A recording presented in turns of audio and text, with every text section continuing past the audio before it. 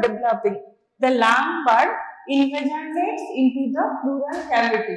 Here, see, this is the pleural cavity, and the layer of the pleura which is lining the wall of the lung, that is the visceral pleura, and the pleura which is lining the thoracic wall, that is the parietal pleura. Okay. So pleura is a serous membrane and it lines the pleural cavity. It has two layers, inner visceral layer, this is the visceral layer which covers the lung, and outer parietal layer, this is the parietal layer which lines the thoracic wall and the mediastinum. The portion between the two lungs here lies the mediastinum. So parietal pleura also lines the thoracic wall, upper surface of the diaphragm and the mediastinum. Okay. So both the layers of the pleura are continuous with each other at the hilum of the lung and along the pulmonary ligament. So along, this is the root of the lung which connects the trachea with the lung. So along this root of the lung, this visceral pleura is continuous with the parietal pleura. Okay.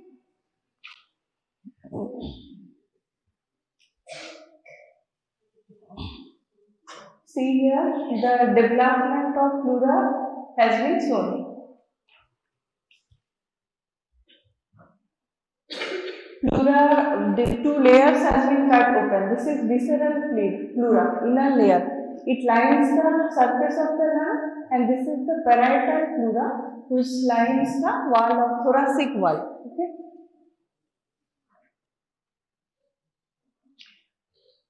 Now, here this blue one indicates the parietal pleura, and this pink one indicates the visceral pleura, and in between the two layers there is the pleural cavity. Okay? And these two layers are continuous around the root of lung, and in the middle there is the heart, which is a part of the middle mediastinum.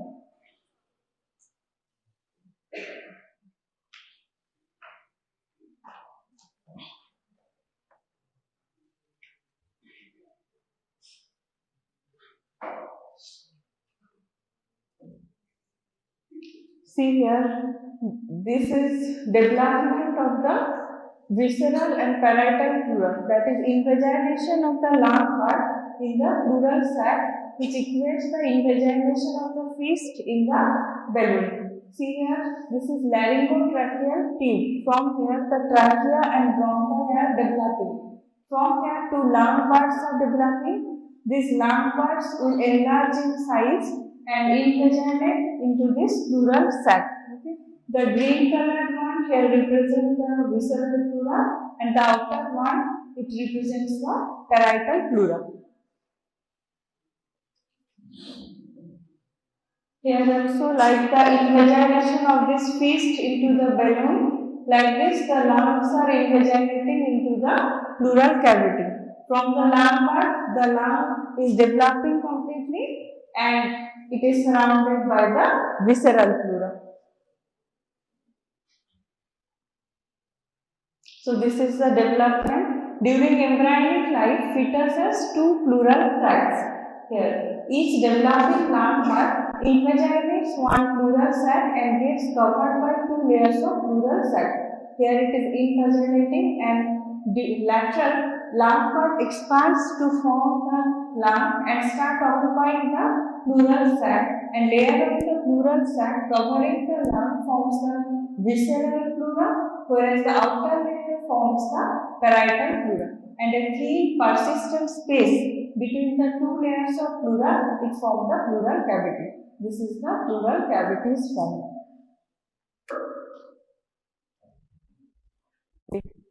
So now visceral pleura, it is developed from splagchnopleuric layer of the lateral plate basorum, and hence it receives its blood supply and nerve supply from the lungs, that is autonomic supply. In case of injury of the visceral pleura, there will be no pain, okay, because of this autonomic supply. And parietal pleura is developed from the somatopleuric layer of the lateral plate mesoderm, and hence it receives its blood supply and nerve supply from the thoracic wall. That is, somatic nerves are supplying this parietal pleura. So there will be pain in case of injury of the parietal pleura. Now, left pleural cavity is smaller than the right due to the space occupied by the heart. Okay. See here different parts of the parietal pleura has been shown. The greenish part, it is covering the thoracic wall, that is known as the costal pleura. It is lying against the ribs and the intercostal spaces, and this part, it lies, this bluish one, this is cervical pleura. It lies above the margin of the first rib, that is at the root of the neck it lies, cervical pleura. Now this part, this violet one, it is lining the heart and the mediastinal structures, that is known as the mediastinal pleura. And this pink part, this is lining the upper surface of the dome of the diaphragm, that is known as diaphragmatic pleura. So parietal pleura is divided into 4 parts: costal pleura, cervical pleura, mediastinal pleura, and the diaphragmatic pleura. So pleura consists of 2 layers: inner visceral pleura, which is lining the lung, and outer parietal pleura. See, this is a schematic diagram of parietal pleura. The portion above this first rib is the cervical pleura. This portion, this is known as costovertebral pleura, lining the thoracic wall, that is inner surface of the ribs and the costal cartilages. This is mediastinal pleura, and here is the diaphragmatic pleura. So parietal pleura is thicker than the visceral pleura, and it has 4 parts of subdivisions: costal or costovertebral pleura, diaphragmatic pleura, mediastinal pleura, and the cervical pleura. These are the 4 parts. This parietal pleura can come as a short note. Okay, this is an important question for you. Now, costovertebral pleura, previous name is costal pleura. It lines the inner surface of the thoracic wall and separated from the thoracic wall by endothoracic fossa. Endothoracic fossa is loose areolar tissue which separates the pleura from the lung. And diaphragmatic pleura, here is the diaphragmatic pleura. It found adherent to the superior surface of the dome of the diaphragm and continues on the sides with the costovertebral pleura. Here it is continuous with the costal pleura and medially with the mediastinal pleura.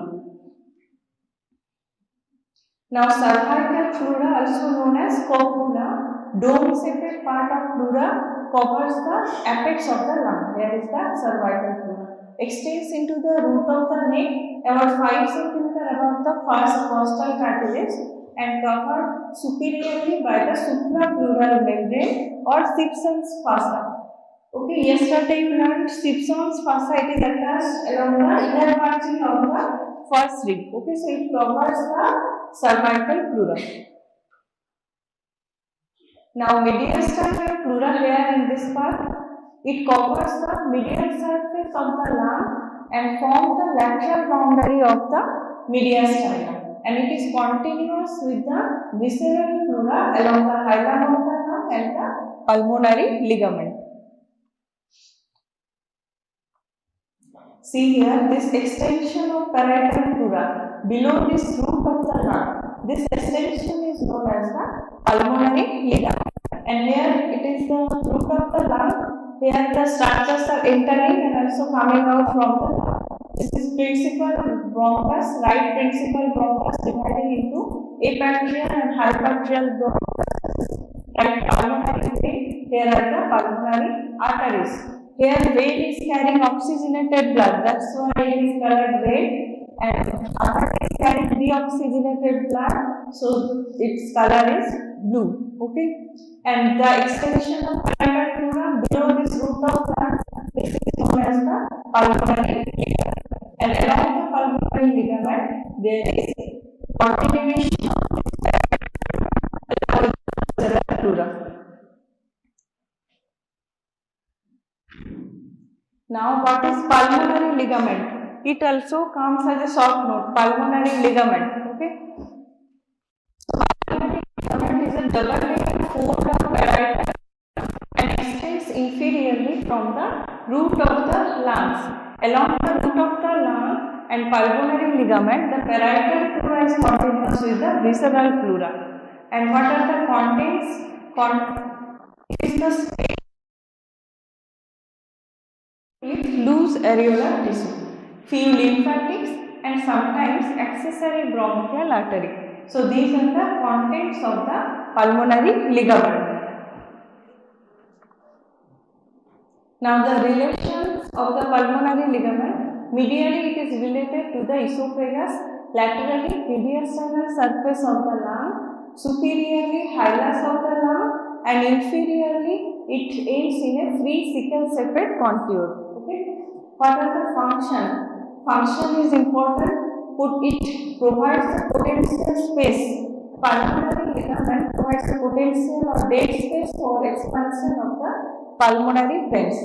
During excessive blood supply, there will be engorgement of this pulmonary vein, and this pulmonary ligament, this potential dead space, it accommodates this expansion of the vein. Now, it also permits descent of the root of the lung during inspiration, and pulmonary ligament provides space for descent of the root of the lung during the descent of diaphragm and pulls the lung downward.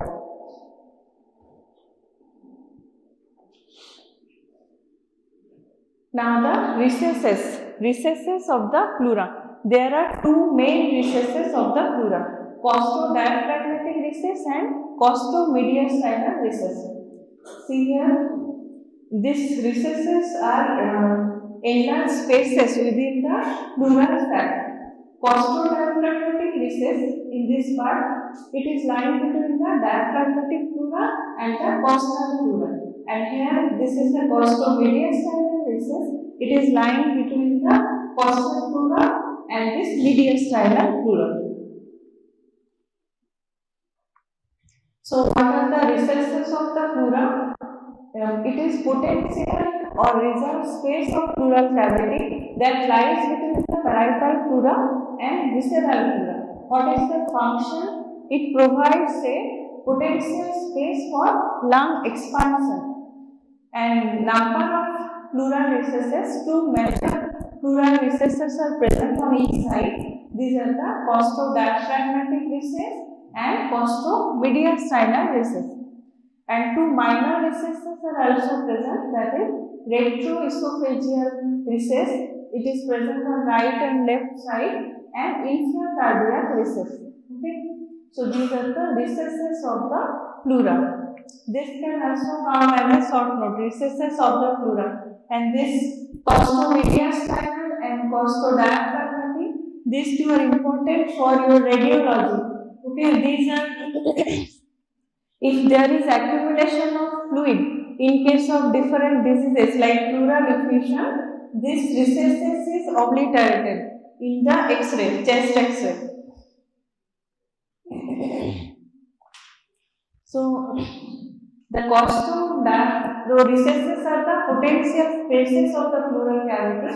Costodiaphragmatic recess, it lies inferiorly, lies between the costal and diaphragmatic pleura. Larger and most dependent recess, and costomediastinal recess, it lies anteriorly and lies between the costal and mediastinal pleura, and left recess is larger than the right due to the cardiac notch of the left lung. Okay. And what is the function? Provide space for lungs expansion during deep breathing. And what is the clinical aspect? In pleural effusion, fluid accumulates in the costodiaphragmatic recess. And in chest radiograph, there will be obliteration of the costodiaphragmatic angle. That's why this is important. These recesses are important.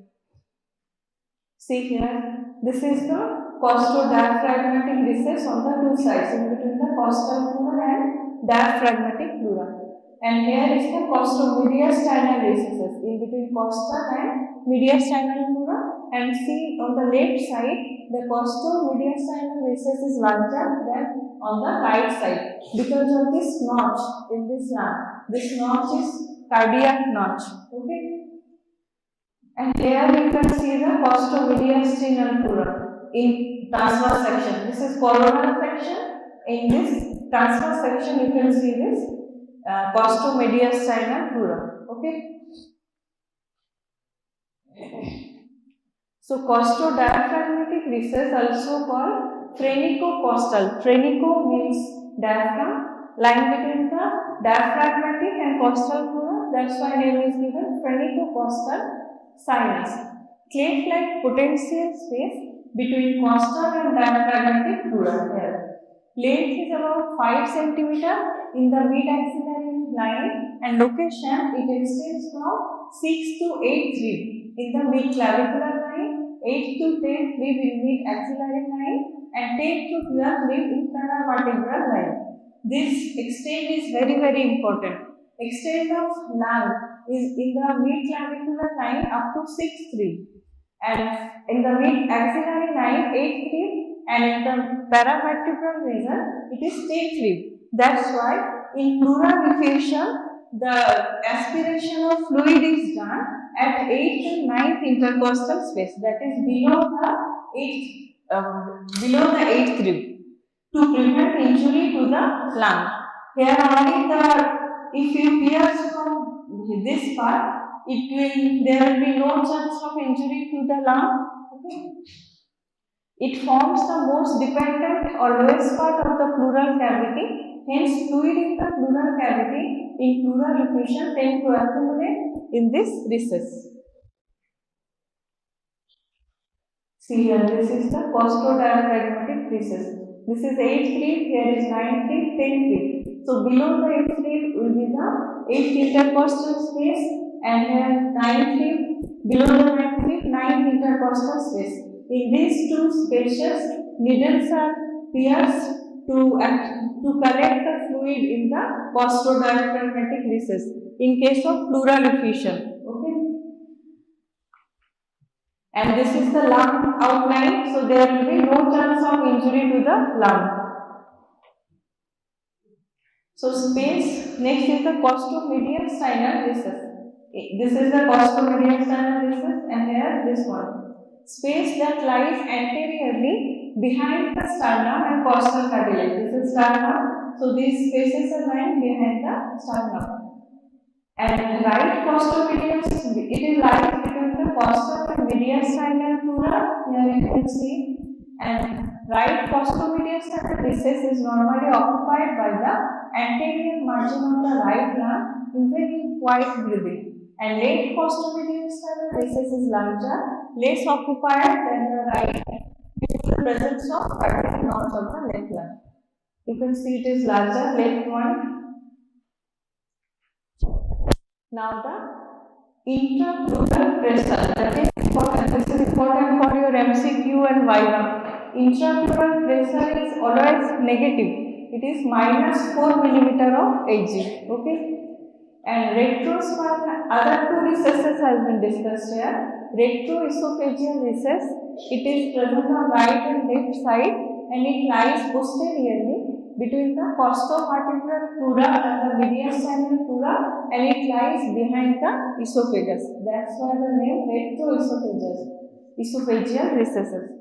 Now infracardiac recess, it lies only on the right side and it extends behind the inferior vena cava. And normally the pleural cavity contains 5 to 10 ml of serous fluid. This is also asked in Viva. What is the amount of pleural fluid? Normal amount. Okay, 5 to 10 ml of serous fluid is present in the pleural cavity. And in case of disease, the amount can increase. Okay, no nerve supply. Parietal pleura is pain sensitive. Intercostal nerves supply the costal and peripheral part of diaphragmatic pleura. And phrenic nerve, root column is C3 to C5, and central part of the diaphragmatic pleura. Okay. And visceral pleura, these are the somatic supply, parietal pleura. Okay, and visceral pleura, it is insensitive to pain because there is autonomic supply supplied by sympathetic. Autonomic supply means sympathetic and parasympathetic. So sympathetic supply will come from T2 to T5 segment and parasympathetic supply from the vagus nerve. Okay. Now the blood supply, parietal pleura is supplied by internal thoracic and musculophrenic arteries, and visceral pleura supplied by the bronchial arteries. Here, this is the normal costodiaphragmatic angle. This angle you can see clearly. This black portion is the lung. This is dome of the diaphragm. Below it, the liver is present. That's why this is opaque in color. And here it is obliterated costodiaphragmatic angle. You cannot see the costodiaphragmatic angulation due to the pleural effusion. Collection of fluid has occurred in the costodiaphragm. In visualization of chest radiograph, you have to see these points, whether the angles are obliterated or not. So, pleural effusion, important clinical aspect, it can come as a explain why. In pleural effusion, costodiaphragmatic recess is obliterated. It can come as a explain why question. So, in pleural effusion, accumulation of fluid occurs in the pleural cavity, and angle costodiaphragmatic angle between costa and diaphragmatic parietal pleura on the radiogram of thoracic region, it corresponds to the costodiaphragmatic recess, and it lies between the diaphragm and chest wall. Here, diaphragm and chest wall, and normally it is sharply pointed downward and measures about 30 degrees. This angle is known as costodiaphragmatic angle. And accumulation of fluid in the costodiaphragmatic recess, as this is a most dependent part of pleural cavity, pleural effusion tends to accumulate in this side, and there will be obliteration of the costodiaphragmatic angle. Their obliteration have occurred in pleural effusion, and in pleural effusion the chest radiogram shows obliteration and blunting or widening of the angle.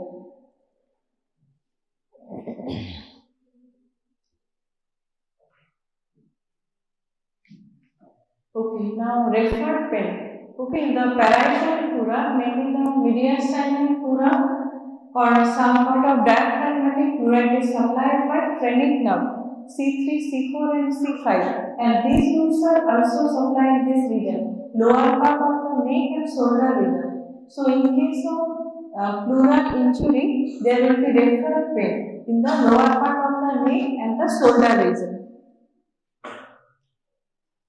So referred pain of pleura, pain arising from parietal pleura is referred or pain to the lower part of the neck and shoulder region, because phrenic nerve root value is C3 to C5, it supplies parietal pleura, and same nerve roots are also supplying the neck and shoulder region through the supraclavicular nerve. They are also root value is C3 to C5. Okay. This can also come as explain why referred to pain of the parietal pleura can refer to the shoulder and lower part of the neck. Okay, this is also explain why question for you. Now, atelectasis, that means lung collapse, loss of negative intrapleural pressure. Normally, it is -4 mm of Hg, results in lung collapse or atelectasis due to recoiling property of the lung. Next is pleurisy, this or pleuritis and pleural calf. This is also a clinical aspect. Pleurisy is inflammation of the pleura and cause is viral infection, most common cause. Tuberculosis or pneumonia. Pneumonia is infection of lung and so on. And inflamed rough surface of pleura produce friction sounds during respiration, and these sounds can be auscultated, and this is called pleural calf. Okay. The surfaces of pleura become this wrapping occurs in between the two layers and they become rough. That's why a sound is produced during respiration. and this oscillated sound is called the pleural valve. Okay. Now in pleural diffusion, thoracocentesis is done below the eighth rib, in the eighth or ninth intercostal space. This is the costodiaphragmatic recess of pleura, and this blue colored one, this is fluid accumulation in the costodiaphragmatic recess. And see here the needle has been passed along the upper margin of the rib, not at the lower margin of the rib, because there is an important neuromuscular bundle along the costal groove, the band structure, vein, artery and nerve. So in case of if you place the needle here at the lower margin of the rib, there is chance of injury to this neuromuscular bundle. So needle has been put along the upper margin of the rib. Okay. These are collateral branches, these are small branches, so there is less chance of injury here.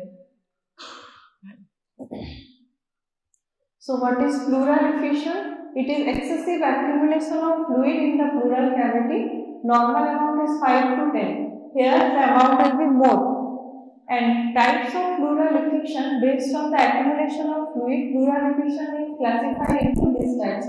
Hydrothorax mean accumulation of serous or transuded fluid. Hemothorax mean accumulation of blood.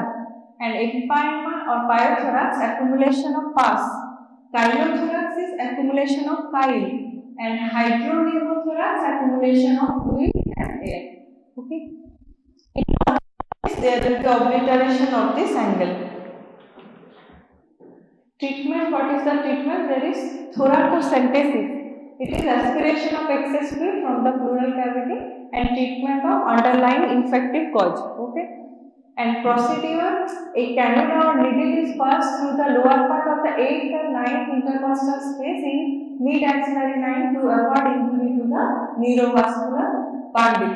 This also comes as I explain why the needle is placed along the upper margin of the rib to prevent injury to the neurovascular bundle. Okay? And in which space the needle is placed, that is also important. To prevent injury to the lung, the needle is placed in 8th or 9th intercostal space. Okay. Also asked in Viva, also important for explain why. See, this is pneumothorax and collapsed lung. In external injury, the pleural lung has been, pleural cavity is open to outside. The air can enter into the pleural cavity, but it cannot come out due to the black valve mechanism here. Okay.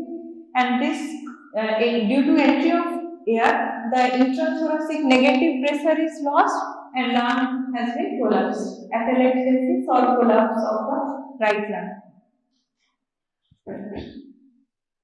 Okay, pneumothorax, accumulation of air in the pleural cavity is called pneumothorax. Normally intrapleural pressure is always negative, but because of pneumothorax, pressure becomes positive and it causes collapse of lung or atelectasis and shifting of the mediastinal contact to the opposite side, and it will push the mediastinal contact in between the two lungs to the right side. Causes are injury to the thoracic wall and pleura and spontaneous rupture of the pulmonary bulla. These are the causes of pneumothorax.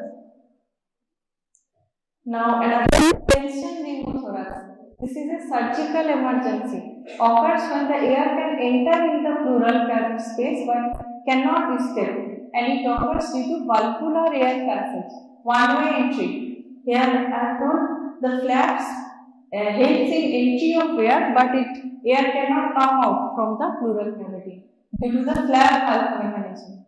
And signs and symptoms, it causes collapse of the lung and impairment of respiration, hyperexpansion of the chest and deviation of trachea to the opposite side. Treatment is surgical emergency, surgical correction of the injury, and thoracostomy. It involves insertion of a needle in the second intercostal space in the mid-clavicular line. Okay, this is the treatment for thoracostomy, for pneumothorax. Okay, that's all. Any queries regarding pleura? Okay, any queries regarding today's topic? Any of thing you have not understood?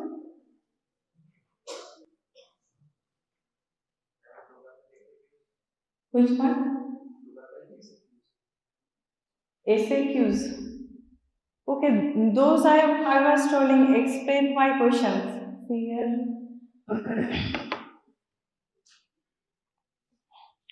This clinical aspect, pneumothorax, then this one, SAQs, why the needle is pushed into the 8th or 9th intercostal space. This is also explained my question. Okay, to prevent injury to the lung. And another is why the needle is placed along the upper margin of the rib. Why not along the lower margin? Because along the lower margin in the costal group, neurovascular bundle is lying. So if you place the needle near the lower margin of the rib, there is high chance of injury to this neurovascular bundle. There is chance of nerve damage or there may be bleeding. Okay. So to prevent this, you will place the needle along the upper margin of the rib. So this can also come as a explain why question.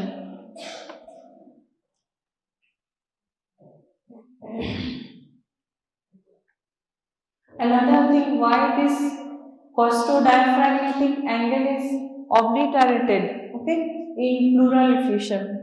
Because of it is the most dependent part of the pleural cavity and fluid accumulates when there is infection, fluid accumulates in this costodiaphragmatic angle, costodiaphragmatic recess. That's why this angle is obliterated in chest radiogram. Okay. This also comes as a explain why or short answer type question.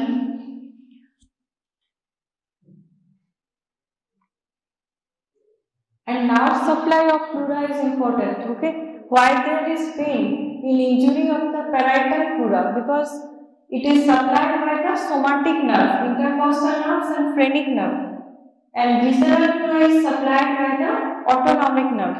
So there, in case of injury of visceral pleura, there will be no pain because it is insensitive to pain. But in case of injury of parietal pleura, there will be pain, and pain is referred along the distribution of phrenic nerve into the shoulder and the lower part of the neck. Referred pain of the parietal pleura. And these are important for your MCQs. Normal amount of fluid lying in the pleural cavity, 5 to 10 ml of serous fluid. And the intrapleural pressure, it is always negative, minus 4 millimeter of Hg. Okay. In pneumothorax, this pressure becomes positive. Okay. And the recesses can come as a short note. Okay, costodiaphragmatic, costomediastinal. These two you have to must write, and rest two you can write. Retroesophageal and some pericardial. Okay.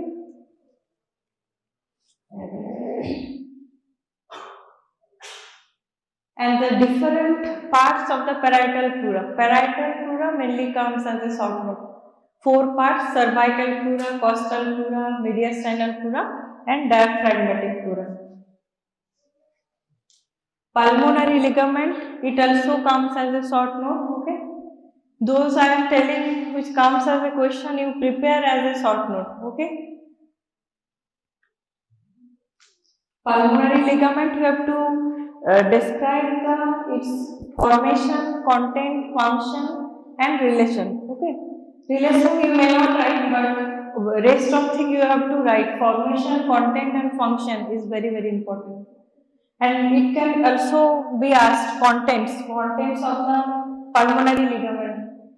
During your viscera, lungs viscera, you have to see there will be table of viscera for thoracic viscera. It will have the lungs, heart, and the diaphragm. Okay, so it can be asked during the viscera table also. Content of the pulmonary ligament. Okay.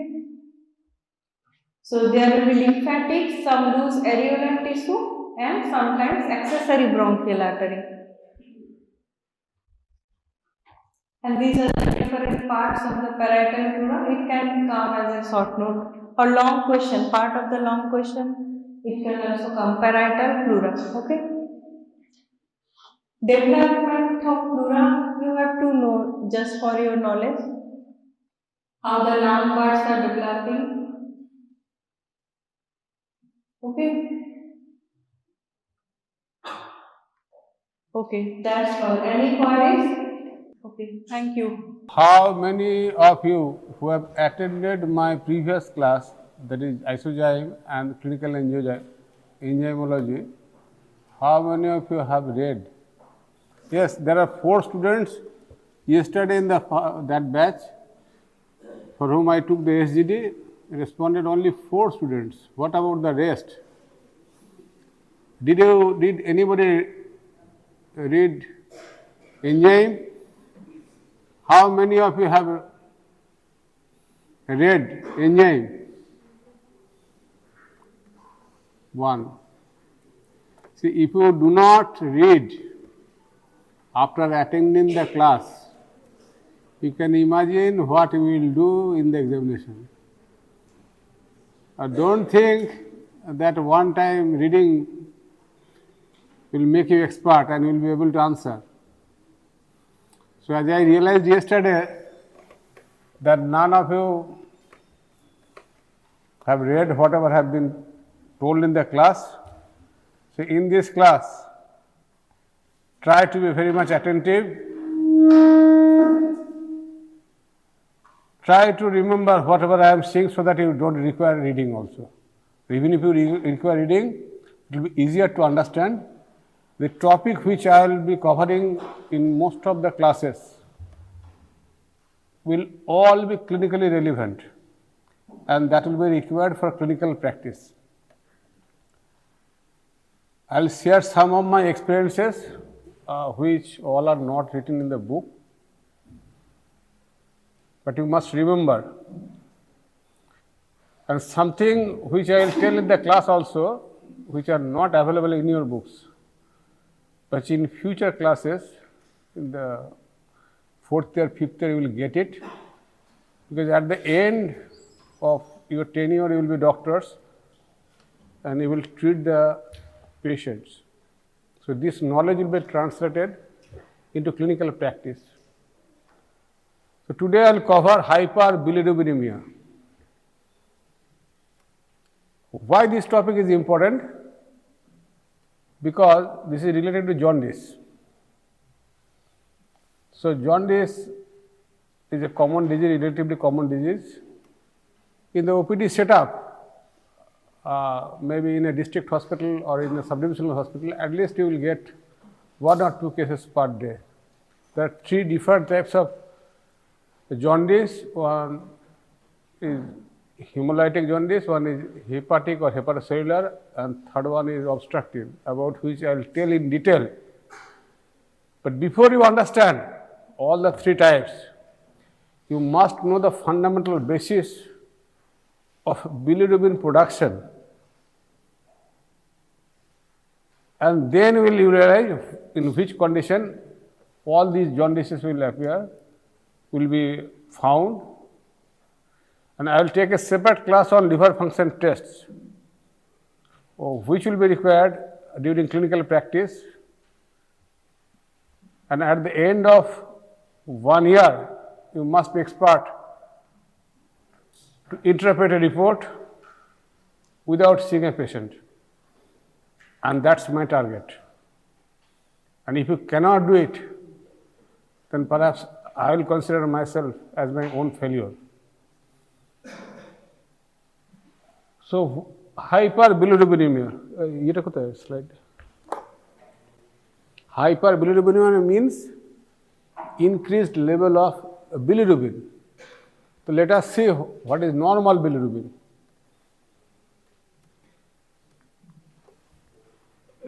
এখানে একটু কাজ করছে না, হ্যাঁ keyboard থেকে আছে। First and foremost, how many of you will tell why does porphyrias occur? Anybody from the last bench or in the middle will volunteer. Why does porphyria? What is the cause? Basic cause. It was, one question was there. But have you read, if any one of you have read, what are the questions that have been asked in the theory paper?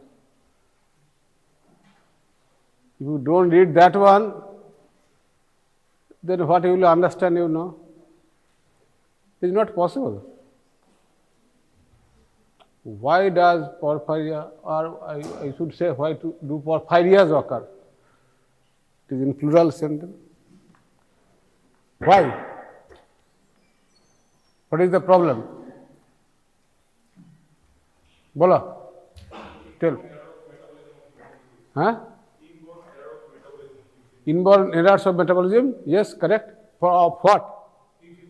Heme synthesis, correct. Inborn errors of heme synthesis. So, why inborn errors of heme synthesis will occur? Why inborn errors of heme synthesis will occur? Tell me. Just volunteer. I want some amount of interaction also. Because if you don't know how heme is synthesized, you will not be able to tell why porphyria occurs. So you see, this is the heme synthetic pathway, and there are a number of enzymes which are involved. If these enzymes, if any one of the enzyme is deficient, obviously the reaction will not proceed further, and there will be a block, and that will cause porphyria. So defective heme synthesis will lead to porphyrias. In contrast, once this heme has been, now what is bilirubin then? What is bilirubin? Can anybody volunteer? What is bilirubin? Yes, anybody else? Any idea about bilirubin? Bolo. Hemoglobin has two parts, heme and globin part. Hemoglobin has food? Two parts. Huh. Heme and globin part. Heme and protein? Heme and Globin. globin?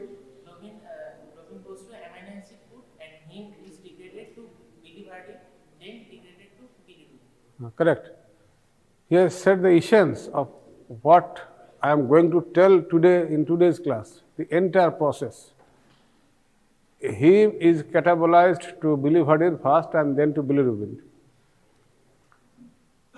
Sit down. So, what is bilirubin? Bilirubin is basically yellow or orange yellow, red orange or red yellow. It's basically, remember, it's a yellow colored pigment or compound produced from a normal catabolic pathway of heme, that is obtained from hemoglobin of RBC. That is what is bilirubin. During heme synthesis, perhaps this structure have been told. It's tetrapyral ring. There are 4 porphyrin rings which makes bilirubin. So what is the RBC? Mature RBC is produced. What is the fate of this RBC? RBC has a limited lifespan of 128 days on an average in a healthy individual. Remember, what I am talking about right now are related to healthy individuals, not of disease. So lifespan is 128 days. So after that, that cell will die. Now that dead cell will be taken up by the reticuloendothelial cells present in the spleen, bone marrow and the liver. So as he told correctly that hemoglobin has 2 parts. One is globin and one is heme, that is composed of porphyrin and iron. Globin is degraded because it's a protein, so that protein will be degraded to amino acid and it will be in the amino acid pool. Similarly, iron will go into the iron pool and rest is porphyrin. That porphyrin will be broken down to heme. Now, as the RBC ages, say from day 1 to 120 days, RBC will age, and senescent means aged. So, how do you recognize an aged person or old person? How do you recognize? There are some markers. There are some markers by which you recognize whether it is a old person, an old person, or it is a child, or it is an adult. So there are markers. So that senescent RBCs is also having markers, and these reticuloendothelial cells acts as checkpoints, as guard, security checking. So these senescent RBC, that is aged RBC, will be taken up by the macrophages. That is called erythrophagocytosis, because it will, erythro means RBC, so it will be erythrocytosis.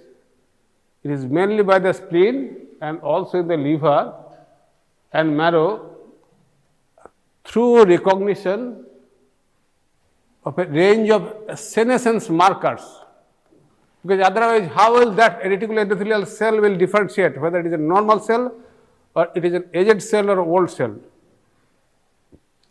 So after phagocytosis, there will be hemolysis and reutilization of the other components, as I told, that is hemoglobin and iron, globin and iron. So you must not remember at this stage, but try to remember the way how you recognize an aged person. It's similar features. So there is a morphological alteration. The skin of an aged person is not that of an adult.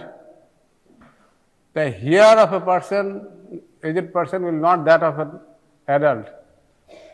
So there will be morphological alterations, including decreased cell volume and changes in cell shape. And that is how it will recognize that this is normal, it is not a normal RBC. And there will be qualitative and quantitative modulations. See, you have read the structure of plasma membrane. There will be loss of aspartate aminotransferase and esterase activities. There will be surface modulations. There will be number of oxidative stress, such as phosphatidyl serine externalization. Some of these modulations are recognized by the reticuloendothelial cells as a senescence marker, and that's why they engulf. That's why they are called phagocytosis, not the normal RBCs. This part is not written in your book.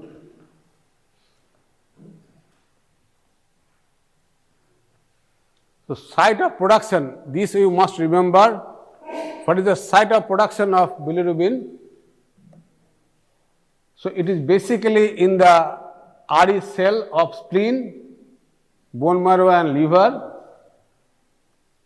And catabolism of heme from all proteins is predominantly from hemoglobin.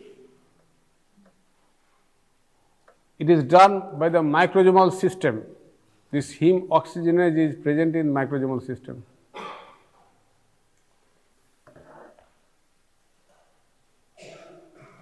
Now, during this time, this slide is right now irrelevant, but I told you because at one point of time you must be asked one question that what are the heme containing proteins and what are their functions. It might come as a short note, they might be asking some questions, and at that stage at least you must be able to tell and what are the heme containing enzymes. So this might come as a short note, that's why I have mentioned it. So heme containing proteins also will release hemoglobin, but that amount is minimal. The maximum amount is from RBC. So from senescent RBC, hemoglobin will be released, heme will be formed, and heme will be processed or metabolized in the reticuloendothelial system by heme oxygenase to biliverdin. And then from biliverdin, there will be reduction and it will cause unconjugated bilirubin.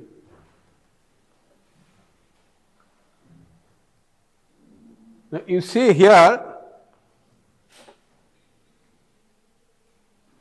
this part, this bond, it's a double bond here. This has been reduced. This is a single bond, and that is caused by biliverdin reductase. And remember one thing, because of this structure, hardly there is any hydroxyl group here, or CH group. So bilirubin is sparingly soluble in water. Remember, there are some words which are very important, like sparingly soluble. That is a catchword.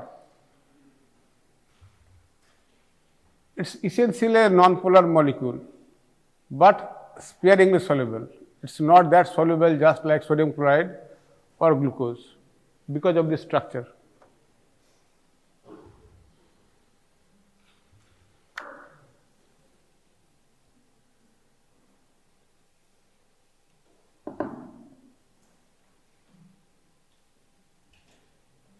Then this unconjugated bilirubin which is formed is transported to the liver by albumin. This is another step.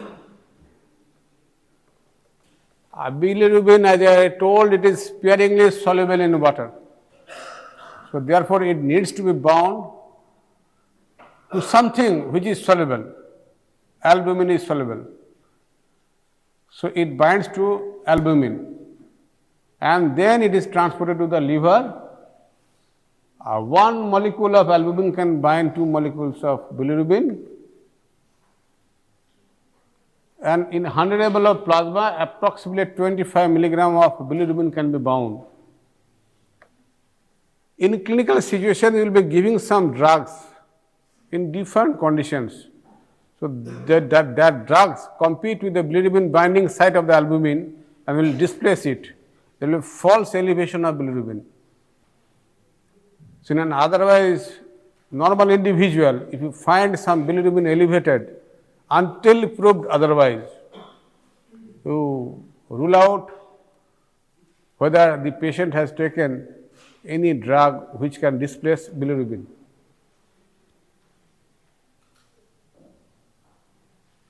Have you been told about liver in the anatomy?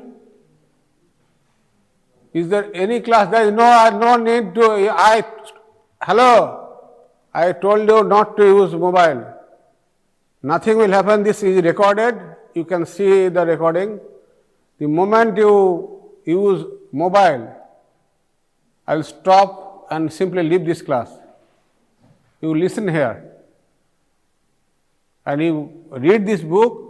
If required, you go through this video lecture. You will be able to recollect. See, further metabolism will occur in the liver. If you have read liver and if you understand the histology, then only you will be able to understand this thing, otherwise not. Because this, if you cut the liver and make a histopathology, you will see lobular structure, and if you further enlarge it, you will see there are central veins, there are blood vessels, there are sinusoids. So without understanding this thing, it will be difficult to comprehend what I am going to tell. So that albumin-bilirubin complex will reach the sinusoidal surface of the liver, hepatocytes. It's liver, not hepatocyte basically, I would say. So where there are three phases will be there, this you must remember. One will be uptake, one is conjugation, and the third point is secretion.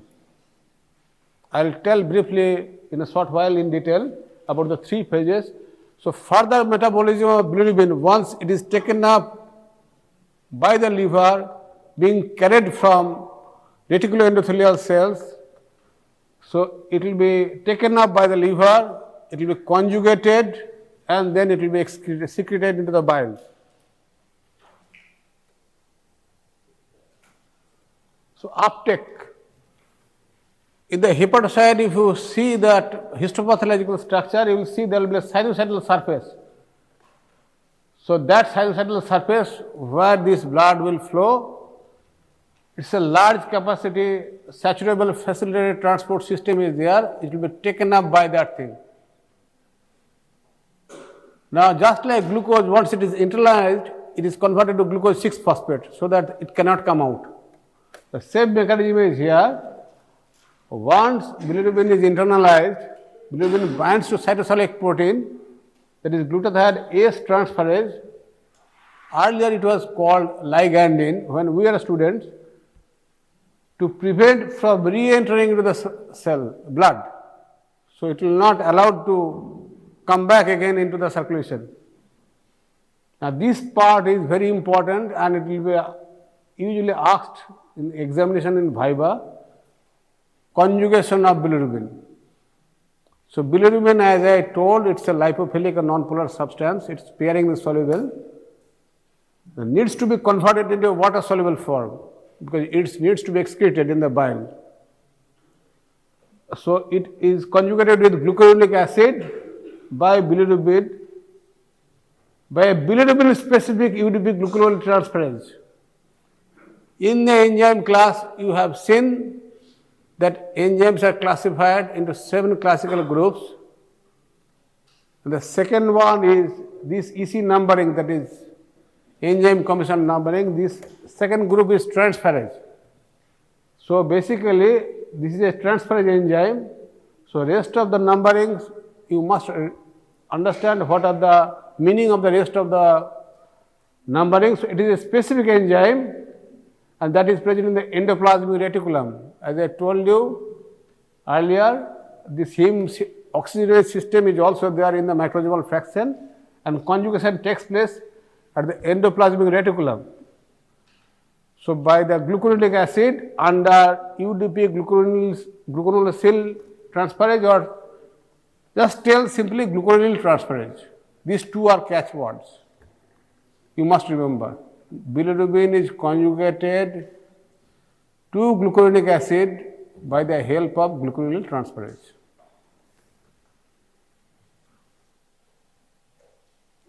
So just I summarize this part. I stopped here, unconjugated bilirubin. So unconjugated bilirubin will be converted to conjugated bilirubin with the help of UDP glucuronate, that is glucuronyl transferase enzyme. So it will be converted to conjugated bilirubin. So conjugation takes place.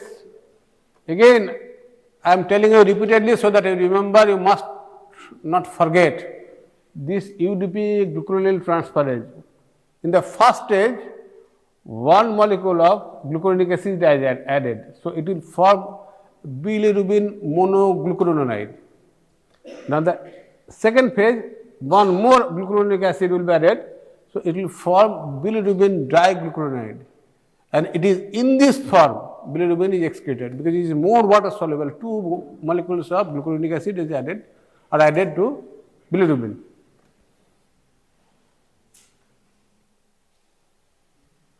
So once it is formed, it is secreted, this conjugated bilirubin is secreted in the bile.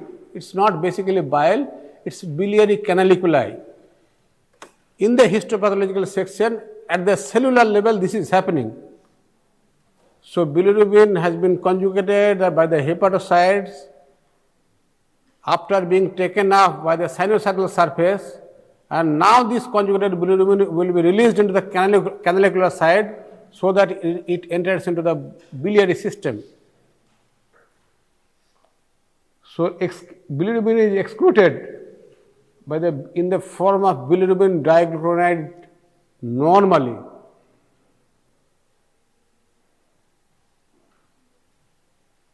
You see here, this structure I have enlarged it, this biliary canaliculi, because once you read the histology of anatomy, this liver, then you will be understand and you will be able to correlate that histopathological picture with the biochemistry and the anatomical structure also. I will tell you in briefly so that it will be easier to understand. So, this is a complex mechanism, it is not that easy. So, I have not dealt it how the bilirubin transporter proteins act and transport protein. So, this you remember, right now you will be reading anatomy and you will be able to understand the basic fundamental concepts. So, liver is located here on the right hypochondrium. So, if you see the liver structure, see biliary canaliculi will join to form intrahepatic bile ducts. These are present within the liver. Just like drainage system, multiple drains from multiple points will converge into a big drain, and from another big drain, another drain will join, and finally, say suppose the water drain from the area from this Santirikatan Medical College, a number of drains which will be connected and finally the water will be coming out. Same thing is here. So, intrahepatic biliary ducts will combine, and there are two lobes in the liver, one is right lobe, another is left lobe. So, there will be two ducts. So, right hepatic duct and the left hepatic duct, and that will combine to form the common hepatic duct, and through that the bile will enter into the gallbladder, where it will be concentrated. And when a fatty food will be taken, that gallbladder will contract and the bile will appear from, bile will be expressed from gallbladder through the bile duct into this first part of the duodenum, second part of the duodenum. You see this structure here. Can you see? This is cystic duct and this is the bile duct. This is right hepatic duct, this is left hepatic duct, this is left hepatic duct, this is right hepatic duct. They are combining to form common hepatic duct, through which bile is entering into the gallbladder, and from gallbladder again contraction cystic duct, it is passing through, this passing through. Now note the caliber here, it is almost uniform. So, bile will flow normally, this is a normal bile duct opening in the duodenum. Now, this is deliberately I have taken to explain a little later, this is from cancer bile duct. So, that part is narrowing. So, bile will not be able to flow from biliary duct to intestine, and that will cause obstruction to the flow of bile. And once there is an obstruction to the flow of bile, that will cause obstructive type of jaundice. This is one example, that is why deliberately I have taken. So, any problem in this region will cause obstruction. Right from this part, anywhere, suppose here if there is a block, that will also cause some amount of obstruction.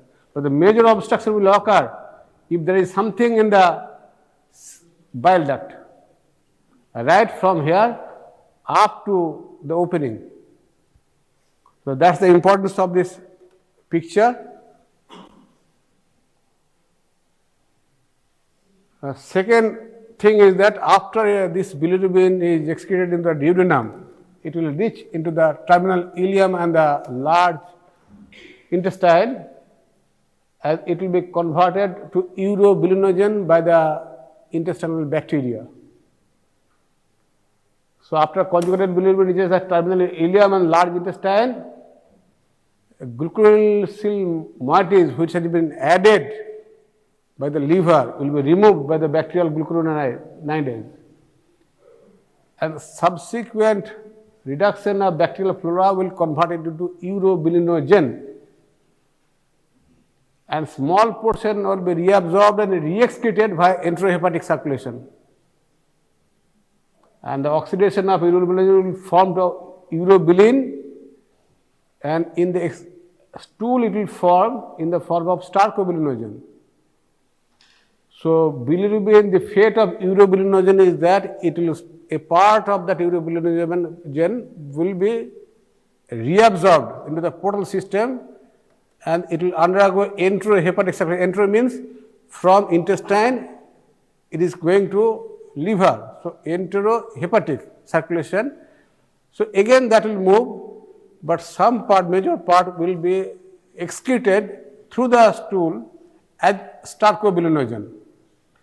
Now, you have noted, if you have seen the stool in the open air, it will cause darkening, and that is due to conversion of stercobilinogen into stercobilin. Similarly, urine on standing becomes, if you pass a high colored urine, means concentrated urine, if you observe it, one day you observe after passing urine, high colored urine, you will see the color of the urine has changed, and that is due to conversion of urobilinogen to urobilin. So, if a high amount of urobilinogen is passed, so that stool color will not be normal, it will be dark on exposure to air. That I will tell you. So, in the intestine, bilirubin is converted by the bacteria to stercobilinogen. This is fecal urobilinogen basically, and colorless urobilinogen will oxidize to stercobilin, which imparts color to the feces, and darkening of feces, as I told you, in the air will cause to oxidation of the residual urobilinogen to urobilin, and basically in the stool it is called stercobilin. So, just to sum up, so senescent RBC will be taken up by the reticuloendothelial cells, conversion from heme to biliverdin to bilirubin, taken up by the liver, conjugation bilirubin diglucuronide, it will be excreted, and in the small intestine and in the large intestine it will be degraded to urobilinogen, it will be taken up by the enterohepatic circulation. Some part will be, major part will be excreted through the stool as stercobilinogen, and some part will be excreted through the kidney as urobilinogen, it will form to urobilin. This is the summary, and you must remember all these steps right now. What I told, first formation of bilirubin by the reticuloendothelial system, just remember what I have so far told. Formation of bilirubin by the reticuloendothelial system, is it clear? Any doubt? Hello, I am asking you, any doubt about the summary? If you remain that side, you will not be able to see really properly. You might be smart right now, but try to remember, sit in this part of this, benches. So, then transported by in blood by albumin, uptake by hepatocytes, conjugation with glucuronide by glucuronil transferase, and then excretion of conjugated bilirubin in the biliary canaliculi, finally into the bile duct, entry of conjugated bilirubin into the biliary canaliculi through the in the bile duct, formation of urobilinogen, enterohepatic circulation, and excretion of urobilinogen through urine is urobilin, and excretion of stercobilinogen in feces called stercobilin. That is the summary of the bilirubin formation and bilirubin metabolism basically. Now, coming to the clinical part. Now, you will find predominant conjugated hyperbilirubinemia in obstructive and hepatocellular jaundice. Why? Because in obstruction, already everything has happened, the bile is not able to flow. So, there will be back pressure. So, that conjugated bilirubin will regurgitate into the blood, and it will cause conjugated hyperbilirubinemia. and in hepatocellular jaundice also, because it will not be able to deliver the conjugated bilirubin into the biliary canaliculi. In contrast, predominant unconjugated hyperbilirubin will occur with hemolytic jaundice. You must remember. Second thing, only conjugated bilirubin appears in the urine and that causes yellowish discoloration of the urine. And that's why the patient with jaundice present with yellow discoloration at the OPD. Initial symptom, my urine has become yellow. Unconjugated bilirubin is not found in the urine because it is not water soluble.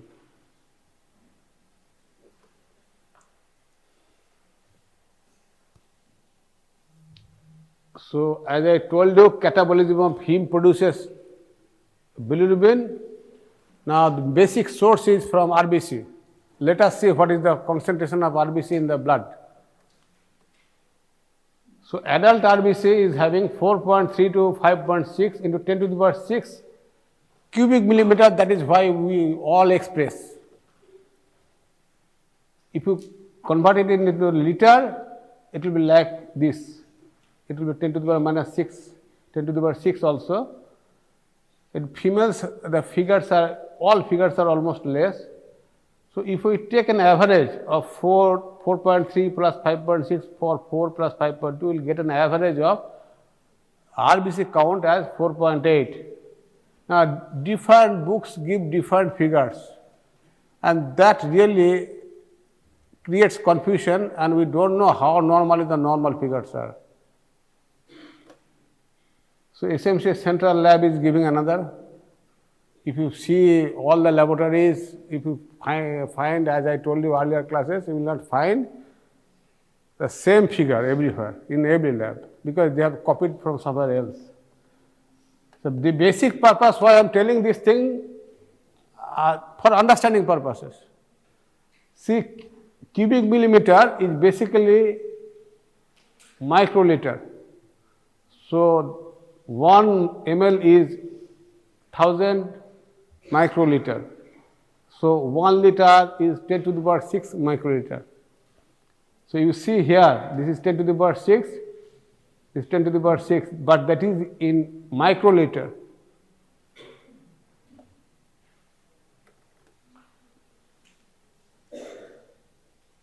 So, our college is reporting here, wherever you will work, you will get some amount of figures, but don't be satisfied, there will be guidelines in the book how, at what level the treatment has to be done. RBC count is like this. Now, coming back to this, that picture, this millimeter, cubic millimeter, this is 10 to the power 6, this is liter. So, that I have converted it here.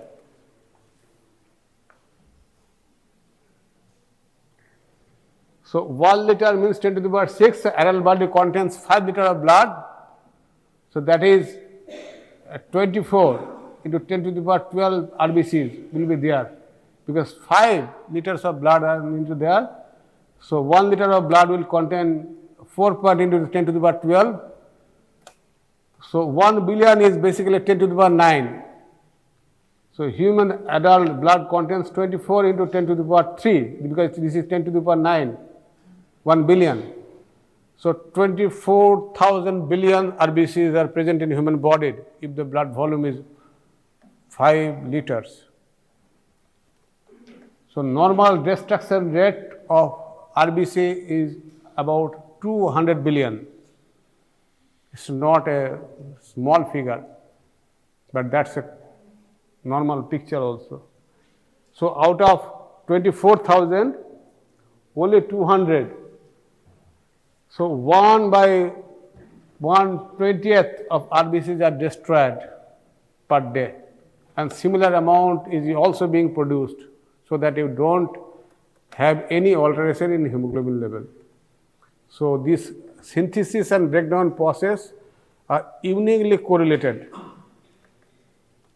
So, 1 gram of hemoglobin yields about 35 milligram of bilirubin, human adults form 250 to 350 milligram of bilirubin per day. I repeat, this is derived mainly from hemoglobin, that is heme part of globin, and not majority part from other heme protein.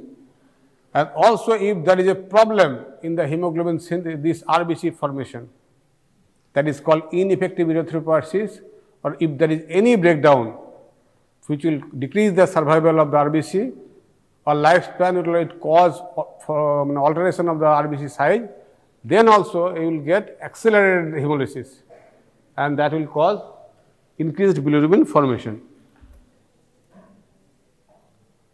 So again I am telling you, this book, various books are giving various figures. Now bilirubin, if we measure the total bilirubin level, see, one thing you must do, that the normal figures of whatever tests are done in our laboratory, you remember these are the common tests and try to remember the normal values. That might be asked in your examination. So in Harper books, the latest edition, that book, the 2000 edition is called that 1 milligram, more than 1 milligram is hyperbilirubinemia, although the other books are telling like this. And I personally consider this 1 milligram to be the highest cutoff limit. Beyond that, one must be suspicious. And that's what I have practiced also. This is my own experience. Because usually an abnormality will be found if it crosses more than 1. So again, Shantinamani Medical College is reporting something wrong was there. I pointed out it will be rectified. It has been rectified yesterday. So what is jaundice? So any increase of bilirubin will cause hyperbilirubinemia. There is no doubt about it. If it is more than normal level, that is normobilirubinemia. Now if it is more than that, then this is called hyperbilirubinemia. Now all hyperbilirubinemia will not cause jaundice,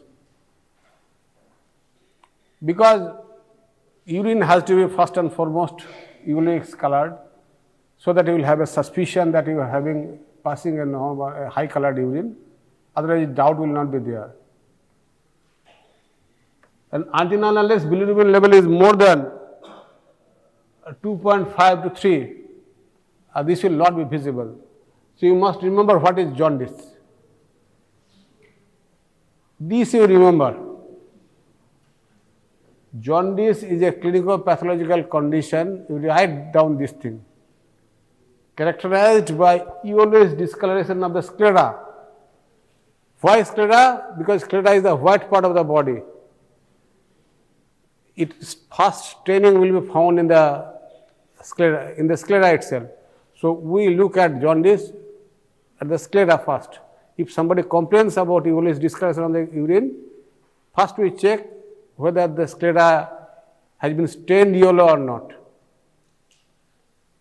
So it is yellowish discoloration of the sclera, and then if the level is higher, then the mucous membrane color, which is normally reddish, will also be yellowish. The skin of the palate, soft palate, will also stain, and the nail beds, which are normally white, will also be yellowish if the level is high or higher, normally not. When the nail beds are also yellow, that means that jaundice is very high, and that is remaining for a prolonged period of time. So this is caused by deposition of bilirubin in the tissues, the level of which is usually more than 2.5 to milligram per deciliter in the serum. And jaundice is a common mode of presentation in patients with liver disease. As characteristic sign or symptom which the patient will complain, that either yellowish discoloration of the urine, because yellowish discoloration of the urine can occur in concentrated urine.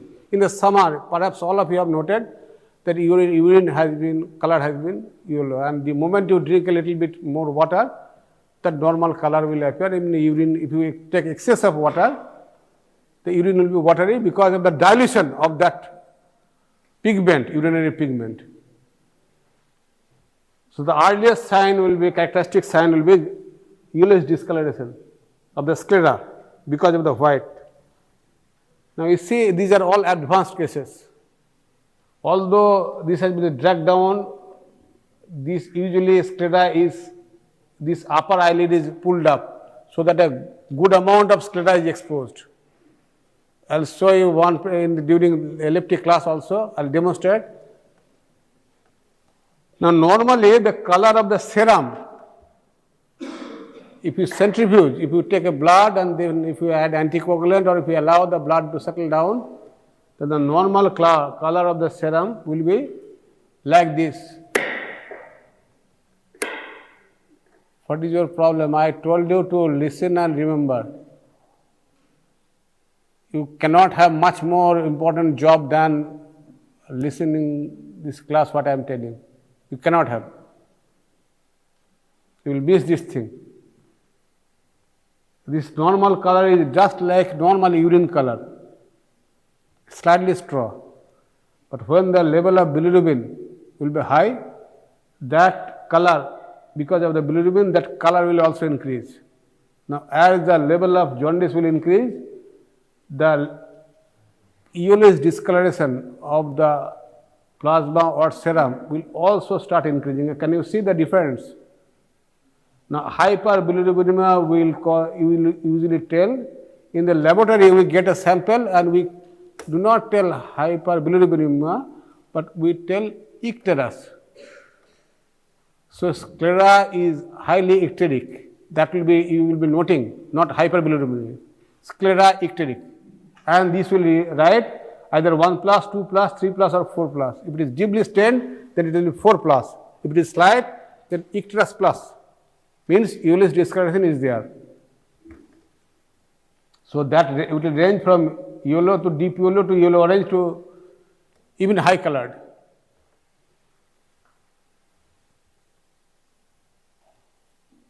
So types of jaundice, there are three main types: hemolytic, hepatocellular and hepatic or obstructive. And I am telling you in my epileptic class, type of jaundice can be diagnosed from the routine epileptic parameters which are done even in our college without seeing the patient. That is possible. Diagnostic and binding, regardless of the clinical picture. That report you cannot ignore.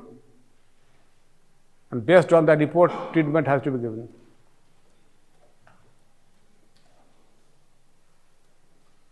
Coming back to this picture which I have shown, so if there is any increase, normal there is every day we are at, as I told you, 120 billions of RBCs are destroyed.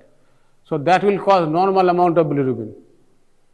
Now if there is an excessive hemolysis due to any cause, if there is a, RBC breakdown, then it will cause hemolysis. But remember, liver can take up at least 6 times its normal load. That means 1/6 of the liver can function, nor carry out normal body's function. So even that will not cause jaundice. But once that limit is exceeded, then it will cause jaundice. So hemolysis due to any cause will cause hemolytic anemia. And since this is occurring before it comes to the liver, it is called pre-hepatic also. So hemolytic jaundice, another name is pre-hepatic because it is occurring before liver. Now once that bilirubin is taken up by the liver, and if the liver cannot conjugate it properly or that there is a defect, that is called hepatic, and that is due to many diseases of the liver. So there will be defect in the liver. If the liver is diseased itself, so you will get a jaundice, and that is called hepatic jaundice. Now after, as I told you in the earlier, in the another picture, there will be intrahepatic biliary duct, a right hepatic duct, left hepatic duct, common bile duct, and if there is any block in any form to the flow of bile, that will cause obstructive jaundice. and this from the entire tract.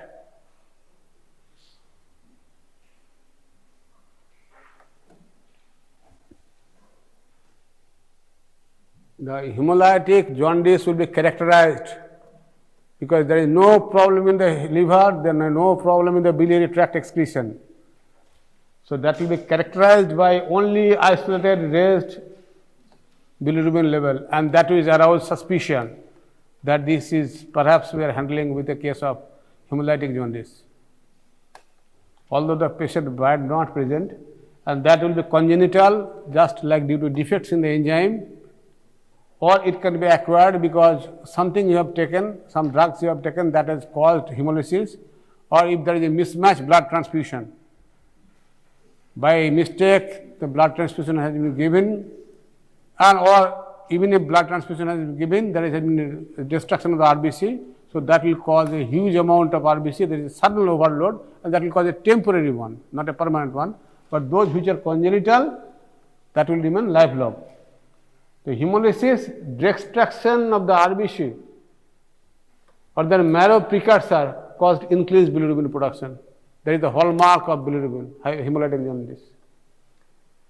But remember, as I told you, liver can take up as much as 6 times its normal load. So bilirubin is usually mild.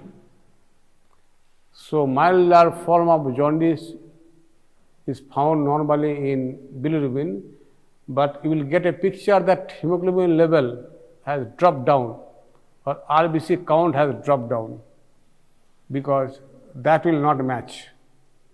Again, that will cause another suspicion that you are handling with a case of hemolytic jaundice. This remember, this part the liver can take up. So liver has a tremendous power of regeneration. You have heard that one person can donate liver, part of liver, even up to 60% of the liver can be donated. So that much liver also can grow into the transplanted person and also in the donor also. So that the liver has a tremendous power of regeneration. So hemolytic jaundice, another part is neonatal or physiological hyperbilirubinemia, that will be handling also in the pediatric cases. This is caused, it's a transient condition, because all babies are not normal, all ladies do not born, there may be some premature babies, some babies may be born but with some amount of defect in the conjugation system or hepatic system for uptake and conjugation and secretion. Glucuronidase transferase activity is also reduced. If the importance of this case is that if the unconjugated bilirubin exceeds 20 to 25, that will exceed the capacity of the albumin to hold urine. So that is being lipophilic, will enter into cross the blood-brain barrier, and there will be bilirubin deposition in the brain, and that will cause bilirubin-induced damage to the brain, and that's an emergency. Otherwise, there will be permanent damage to the brain. So urgent treatment is given, phototherapy is given, and it will come down to normal. So non-hemolytic hyperbilirubinemia, there are 5 different types. You need not remember all these things, at least you must be able to tell Gilbert syndrome. This is one disease which I want that you must be able to tell. Remember, there is a deficiency of glucuronidase transferase. So glucuronidase transferase, if it is deficient, so it will not be able to conjugate.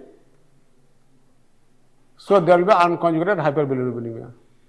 So this is usually mild, and there is a decreased uptake also. So jaundice is in the form of very mild form, and there will be very much doubt that I do not pass yellowish color urine, my sclera is white, and there is off and on either normal. He will be doing the bilirubin test in almost monthly interval in different laboratories, and one time he will get a normal report, and another time he will get a slightly abnormal, but that will not be high, and there will be a dilemma that whether my diagnosis or the laboratory is correct or not. Laboratory is correct, your body is at fault. You are having glucuronidase transferase. In fact, I got a case. There is one I mean, girl, I must not say, it's about 18 years age. Her bilirubin level at one point of time was normal, it was high, and she came to me and explained that perhaps it is a case of Gilbert syndrome. How to confirm? His father was so aggressive, how to get a confirmation? Then I said, this enzyme study is not available so easily, so go for the gene mutation. So there is a corresponding gene because this is a protein in nature. So UDP glucuronidase transferase gene detection, and unfortunately that was not done. In Kolkata it was sent to Gangaram, and from Gangaram it was sent to USA, and finally it was detected to be positive, and she got a railway job at Shaktigarh and came back to me with that positive report. Then I told her, assured her that this is not a problem, it's a mild problem, you don't need to be worried. Don't ignore, don't give any importance, it's ignored. Glucuronidase in contrast, type 1, this is absent glucuronidase transferase, so bilirubin cannot be conjugated.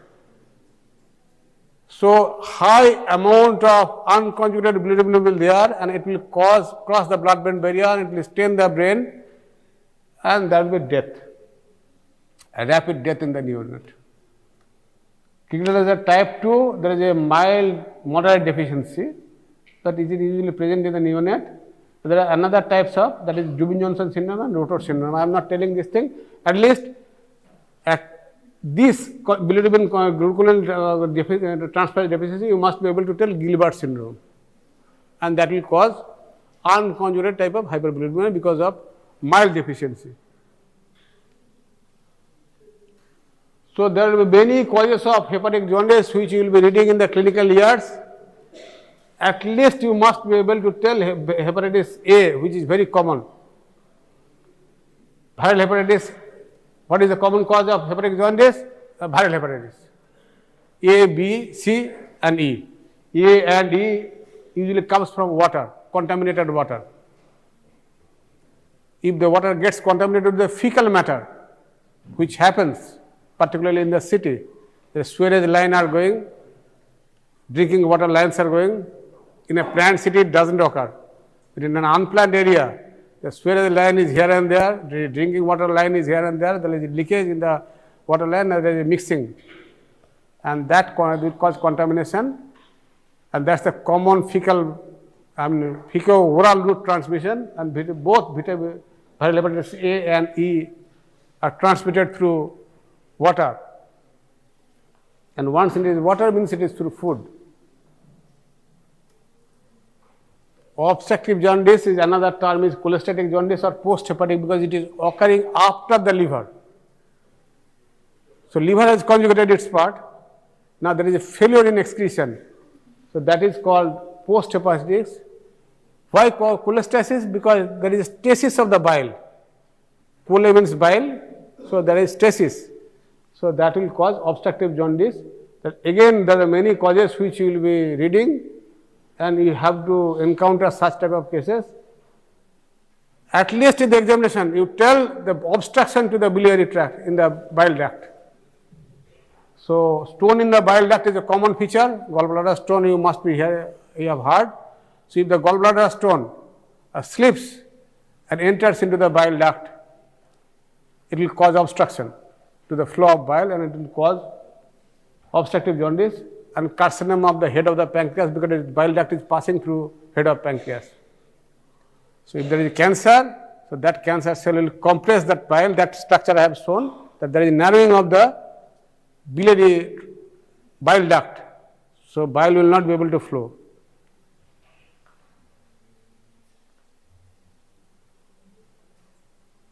So how to differentiate? It's almost end of the class. I will tell all these things in detail, but by simply seeing conjugated level, bilirubin level in the blood, you will be able to get an idea of what type of jaundice it is.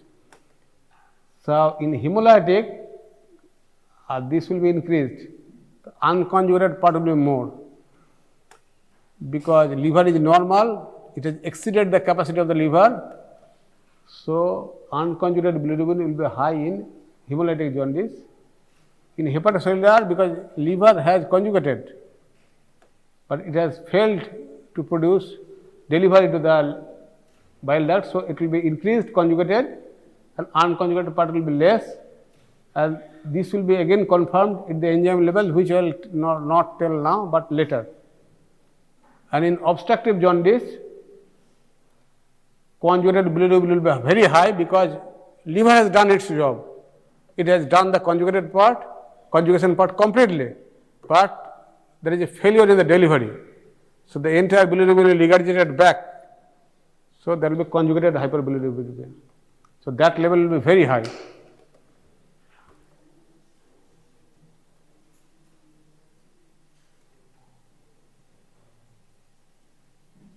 So if you look at that urine, so in hemolytic jaundice, this part you remember, that urine will appear normal in color, but if you allow it to stand, because in hemolytic jaundice, because of the excessive hemolysis, excessive urobilinogen will be present in the stool, in the intestine, and that excess urobilinogen will be absorbed, and that will be excreted through the kidney.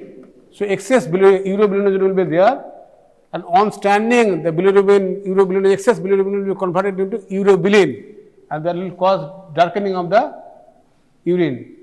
Hepatocellular, it will be high colored urine, just like something আমি সরষের তেলের মতো urine pass করছি, এটাই normal complain করছে, ইউরিনটা yellow হয়ে গেছে, এখন তো সরষের তেলের মতো লাগছে। So because of the high color of conjugated bilirubin.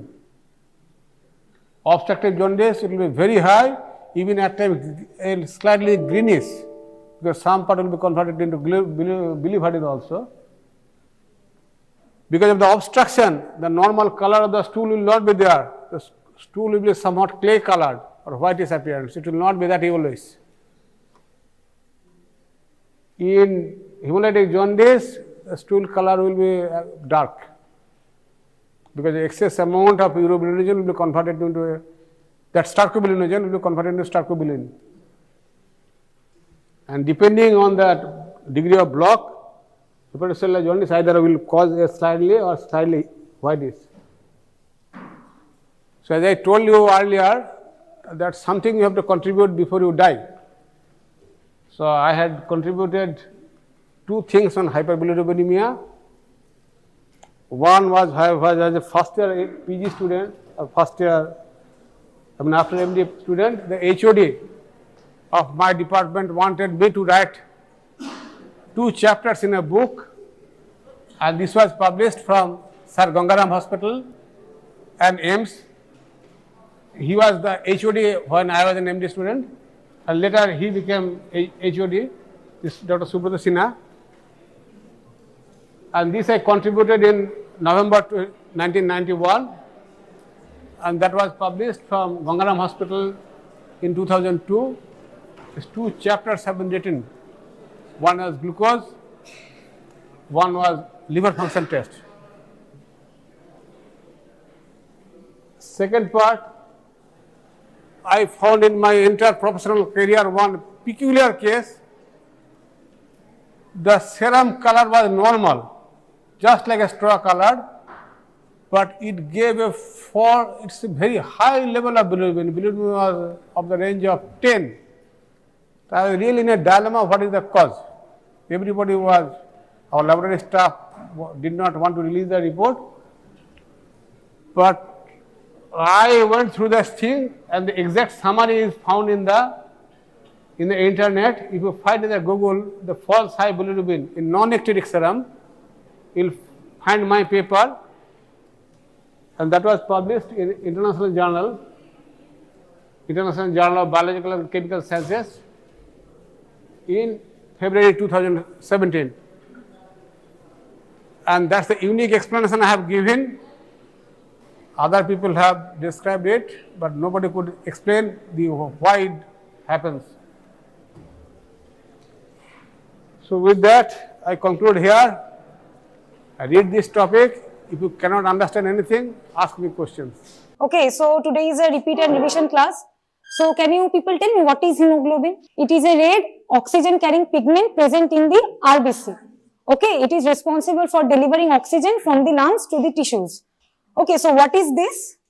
I have taken the components outside. Okay, this entire thing is known as hemoglobinometer. Now see, this is the hemoglobinometer tube. It has got two gradings, one in the yellow color and the other in the red color. So, because you guys have done, so try saying what we will do with this. What is the first thing to be putting in it here? Yes, very good. So, see, this is the N by 10 HCl, but in lab they are giving you distilled water in this. So, we will be adding N by 10 HCl up to this 2 gradation mark. Okay, we will add it up to this 2 gradation mark, and then what you will do, you will place it in the comparator box. Now, what is this comparator box? See, this is a plastic box. Okay, it is used for comparing. What you will compare? See, after you have added the N by 10 HCl up to the 2 gradation mark, next thing what you will do?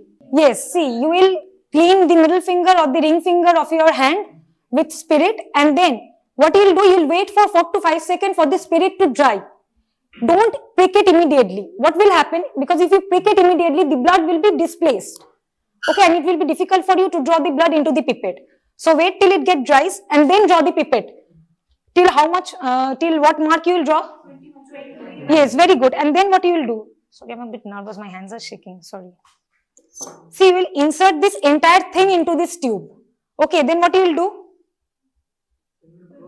Discharge the blood. Discharge the blood. Okay, then take this pipette out. Insert this stirrer. The flat end of this stirrer. Okay, then mix it with this stirrer and then insert it again into this comparator box. Okay, so what is the principle of this experiment? Can anybody say? What is the purpose of adding the blood into this N by 10 HCl? See, this N by 10 HCl, it is a diluted hydrochloric acid solution. The acid present in the hydrochloric acid will cause, as immediately it comes in contact with the blood, it will cause the rupture of the RBC membrane and release of the hemoglobin into the solution. This is the basic principle of this experiment. Conversion of the hemoglobin into acid hematine under the presence of diluted hydrochloric acid. Okay, now why not strong acid and alkalis are taken?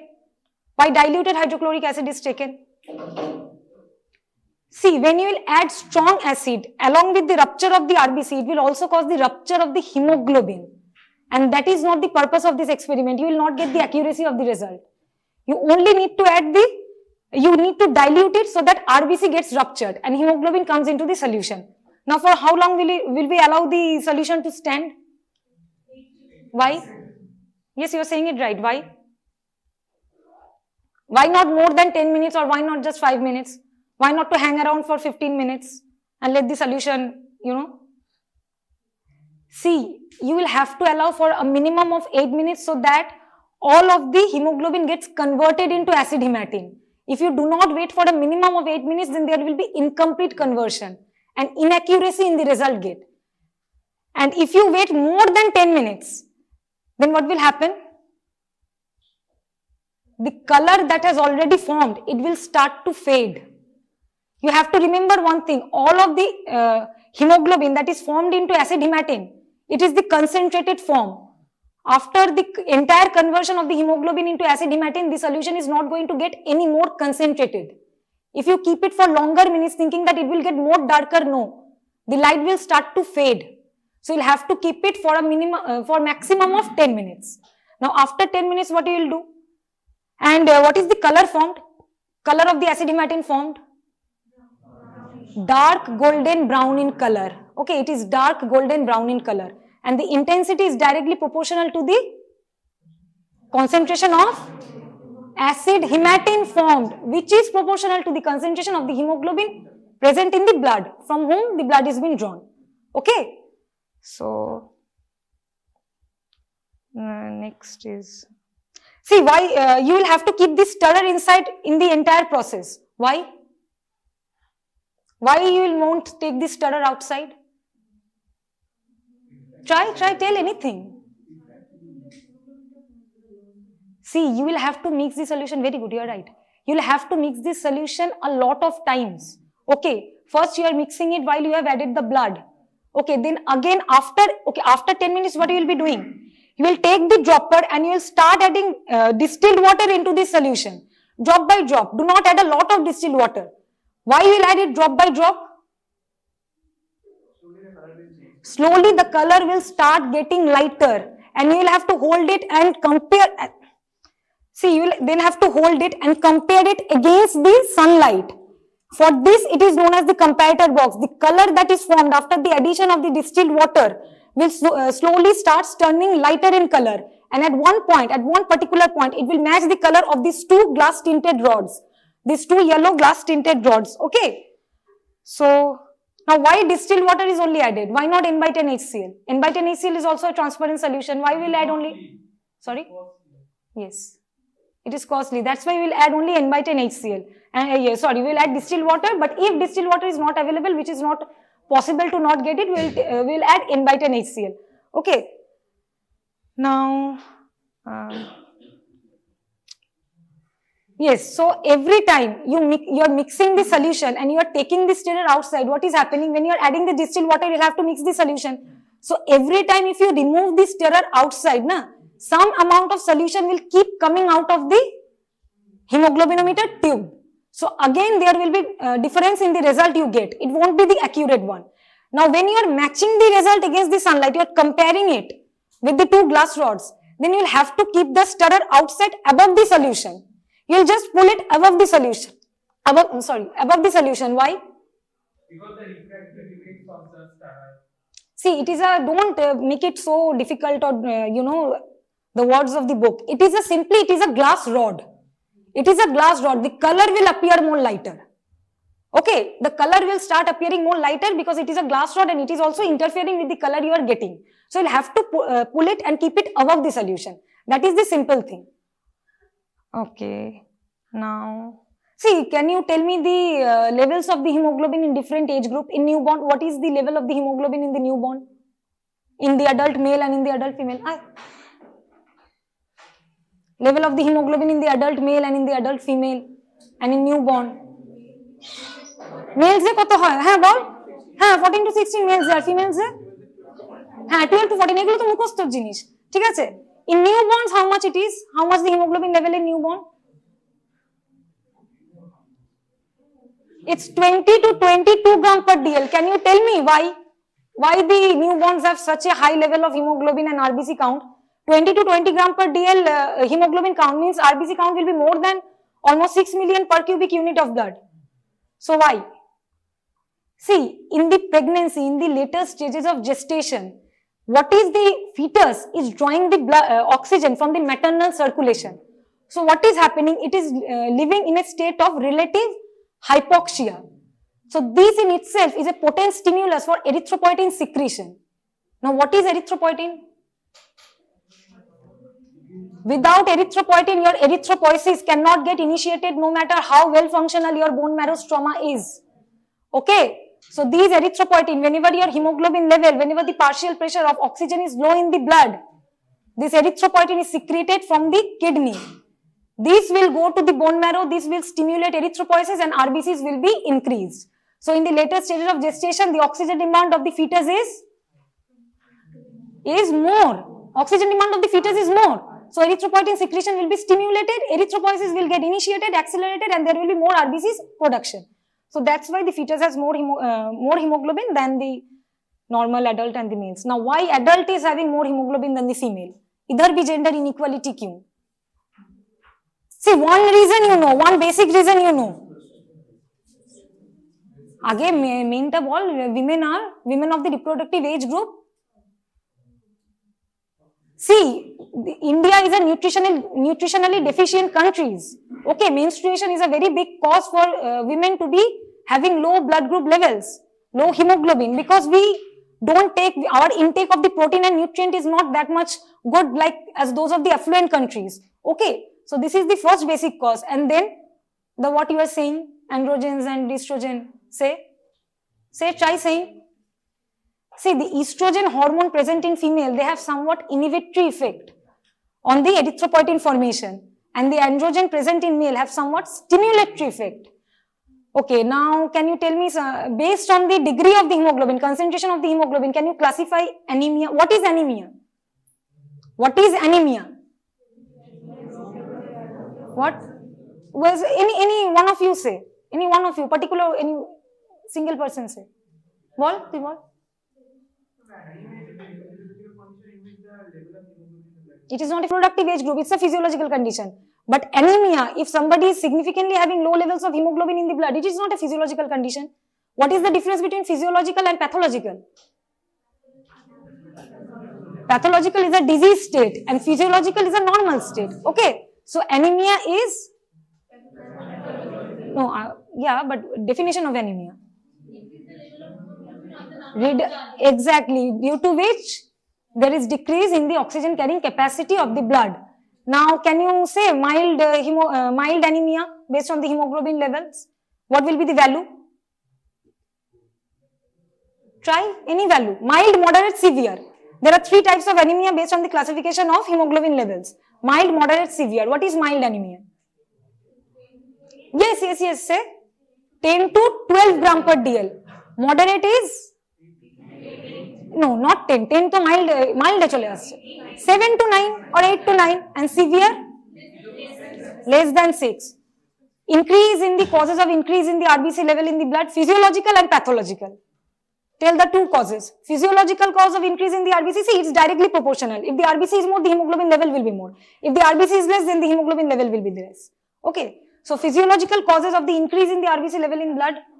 এক্ষুনি বলেছিস একটা আসছে তার আগে এমনি নরমালটা বল কাদের মধ্যে বেশি থাকে ছেলে না মেয়ে males okay then yes high altitude why in high altitude see the explanation is same okay the questions will be different but the explanation কিন্তু ঘুরে ফিরে একই আসছে what will happen in high altitude exactly so what is happening oxygen level is less now what is happening what are the changes going on inside the body because of this less oxygen hypoxia there is decrease in the oxygen level in the blood okay so oxygen concentration is low in blood it will be stimulating the endothelial cells of the peritubular capillaries in the kidney in the advanced stages in final year you will learn why renal failure patients suffer from anemia the kidneys are damaged so there is no erythropoietin secretion if there is no erythropoietin as I said erythropoiesis cannot occur doesn't matter how well function of the bone marrow is so yeah very good now pathological condition lung diseases chronic heart diseases anything that is not able to if the heart is not functioning, it won't be able to pump the blood. Blood pump nahi hoga to oxygen, who will carry the oxygen other than the RBC? Okay. So, and the physiological causes of decrease in the RBC level or the hemoglobin level in blood?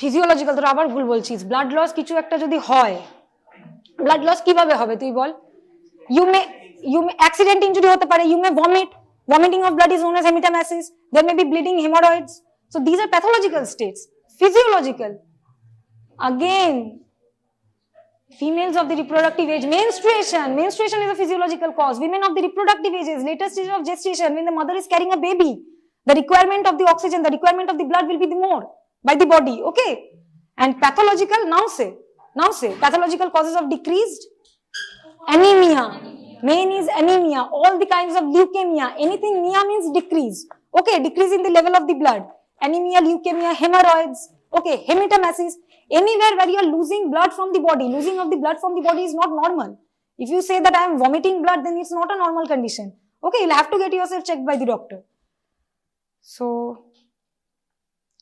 experiment থেকে সরে গেলাম theory পড়াতে গিয়ে আমাকে বকবে বা so can anybody come and monitor the experiment can anybody tell the experiment what you will be doing start from the first okay any questions are there you related questions you need to know regarding the experiment see first tell along with me what is this box known as exactly sorry I haven't mentioned that Sally's hemoglobinometer okay this experiment is known as that what is this hemoglobinometer tube it has got how many gratings 2 gratings one in the red color and one in the yellow color which one we will use one in the gram percent because it is getting more accurate then what is the next thing what is this n by 10 HCl what we will do with this n by 10 HCl first is we will be taking this n by 10 HCl what we will do with this n by 10 HCl with a dropper with the help of a dropper we will be adding it till the mark 2 okay then after this what we will be doing next step by step remember step by step yes you will be pricking the finger under aseptic condition with a sterilized needle Now what is needed for that? A curtain and a spirit. Now what you will do? Why you will wait for 3 to 4 seconds until it gets dry? Why? Because if you prick it, these are the tricky questions that the examiner may ask you in your prof. Okay, why? अचानक से पूछ ले क्यों भाई? Why we won't prick it immediately after applying the cotton swab? See, it will exactly, the blood will get displaced and it will be difficult for you to draw the blood in the pipette. Okay, so you'll be drawing it up to this mark, and then what we will do next step? Next step, what we will do? You'll be entire pipette into this hemoglobinometer tube. Why you will put the entire pipette into the tube? So that no amount of blood is getting outside. Okay, it might be sounding a bit irritating, but accuracy is everything. 1-2 mistakes is okay. But if you make a lot of mistake in every step, then there will be a huge difference in the result. And that is not the motive of the experiment. So after discharging the blood, what you will do? Next step is? Yes, next step is you will take this stirrer. Which end you will insert? This flat end. And then you will mix it. And then what you will do with this stirrer? You will keep it inside the tube. And then you will allow this comparator box to stand for how many minutes? 8 to 10 minutes. Why 8 to 10 minutes? Why not more than 10 minutes? Okay, first tell me the principle of this experiment. What will happening in this solution inside this tube for the 8 to 10 minutes time in which you are keeping it? Acid hematine is formation of acid hematine. Hemoglobin is converted into acid hematine in the presence of the dilute hydrochloric acid. Okay, why we are taking the strong acids and why we are not taking strong acid and alkali? It can cause the rupture of the hemoglobin. Now why to wait for only 10 minutes? Color will fade. And if you do not give a minimum of 8 minutes, what will happen? There will be incomplete conversion of the hemoglobin into acid hematine. Now, okay. Why this stirrer should be kept inside all along the experiment? Yes, not the loss of hemoglobin, not the solution. You are not your solution won't get lost. Okay. Any added questions you need to know? Any extra questions you feel you want to ask regarding this experiment? Can tap water be used instead of distilled water? Why? Yes, so what will happen? The solution will get? Turbid. Turbidity এসে যাবে, ঠিক আছে? Okay, I'm not getting any more questions, so I think you can get started with the experiment. Do you need to know anything else regarding the experiment? Just think. Okay, what are the recordings that you will be taking? What are the recordings? I have been asked to tell you people that 3 recordings need to be taken. What are the 3 recordings? First one, the color will be a bit darker than the concentration of the acid hematine. When you think that the acid hematine has formed after 10 minutes, when you see that it's a dark brown color, you will record that reading. Okay, then the next reading?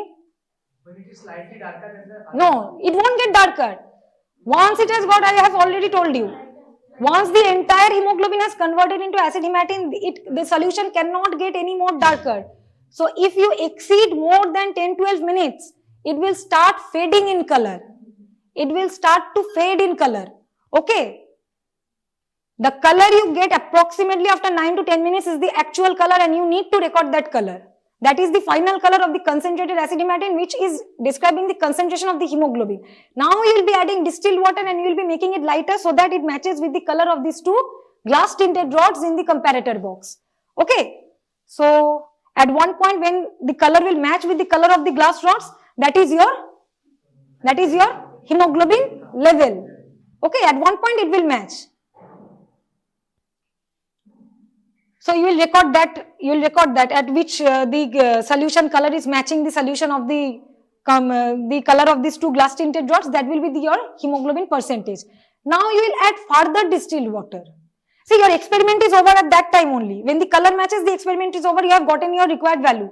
You have gotten your estimated designated value. Now why you will add more distilled water? The solution will get more lighter. It will get lighter than the 2 glass rods. You will record that reading also. Okay, these 3 readings have been asked to get recorded. Okay. Okay. So in between the internal intercostal and the intercostal is intimus. Here lies the neurovascular bundle in the costal groove. Okay. Structures from above downward is posterior intercostal vein, then posterior intercostal artery, then nerve. Okay, intercostal nerve. So these VAN from above downward. So you have to see these three structures in the posterior intercostal space. Okay, so the thoracic wall, it is covered by skin with nipples and areola. This is the superficial most. After reflecting the skin, you will get the superficial fossa with the mammary glands. Okay, and then you get the deep fossa. Deep fossa is the pectoral fossa in this thoracic region, upper part of the thorax. Pectoral fossa covering the pectoralis muscles.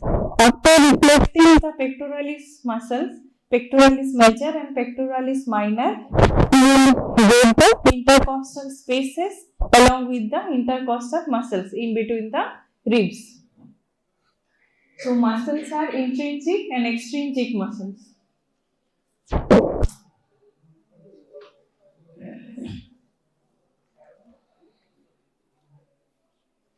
See, these are the two ribs. In between the two ribs, these are the muscles: external intercostal, internal intercostal, innermost intercostal, or intercostalis intimus. And these are the structures in the costal groove: vein, artery, and nerve. And these are the collateral branches of these structures.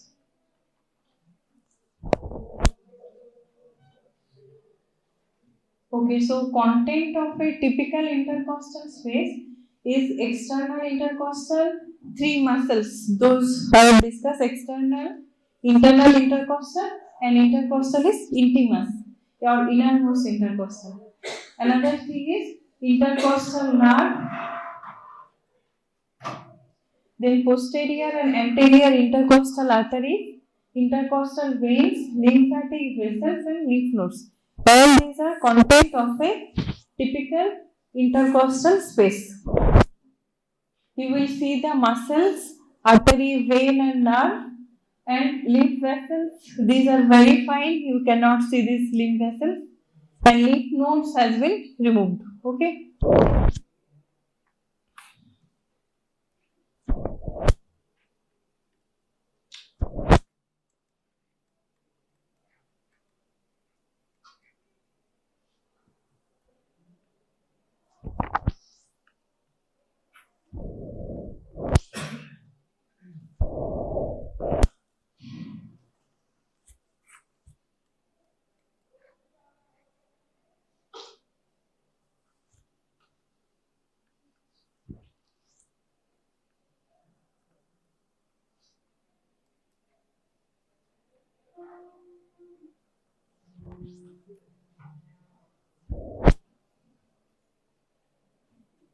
রাজি হচ্ছে না। কোনো কিছু নিজের ইচ্ছা মতো চলছে, ওটা কন্ট্রোল করা যাচ্ছে না। আচ্ছা, okay, intercostal muscles, three intercostal muscles you have to see: external, internal, innermost intercostal. Other intrinsic muscles are the subcostalis, sternocostalis or transversus thoracis, levator costorum, and serratus posterior, superior, and inferior. These are the other intrinsic muscles. Now you see the external intercostal. See the fiber direction. Direction of fiber is downward, forward, and medially. You can see the red arrow. Okay, downward, forward, and medially, and it is replaced by anterior intercostal membrane in front. Okay, external intercostal, it is replaced by anterior. It is continuous with the anterior intercostal membrane in front. Next is internal intercostal. Fiber direction is just at 90 degree with the external intercostal. Fiber direction is downward, backward, and laterally. Okay, and it is replaced posteriorly by the posterior intercostal membrane. Okay. Now, innermost intercostal or intercostal is intimus. It is present only in the middle 2/4 of the intercostal space. Previous to external and internal intercostal, it was lying in the whole of the intercostal space, but intercostal is intimus is lying only in the middle 2/4 of the intercostal space, and fiber direction is same as internal intercostal, that is downward, backward and laterally. And see the origin is from the middle 2/4 of the ridge above the costal groove, and insertion is into the inner surface of the rib. Okay, so this is the origin and insertion. Now another is subcostalis. See, these are the subcostalis, fibers of subcostalis. Origin is inner surface of the rib near its angle, near the angle of the rib. And insertion is into inner surface of second or third rib below. Okay, in see here, second rib below, almost all the fibers are inserting second rib below. So this is subcostalis. You will see this in the posterior part near the angle of the rib. Now transversus thoracis, it lies just behind the sternum and anterior thoracic wall.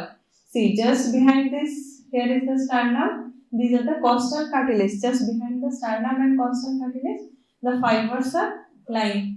Origin is from the lower 1/3 of the body of the sternum, gyphoid process, and costal cartilages of lower 3 to 4 true ribs. Our insertion is into, here is the origin, insertion into the inner surface of second to sixth costal cartilage, second to sixth, second, third, fourth, fifth and sixth costal cartilages. Okay, so this is the origin and insertion of transversus thoracis. You will also see this. And another names of this is triangularis sterna or sternocostalis. Now intercostal nerve. Okay, see, this is intercostal nerve. This is the ventral ramus of the thoracic nerve. Okay, it is giving muscular branches to the intercostal muscle. There is the dorsal rami, and this is the lateral cutaneous branch, divides into anterior and posterior branch, and anteriorly it pierces the internal intercostal and anterior intercostal membrane to become continuous as the anterior cutaneous nerve. Okay, so this is the course of the intercostal nerve.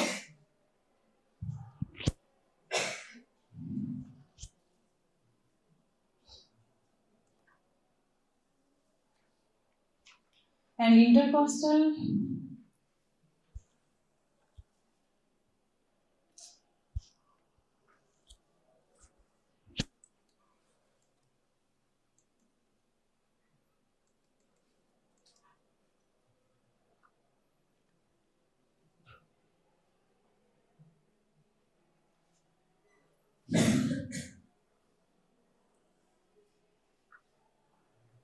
okay, intercostal nerves are classified into typical intercostal nerve and atypical intercostal nerve. Typical nerves, they are confined to only the thoracic wall, and third to sixth intercostal nerves are typical nerves. And atypical intercostal nerves, in addition to thoracic wall, they will supply other structures, additional structures. First, intercostal nerve form the lower trunk of brachial plexus. Second, it gives a branch, lateral cutaneous branch, that is intercostobrachial nerve. You have seen this during the superior extremity dissection during the axilla. Okay, it was supplying upper part of the medial surface of the arm, supplying the skin of the floor of the axilla and upper part of the medial side of the arm. And 7th to 11th intercostal nerves, it supply anterior abdominal wall. Okay.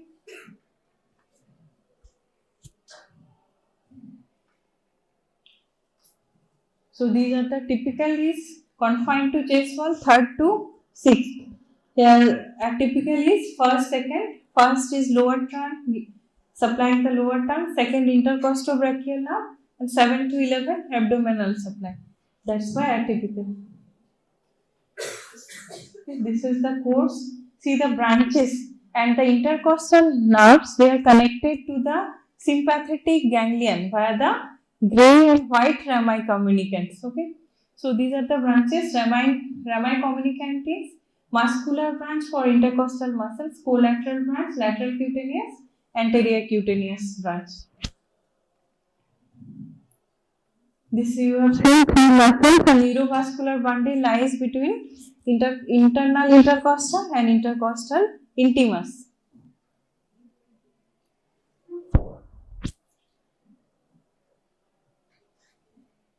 Okay. So the relation of neurovascular bundle from above downward, it is posterior intercostal vein, then artery, and then nerve, VAN, from above downward. This is very, very important, this relation, van, from above downward. Okay.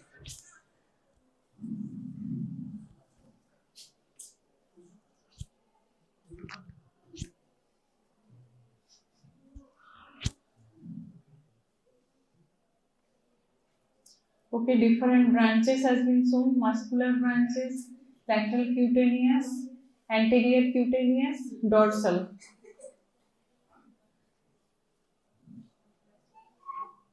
Okay, so this is peculiarities of first intercostal nerve. It is atypical intercostal nerve, contribution to the lower trunk of brachial plexus. Forms lower trunk of brachial plexus by joining with C8 and runs under the first rib due to the absence of the costal groove. No collateral and anterior cutaneous branches. Okay, thoracocentesis. This is a clinical aspect. Thoracocentesis is done along the upper border of the rib. And this has been, I have told you in the lecture also. Okay, this is done at the along the upper border of the rib to avoid injury to the neurovascular bundle which is lying within this costal groove. Thoracocentesis is done in 8th or 9th intercostal space in the mid-axillary line along the upper border of the rib to prevent the intercostal injury to the intercostal nerve. And herpes zoster is a viral infection may spread to the skin supplied by the same cutaneous nerve and produces vesicular blisters. See here, only this space is involved. Blisters are involving only this space. Okay. Specific intercostal space is involved.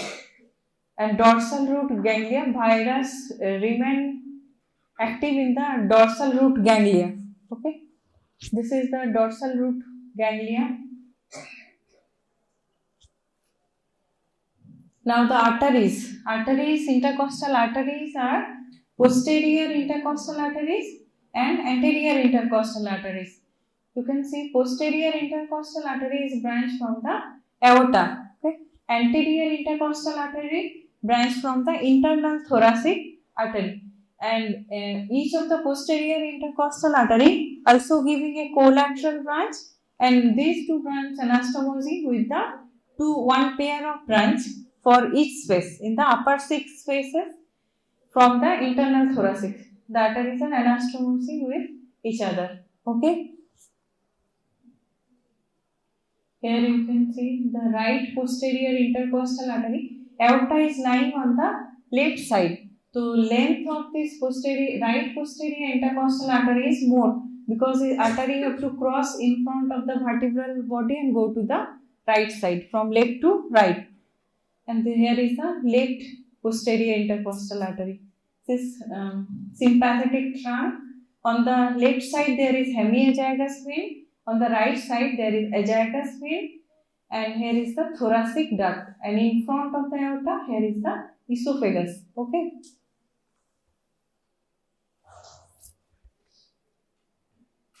Okay, so posterior intercostal arteries, first and second arising from the superior intercostal arteries, 3rd to 11th from the descending thoracic aorta, and they are occupied, each intercostal space is occupied by one posterior intercostal artery.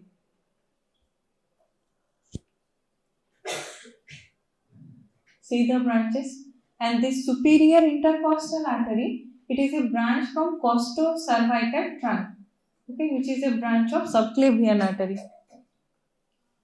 And from 3rd to next branch from the descending thoracic aorta, you can see. And first two is branch of superior intercostal artery.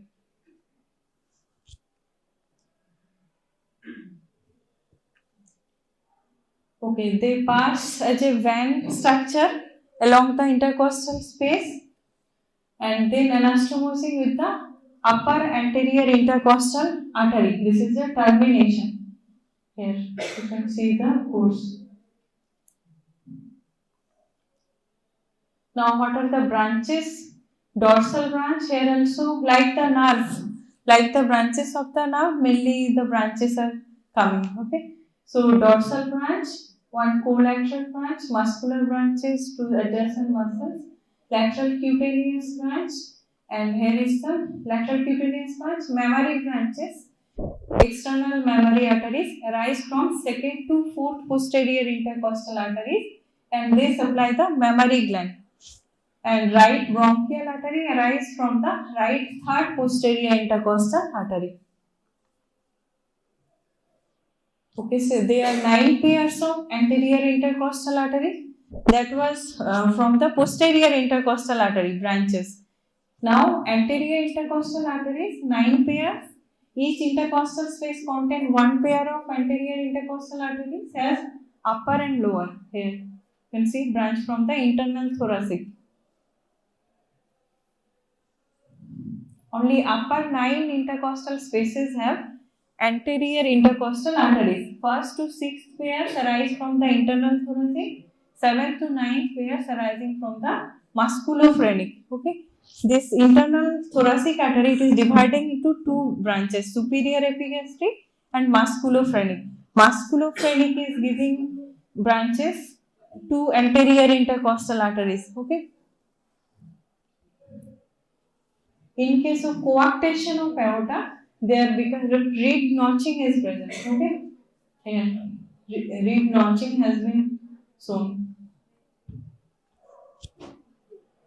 Now intercostal veins. These are the course of the vein has been shown. Okay, anteriorly it drains into internal thoracic vein, and posteriorly it drains into azygous and hemiazygous system of vein. Okay. Azygous system of veins. So intercostal vein, each intercostal space contains two anterior and one posterior intercostal veins. 10th and 11th intercostal space do not contain anterior intercostal veins. So anterior intercostal veins are 9 pairs. Only upper 9 intercostal spaces have these anterior intercostal veins. Okay. Termination, 1st to 6th pair drain into internal thoracic vein, 7th to 9th musculophrenic vein, like the arteries. Okay, and posterior intercostal vein, there are 9 posterior intercostal vein on each side, one for each space. Okay, and they are draining into the azygous system of vein, like this. On the right side, they are draining into azygous vein. On the left side, 2nd, 3rd and 4th join to form the superior intercostal vein and drain into the left brachiocephalic vein. First is directly draining into the brachiocephalic vein on the both sides, and 5th to 8th forming the accessory hemiazygous, and 9th, 10th, 11th, 12th forming the hemiazygous vein crossing the midline near the C8, C7 and C8 level and draining into the azygous vein. So these are the drainage of the posterior intercostal veins. See, this is the position of the arteries, anterior intercostal.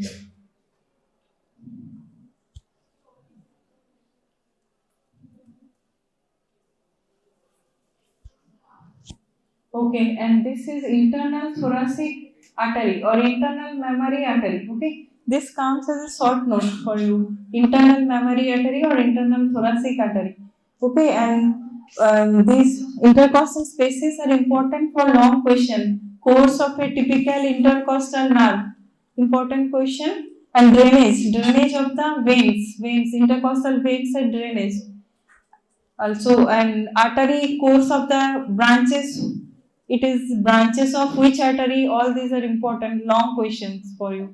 Okay, and this internal thoracic artery comes as a short note.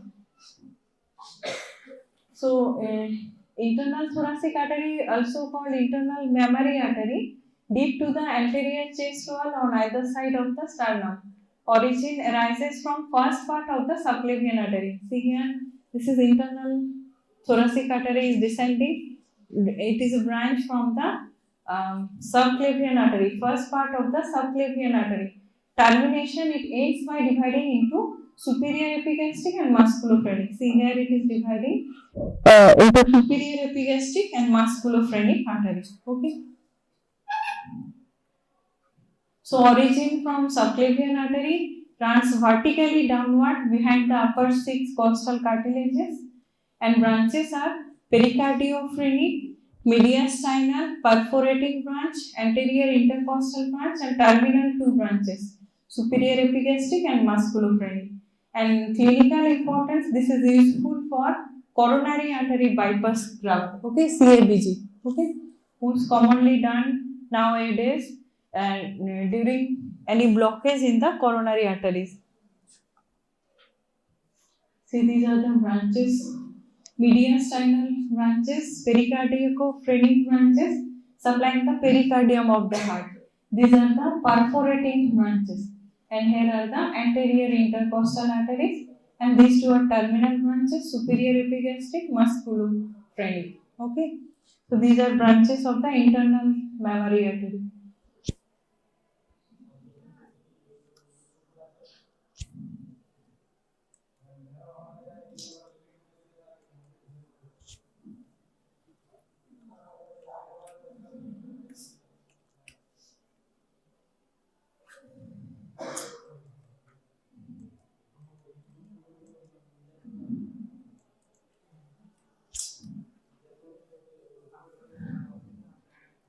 Okay, so here you can see the internal thoracic artery has been used as the coronary artery bypass graft. See, this is the artery supplying branches of coronary artery supplying the heart, and this blue area is the site of blockage. So the artery has been cut and anastomosed with distal part of the artery, distal to the blockage. Okay, that's how coronary artery bypass graft is done. And why it is done? Because there are late stunts of atherosclerosis in this artery, and it is histologically more similar to coronary arteries, and its endothelium produces more antithrombotic molecules, that is heparin, plasminogen activator, etc. And these prevent further clot formation, further blockages. Okay. And another clinical aspect is rib composite flannel thoracic artery is useful for reconstruction of the mandibular defects. Okay. See here the coronary artery bypass graft. The internal thoracic artery has been attached distal to the site of blockage. Okay. So these are the clinical aspect. Okay, so what you have to see in the intercostal space? First, we are reflecting the skin and superficial fossa. Within the superficial fossa, you get the nipple and areola. After that, you will get the deep fossa. Deep fossa was covering the pectoral muscles. Pectoralis major and minor. That has been removed. After that, you will get the ribs and the intercostal spaces. In the intercostal space, you will see the three intercostal muscles from outside inward, external intercostal, internal intercostal, and intercostalis intimus.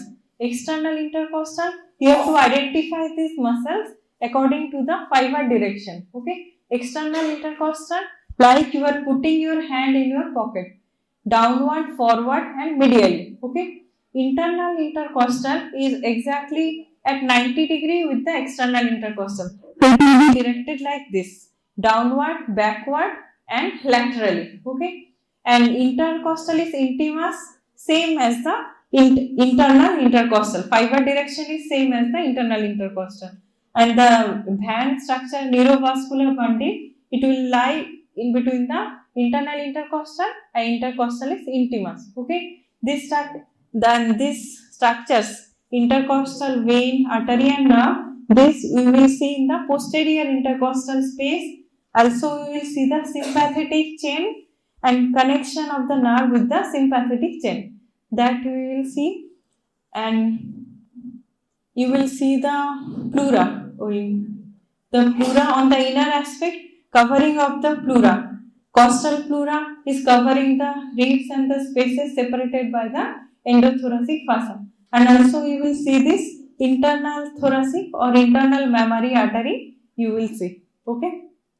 So all this for today. Okay. Now you come in batches and see. Come according to your roll numbers. Okay. Three batches you come. 1 to 25. And CS control them and take to the dissection hall.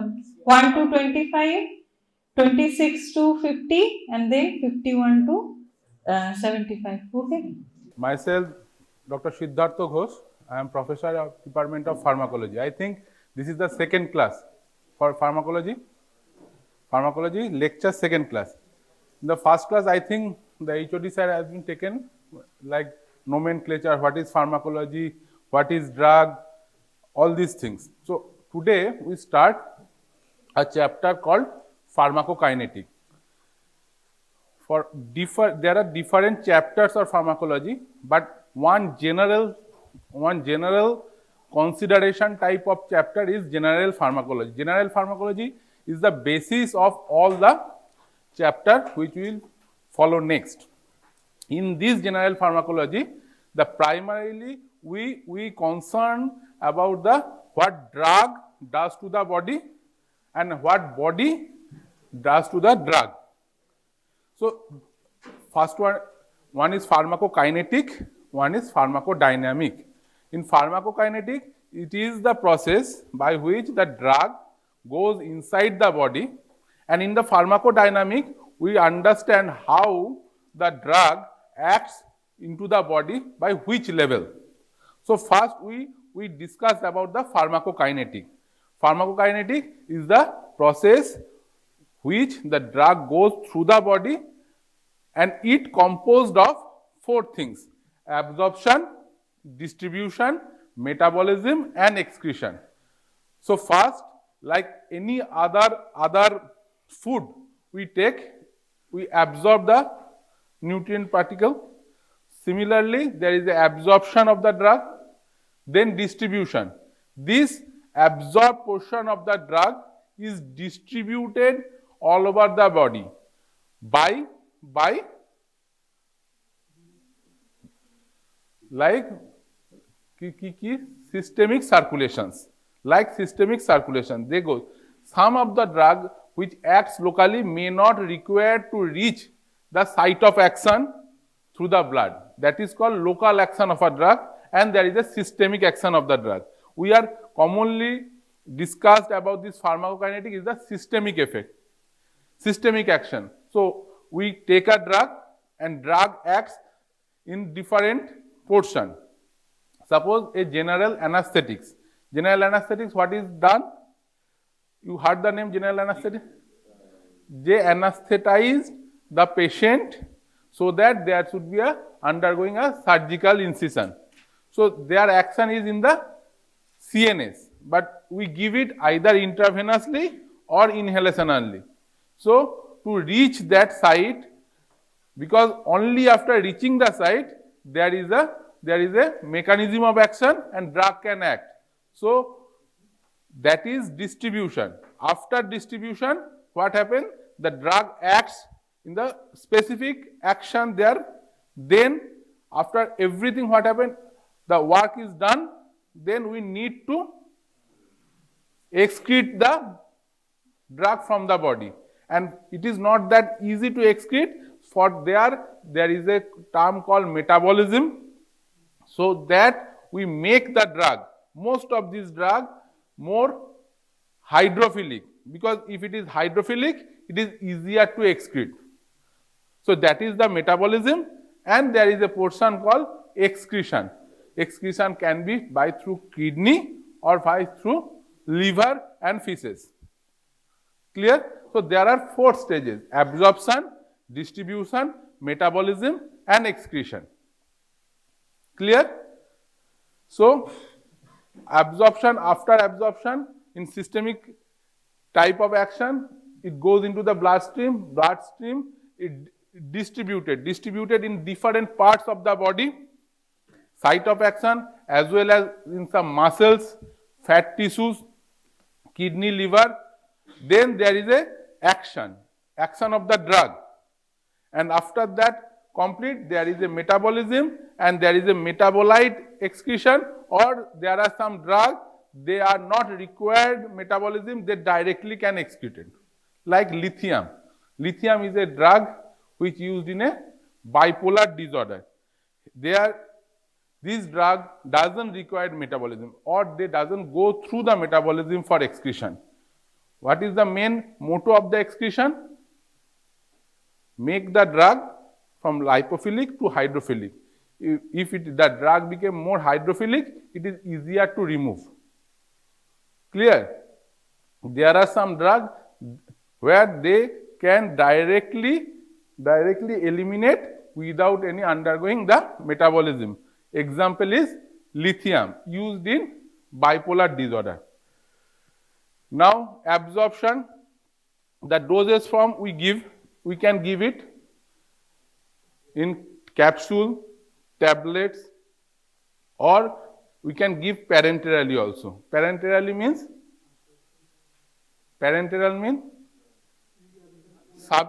subcutaneous, intravenous, intramuscular, intradermal. There are some drugs used in intradermal. Can you name some drug that can be used intradermally?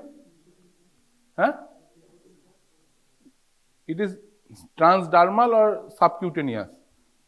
So you have to understand there is a transdermal, subcutaneous, and there is a intradermal. Intradermal we give BCG. BCG vaccine. It is also acts as a drug. It is a intradermal. Whereas subcutaneous, commonly used subcutaneous drug, insulin. Very good. Insulin gives subcutaneously. Various other vaccines can given subcutaneously or intramuscular we give commonly vaccines. Few vaccines. Other than vaccines, some antibiotics can be given. Some analgesics can be given. What are the drugs we give intravenously? Antibiotics and PPI, and most importantly intravenous fluids. What are the different types of intravenous fluid? DNS, Ringer lactate, 5% dextrose, 10% dextrose, 25% dextrose. All these are intravenous fluid. So for absorption we require intravenous. For intravenous there is no absorption, but for subcutaneous, intramuscular, intradermal along with the parenteral, there are a portion of absorption. Absorption is the site from where the drug dose given, there is a release of the drug in the solution and they go into the blood. In the blood what happens? There is a protein binding, either with the albumin or with the globulin, depending upon the basic nature of the drug, they binds with the protein bind. After that the blood goes and the drug goes through in a binding state and go into some other distributed side like fat, like muscle, like liver, like kidney. It may not, because blood goes everywhere, the drugs also, protein bounded drug goes everywhere. Now it is important where it requires for its action, even it is not required, they go somewhere like fat, like muscle, and they act like storage. For this, what is important? The concentration gradient. Suppose a protein binding drug, there is a equivalence. Some portion is free, some portion is protein bound. They go into some tissue like liver. The concentration in the liver for that drug is lower than the blood. Correct? So, free portion of the drug which is present in the blood, they diffuse to the liver. So, what happened? Inside the blood, inside the blood vessels, the equilibrium changes because there is a less amount of free drug. So, bound drug, which is protein bound drug, some of that portion is already released into the blood. Clear? না আবার বলবো, বুঝতে পেরেছো কি বলছি? না আবার বলবো, আরেকবার বলি। So, blood drug inside the vessels, they are in two form, and this two form is in a equilibrium. So, what are these two form? One is protein binding form, one is free form. This free form is important for all its action. Clear? Now, the blood goes, they absorb, suppose we are talking about the oral administration. The drug goes inside the stomach. Is there any absorption in the stomach? Very less, very less. Mostly it is in small intestine, they absorb. Clear? Where they go? The vessels around the intestine. From there they absorb the drug, and that blood go into the different part of the body.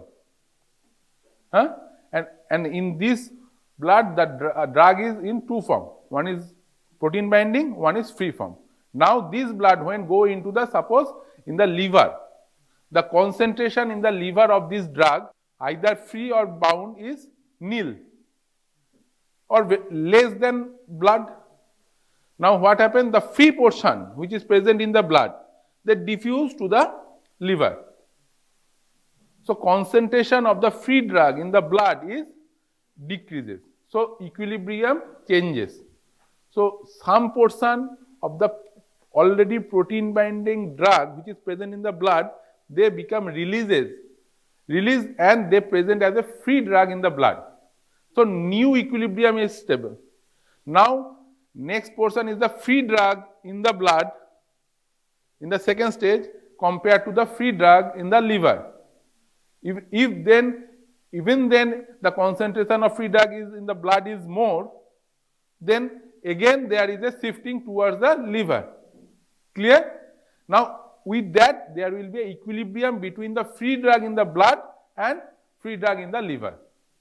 That stage will achieved. After that what happened? This is the, then that portion also some portion is bind with the protein in the liver. So there, by that there is a equilibrium, stable equilibrium. So what happens? The blood concentration in the concentration of the drug in the blood will be reduced, and there is increased concentration in different part of the body like liver, kidney or site of action. Clear এই পর্যন্ত? এবার কি হবে? Now in this কি হলো এটা? Action, that is called pharmacodynamic will happen. After that we require to release that drug.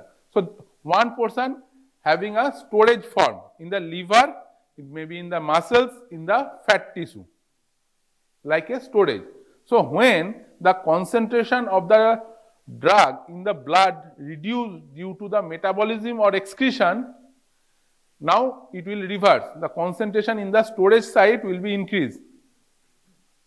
Then there may be release of drug. There will be release of drug from that storage section, so that the concentration of the blood will maintain. So there will be a term for in the elimination, there will be T half, and that is called, there is different types of, most commonly we call plasma T half, to require the half of its concentration, the time taken.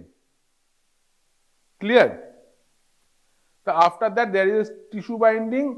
In the tissue binding there is a free form and there is a bind form, and there is a equilibrium with this free and the bound.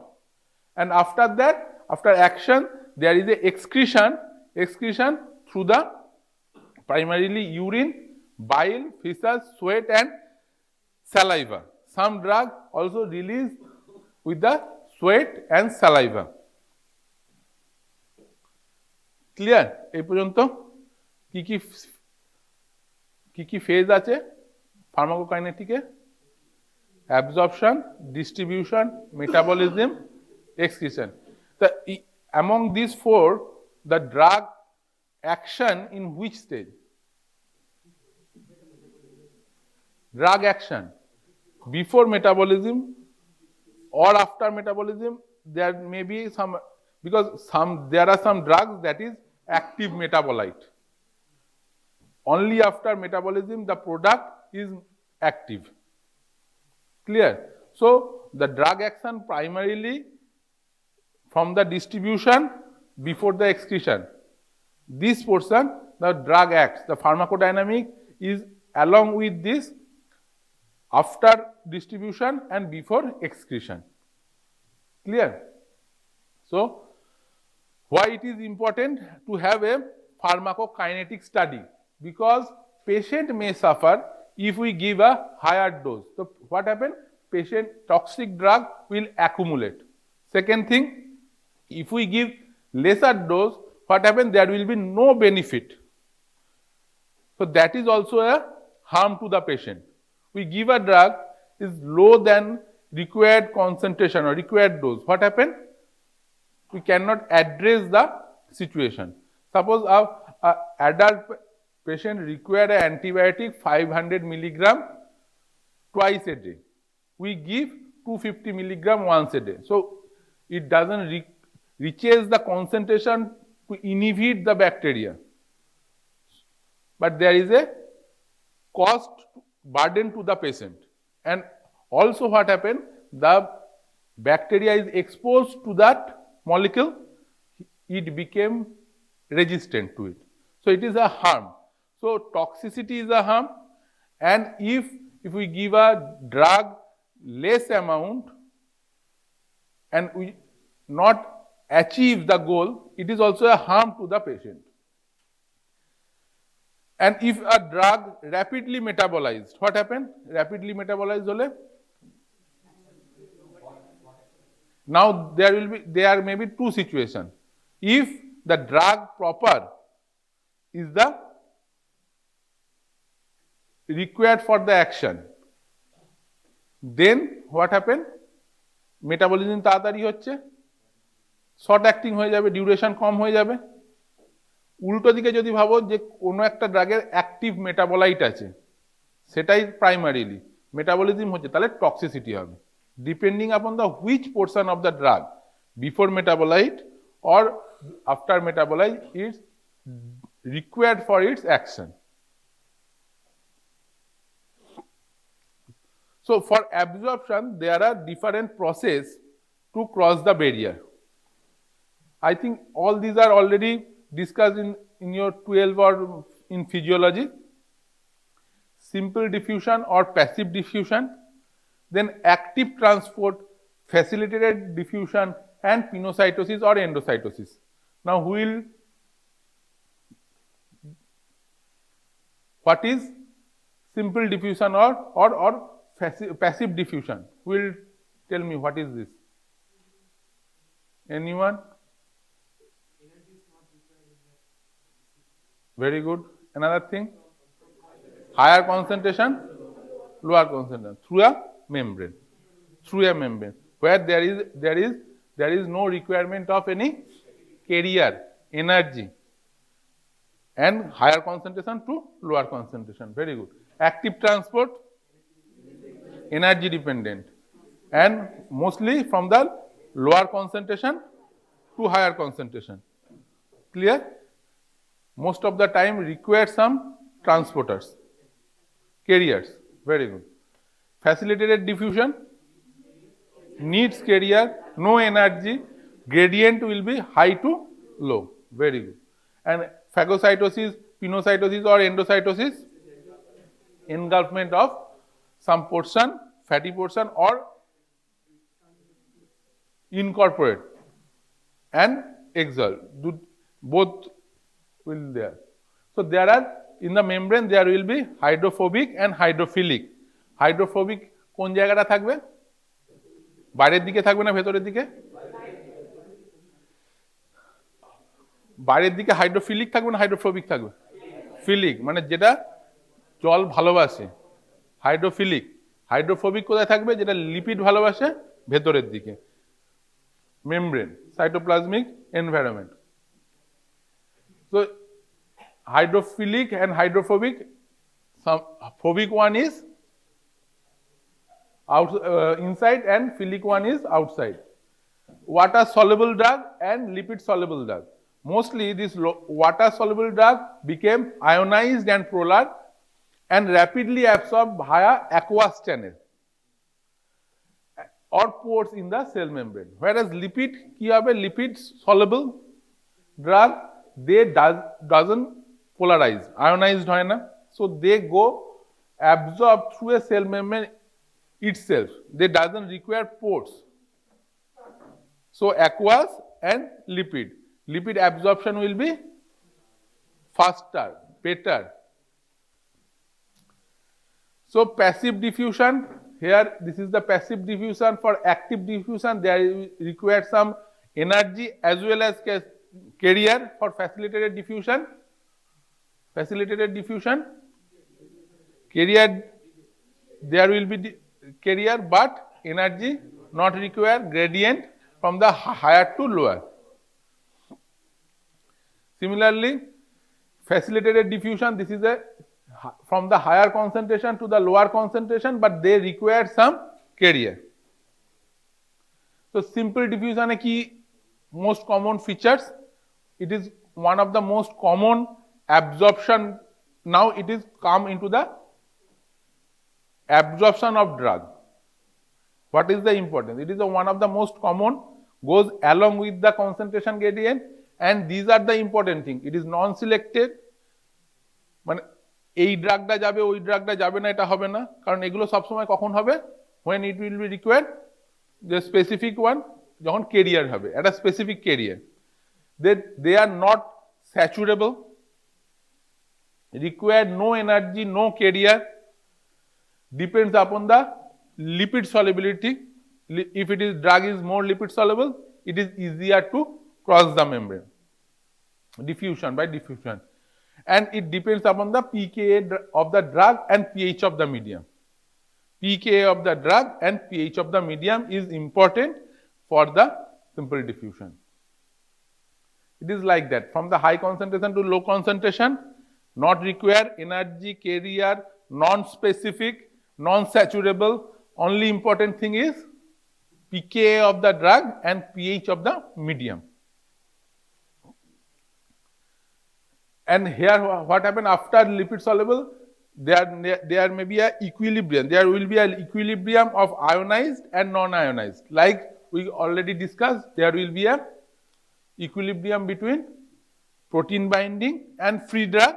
There is also an equilibrium between the ionized and non-ionized portion. And Hasselbalch equation, it is also, I think biochemistry te chilo. It is pH is equals to pKa plus logarithm of anionic by the HA, the acid, anion by the acid.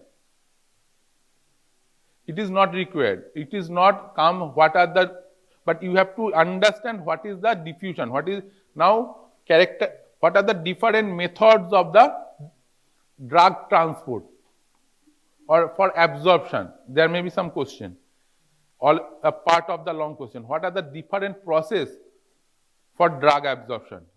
There will be a diffusion. Suppose you have to write down the characteristics of the simple diffusion. Then you have to understand that characteristics. What are that? It is one of the most common. It is concentrated gradient from higher to lower, not require energy, not require carrier. Which is the important? The pH of the medium and pK of the drug. You have to remember that. And for that, how it is associated, it is the Hasselbalch equation is implied here. Okay. pK and pH of the medium, you know, the weak acid better absorb in the stomach. Why? Acidic medium e weak acid ki hobe? Dissociation কম হবে। তাহলে কি হবে? Non ionized বা lipid solubility বেশি হবে। Similarly, weak base absorbed in the intestine because their ionization will be less. Active transport. Active transport, it is specific, saturable, requires the carrier as well as energy. Mostly it is against of the concentration gradient. Example is iron absorption from the intestine or uptake of levodopa. Levodopa is a drug which is used for, very good, and this converted to the dopamine. Where? Peripherally or centrally? Both, but we try to prevent peripheral decarbonylation by the carbidopa. So this uptake of levodopa in brain is also carrier mediated active transport. It is the example because most of this general pharmacology is very theory based and it requires some example. So two examples where active transport is very important. One is iron absorption and second is levodopa uptake in the brain. This is the from the lower to higher concentration. Carrier mediated, energy mediated, it is saturable, it is specific. Example is iron absorption in কোথায় হয় iron absorption? কোথায়? Stomach, large intestine, কিছু না হলে কি বলবে? Small intestine.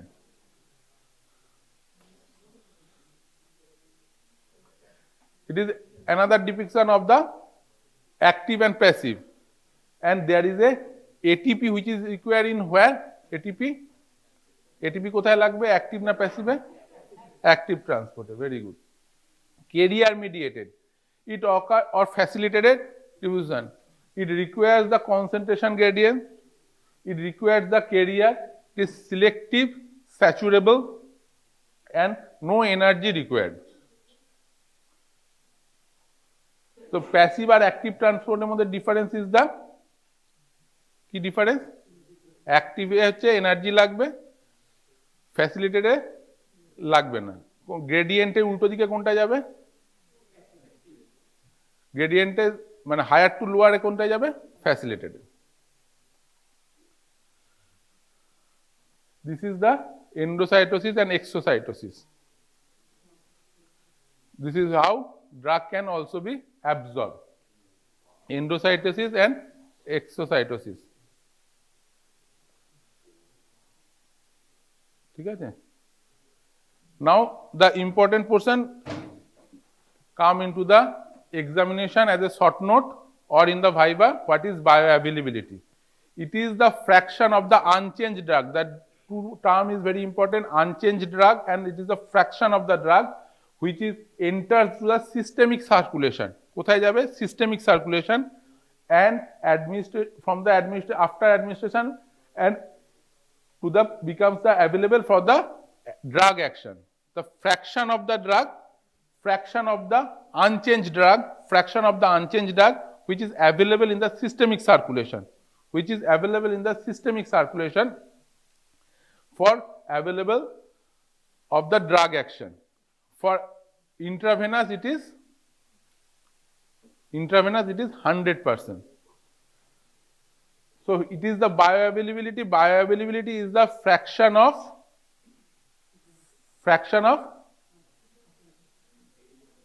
unchanged drug. Fraction of unchanged drug. So why it is important? There is a term called fast pass metabolism. What is fast pass metabolism? Even before reaching the systemic circulation, there is some metabolism in the portal circulation, and what they do, they metabolize the drug even before the systemic circulation. You heard the drug name sorbitrate or GTN, where it is given? Sublingually. Very good. Why we give it sublingually? To bypass the fast pass metabolism. So for this fast pass metabolism, what happens if there is a drug metabolized even before reaching to the systemic circulation? So what happens? The availability of the unchanged drug will be less. So bioavailability will be reduced. Understand why it is important? It is unchanged form of the drug, that is the fraction of unchanged drug that is reached in the systemic circulation for its action in the site proper. Clear? For intravenous it is 100%. 100% because আমরা তো directly portal system দিয়ে কোনো মেটাবলিজমের আগেই তো আমরা directly systemic সার্কুলেশনে দিচ্ছি, তাহলে 100% bioavailability. But if you give it orally, even subcutaneously or intramuscularly, there are some local enzymes that can destroy the unchanged drug, metabolize. Some portion can metabolize. To bypass that, we give sublingually. But even in sublingual, it is 90%, 99%, but it never reaches the 100%. 100% is for the intravenous one. So it is the bioavailability. How we can calculate bioavailability? We can calculate bioavailability either by the graph area under the curve, area AUC, area under the curve for the oral, and area under the curve for the IV, intravenous, into 100. This is the parameter. This is the AU under the oral, and this is the AU under the IV. So AU under the oral divided by AU, area under the curve in IV into 100 is the bioavailability from the charts. Clear? So which route gives the highest bioavailability? Intravenous. Oral drug will be the lowest. There will be in between these two, there is intramuscular, subcutaneous, sublingual, parrectal, all these are in between these two. Clear? So factors affecting bioavailability. The molecular weight of the drug. If the molecular weight is high, what happens? Absorption will be high or low? Low. Formulation. If the drug given in the solution, it is the highest, followed by suspension, capsule and tablet. Suspension, capsule, tablet is the lesser absorbed than the solution. Then solubility of the drug. Then gastric pH. In the gastric pH, the chemical stability or instability. Suppose a drug given in a pH like penicillin or insulin. Penicillin is a antibiotic. It is one of the earlier antibiotics. If we give it orally, they destroyed in the gastric by the gastric acid. Similarly, insulin, if we give orally, it is digested in the or destroyed by the gastric acid. So there is no point to giving these drugs orally. So we give insulin in which route? IM. Very rarely given IM. Commonly subcutaneously, intravenously can be given in some situation. Similarly, penicillin we give intramuscularly or intravenously to bypass the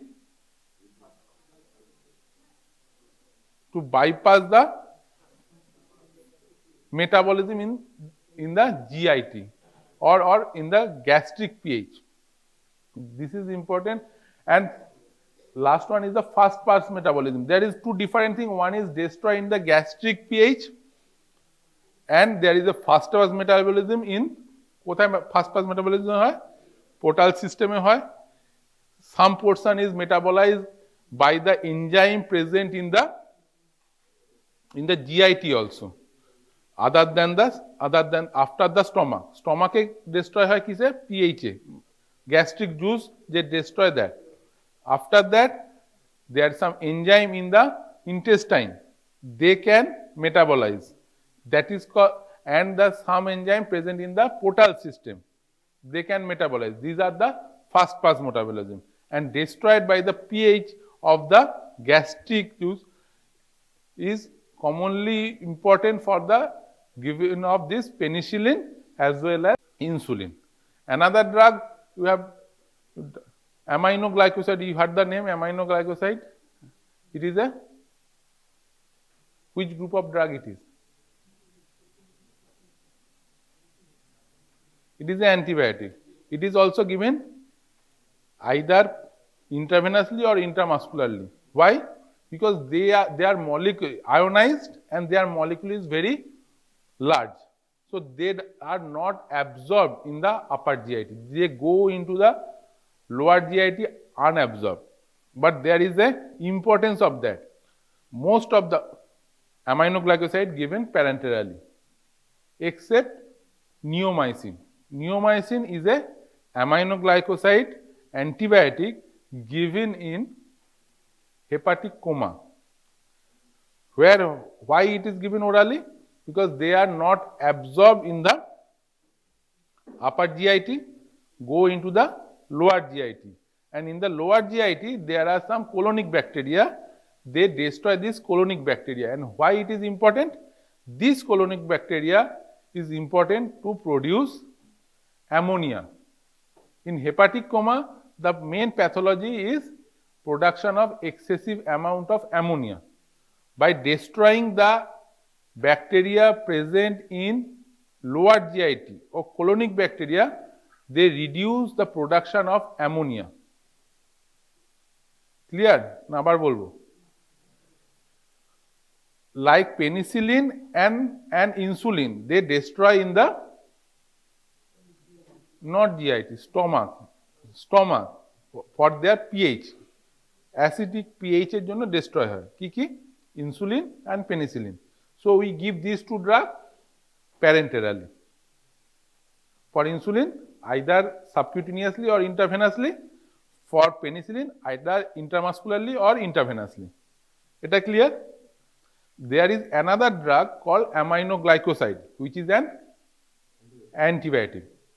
Commonly all these aminoglycoside antibiotic, because of his larger molecule and ionized, উপরে লেখা আছে molecule larger হলে absorb হবে না, তাহলে আপার জিআইতে absorb হয় না, তাহলে সেজন্য আমরা যদি সিস্টেমিক সার্কুলেশনে পৌঁছাতে চাই কি করতে হবে?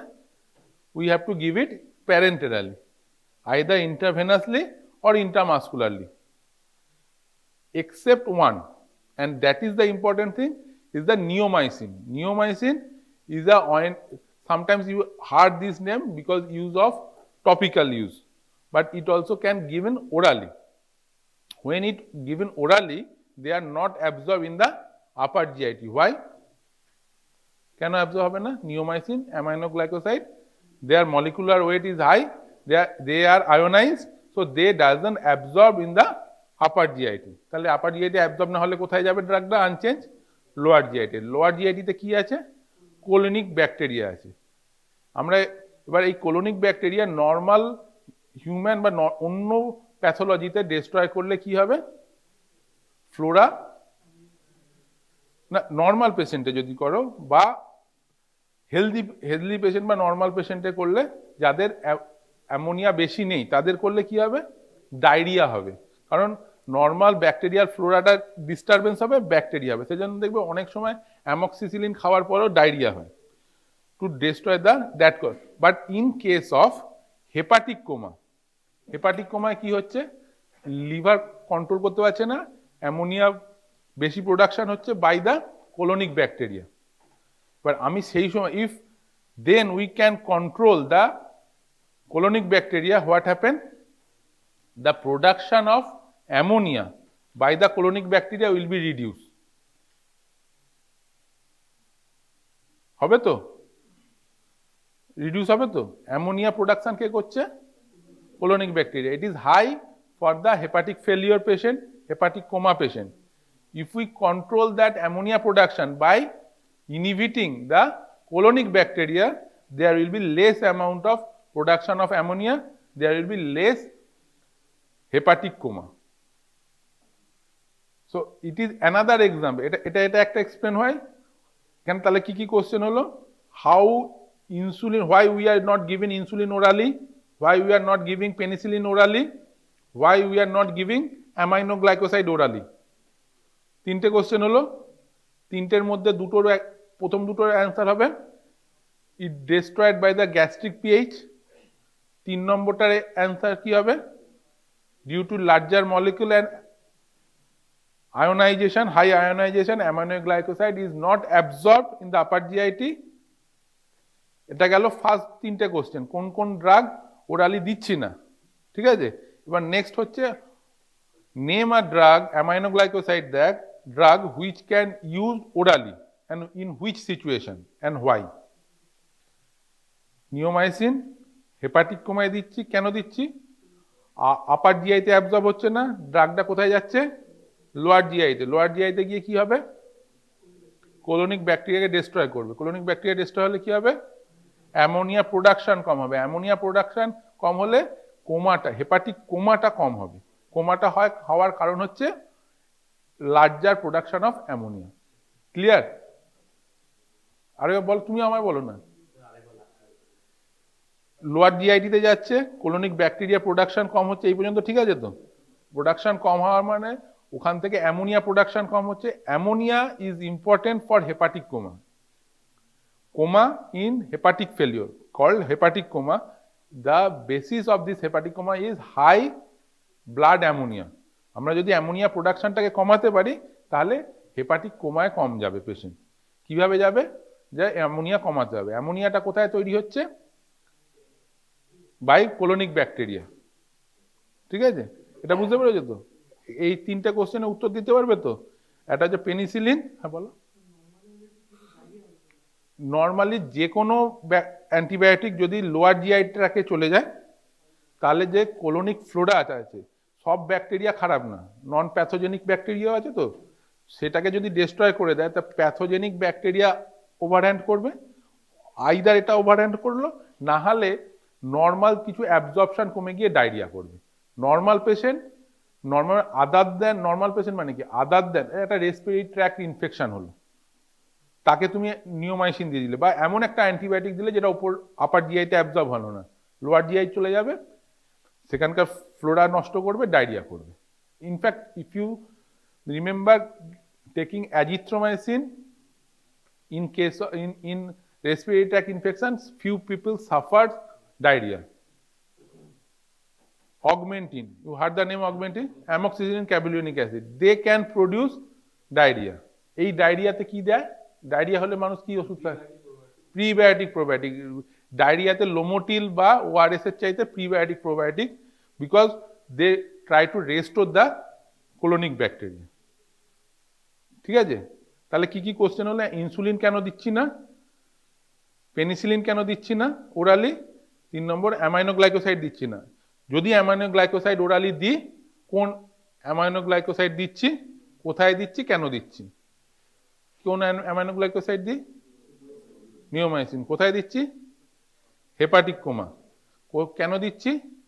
যদি go into the, because of this molecular weight and ionization, they doesn't absorb in the upper GIT, they go into the lower GIT and they destroy the colonic bacteria, and that reduce the ammonia production in the from the colonic bacteria, and that reduces the coma stage for the hepatic failure patient. Clear?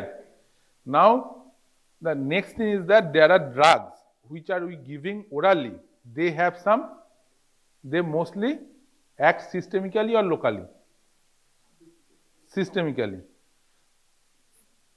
For neomycin, we give that drug and it reaches the colonic bacteria. Does it require to reach systemic circulation for that? So it is an example of a drug given orally but act locally. Most of the drug we given orally, they absorb in the systemic circulation and go into the site of action. So it is a example of most of these oral drugs are systemic.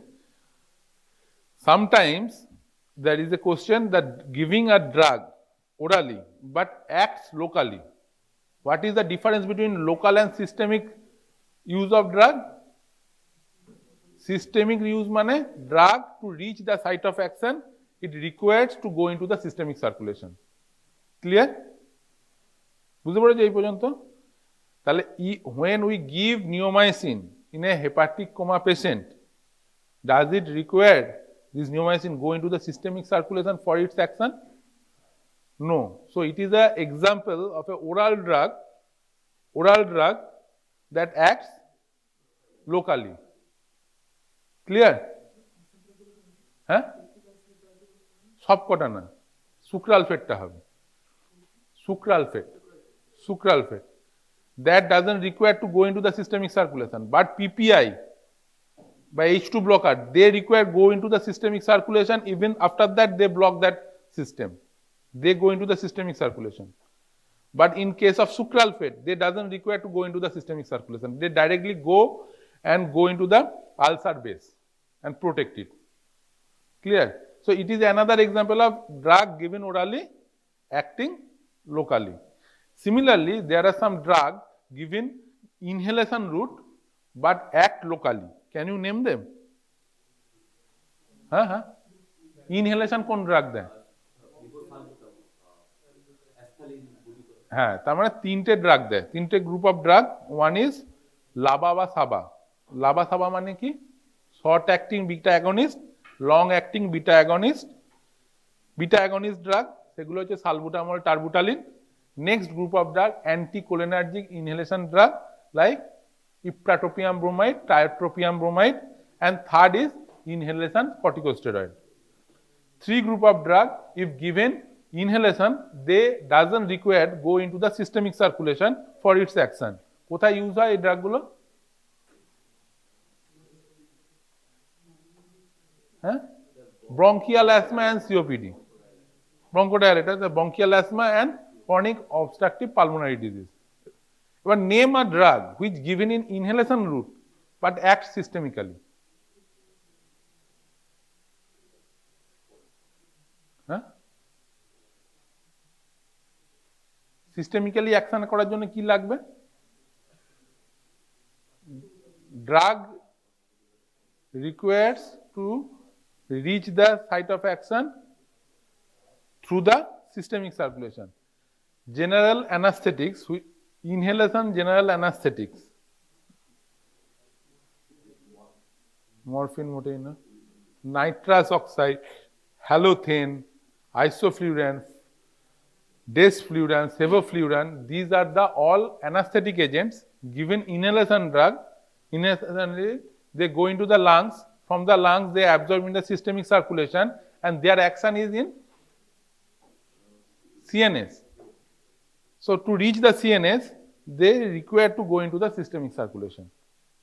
So it is an example of drug given inhalationally acts systemically, and drug given inhalationally acts locally is salbutamol, tarbutalin, ipratropium bromide.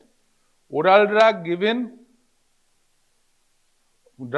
orally acts locally, example is neomycin, sucralfate. A drug given orally acts systemically, proton pump, paracetamol, other antibiotics. ঠিক আছে, আদার দেন aminoglycosides. ঠিক, এই দুটো মনে থাকবে তো example গুলো। ইনহেলেশনালে, লোকালে লাবা সাবা মানে beta agonist, short acting, long acting, ipratropium bromide which is a anticholinergic inhalation drug, ipratropium bromide and inhalational corticosteroids. These are the drugs given inhalationally acts locally. Systemically, nitrous oxide, halothane, these are the inhalational anesthetic, general anesthetics. Factors affecting the bioavailability. What are the factors? Blood flow to the absorptive site. যদি blood flow বেশি হয় তাহলে কি হবে? Absorption বেশি হবে। Surface area, যদি surface area বেশি হয় absorption বেশি হবে, কম হলে কম হবে। Rate of gastric emptying. Gastric emptying, if rapid gastric emptying transit is fast to the intestine, তাহলে কি হবে? Most of the drug absorb in the intestine. যদি gastric emptying বেশি হয় তাহলে কি হবে? তাড়াতাড়ি হয়, ড্রাগটা তাড়াতাড়ি যাবে, তাহলে বাড়বে bioavailability. pH of the gut, depending upon the pK and pH, if it is lipid soluble or unionized, absorption will be, যদি unionized থাকে absorption faster হবে না delay হবে? Bioavailability faster হবে। তাহলে কি blood flow absorptive phase, the surface area, the pH of the gut and the gastric emptying. But if a drug absorb from the intestine, most of the drug absorb from the intestine, few drugs can absorb from the stomach, then it reverse. Gastric emptying reduces the absorption, reduces the bioavailability. Intestinal motility, transit time. Diarrhea reduce absorption. Similarly, if drug and food, if there is a interaction between them, suppose they can hamper or alter the absorption and bioavailability. Factors affecting the bioavailability, factors affecting the absorption, এই দুটো তৈরি করে রাখতে হবে অন্তত point করে। Factors affecting bioavailability, factors affecting absorption. What are the different factors that can alter absorption? What are the different factors that can alter the bioavailability is important for the examination. There is a term called bioequivalence. Bioequivalence is the two related drug where bioequivalent, when the comparable bioavailability. Bioavailability is, what is bioavailability? Bioavailability. It is the fraction of unchanged drug which reaches the systemic circulation of site of action. Similar, if it is comparable, then two similar type of drug called bioequivalence. Bioequivalence as a short note, prepare korte hobe. Bioequivalence, when two similar type of drugs have similar bioavailability, then it's called bioequivalence. Next is, এটা এতক্ষণ যেটা হলো এটা absorption. Now it is distribution. Distribution এর কি important? Plasma binding, muscle tissue, fat tissue, liver and kidney. These are the site where most of this drug distributed. কি? Fat, muscle, liver, kidney and plasma binding site. বেশি হয়ে যাচ্ছে নাকি? ডিস্ট্রিবিউশনটা শেষ করে দিন, নাহলে পরের দিকে অসুবিধা হবে। ডিস্ট্রিবিউশন থেকে important thing is volume of distribution. Volume of distribution is the apparent volume of distribution. When we behave as the whole system is behave like a single, it is important, single homogeneous component, তখনই আমরা bioavailability volume of distribution calculate করতে পারবো। It is the dose administered in IV divided by the plasma concentration. Homogeneous মানে in common, normally what happen? The concentration of the drug in the blood is different, in the liver is different, in the intestine will be different. But if we calculate as it is a homogeneous component, then only we can calculate the volume of distribution. Why it is important? For loading dose. For loading dose, it is important to understand the how much volume this drug will be distributed. Suppose in a malaria patient, we give anti-malarial drug. You can name the name, quinine, pymaquine, আর কিছু commonly কি দেওয়া হয় এখন? Chloroquine আর আর্টিসুনেট অ্যান্টিমিথার এখন দেওয়া হয়, ঠিক আছে? তা ক্লোরোকুইন যখন দেওয়া হয় একসাথে 4টে ট্যাবলেট দেওয়া হয়। We give 4 tablets at a time as a loading dose. Why we are giving this? Because the volume of distribution of chloroquine is high. If a drug has a high volume of distribution, we have to give high amount of drug to reach the therapeutic concentration in the blood. If a drug has a low volume of distribution, we have to give low loading dose. A first dose will be less amount to reach the concentration. So, what is the clinical importance of the volume of distribution? It determines the loading dose. Example is chloroquine in malaria, ecosprin in AMI. But more important is chloroquine in malaria. এগুলো নিয়ে তো এখান থেকে যেটা আসবে এরপরে practical পোরশনে যেটা যাবে তখন ভলিউম অফ ডিস্ট্রিবিউশন কিভাবে ক্যালকুলেট করতে হয়, how to calculate volume of distribution, কিভাবে ক্যালকুলেট করবে? প্লাজমা কনসেন্ট্রেশন, কিন্তু আইভিতে যদি ওরালে দেয় কি করতে হবে?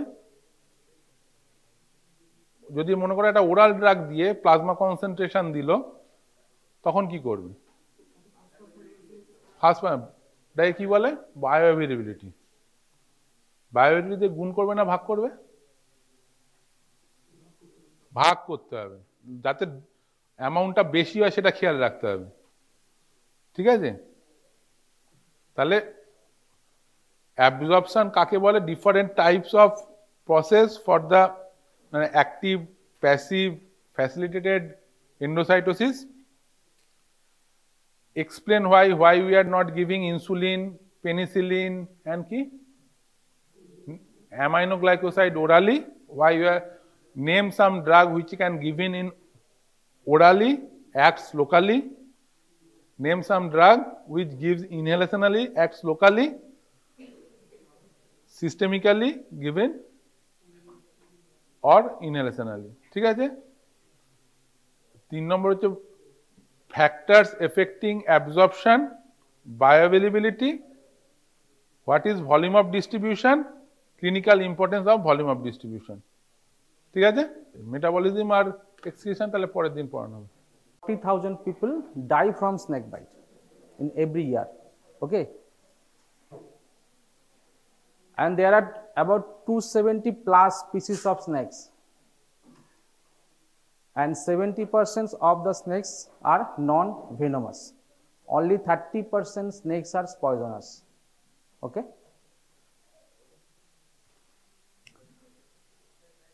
So obviously snake bites are more common in males than females, and in age group 18 to 45 years. Okay. And most common time is during monsoon season. Okay. And most common site of bite is lower extremity, legs. Okay.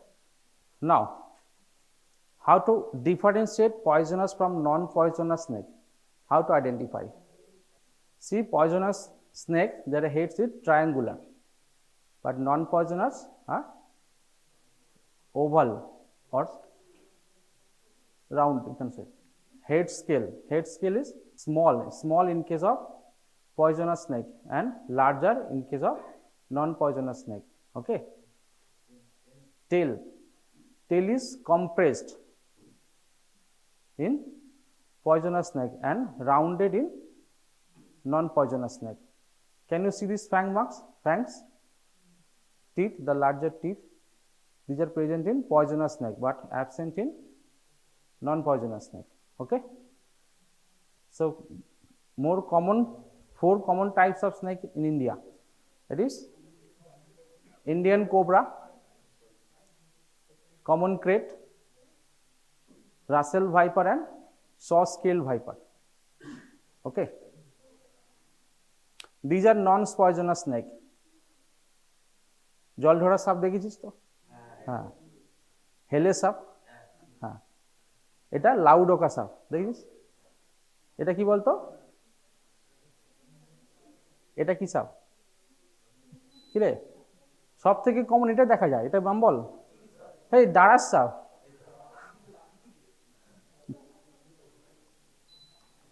ওকে। এটা কি বলতো? এটা অজগর, ঠিক আছে? So these all are non-poisonous snake. Okay.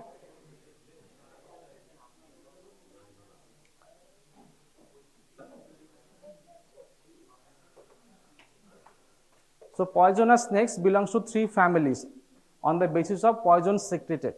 Okay. One is called Elapidae. Elapidae, they contain neurotoxins. Okay. Second is Viperidae. They contain vasculotoxins. And Hydroperidae, they are myotoxic.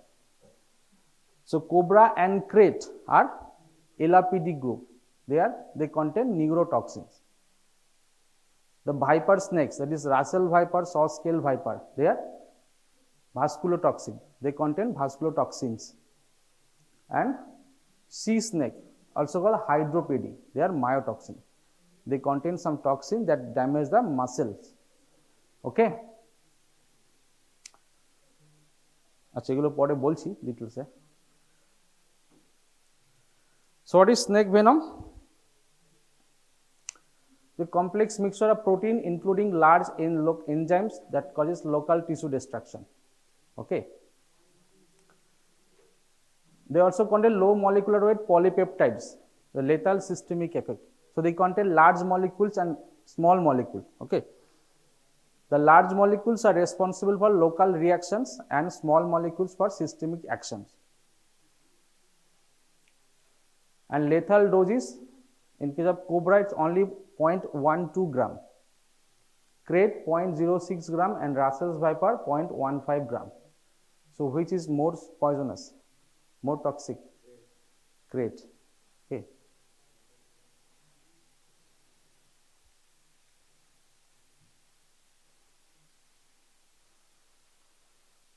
আচ্ছা,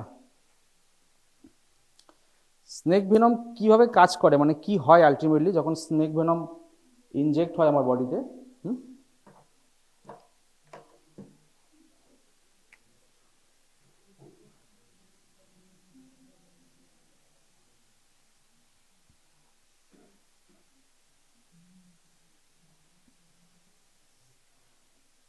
neuromuscular junction পড়েছিস?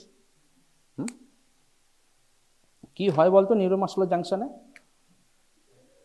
So this is presynaptic membrane, this is postsynaptic membrane. Whenever there is action potential comes, it stimulates the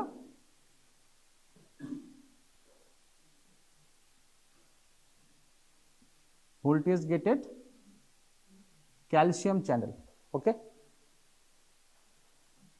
And there is vesicles containing the neurotransmitter.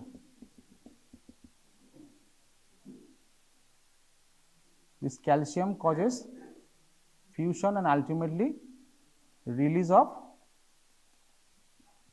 neurotransmitter. পড়েছিস তো? This neurotransmitter acts on postsynaptic membrane. There are some receptor.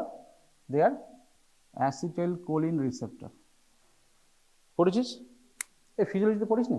এই তো পড়ে এলি, তো বল। তাহলে ultimately কি হয়? whenever there is stimulation of presynaptic membrane, there is release of acetylcholine into the synaptic cleft, and ultimately this synaptic cleft This basically releases the acetylcholine and they act on postsynaptic membrane and depolarization of the postsynaptic membrane. Okay, and that leads to ultimately muscle contraction. In case of snake venom, they contain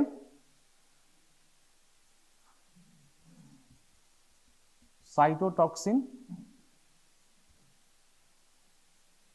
neurotoxin, alpha and beta bungarotoxin. তোর নাম শুনেছিস? শুনিসনি?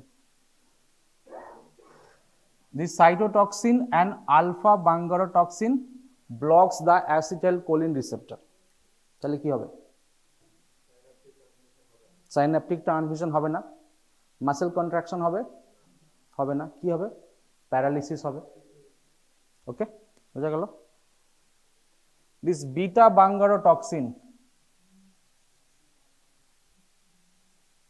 they prevent release of acetylcholine from the presynaptic membrane. কি হবে? হবে না, again paralysis. ঠিক আছে, তাহলে এটা হলো নিউরোটক্সিক স্নেক বাইট। ঠিক আছে, যেটা বলেন ভাস্কুলোটক্সিক snake bite, they contain hemolysin, phospholipase, different types of toxin. They causes ultimately lysis of cells, RBCs, WBC, etc. Also endothelial cells. তাহলে ultimately কি হবে? That widespread cellulysis হবে, cell lysis হবে, hemolysis হবে, endothelium destruction হবে। ঠিক আছে, coagulant cascade activation হবে, যার ফলে হোয়াইট স্পিড একটা কোয়াগুলেশন তৈরি হবে, কনজাম্পশন কোয়াগুলোপ্যাথি হবে। ঠিক আছে, তাহলে কি হবে? এই সিস্টেম থেকে কি হবে? Ultimately decrease level of clotting factor, তাই তো? ক্লটিং ফ্যাক্টর ডেফিসিয়েন্সি হবে। ক্লটিং ফ্যাক্টর ডেফিসিয়েন্সি হলে কি হবে? ব্লাড কোয়াগুলেশন হবে না, তাহলে ইজি ব্লিডিং হবে, হেমোরেজ হতে পারে। ঠিক আছে, বোঝা গেল? তাহলে ভাস্কুলোটক্সিক কিভাবে কাজ করে? কি বললাম? হিমোলাইসিস হবে, আর কি হবে? কনজাম্পশন কোয়াগুলোপ্যাথি হবে, যার ফলে ব্লাডে কোয়াগুলেশন ফ্যাক্টর ডেফিসিয়েন্সি হবে, ব্লাড কোয়াগুলেট করতে পারবে না, হেমোরেজ হতে পারে। ঠিক আছে, ইন্টারক্রিনিয়াল হেমোরেজ হতে পারে, অ্যাবডোমিনাল হেমোরেজ হতে পারে, এপিস্ট্যাক্সিস হতে পারে। ঠিক আছে, একাইমোসিস হতে পারে। হলো? আচ্ছা, এখানে আরো কিছু বলে দিই যখন এটা শুরু করলাম।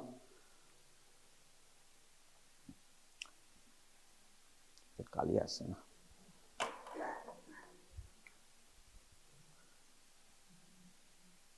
For synaptic fusion there is important protein, it is called synaptobrevin. নাম শুনেছিস?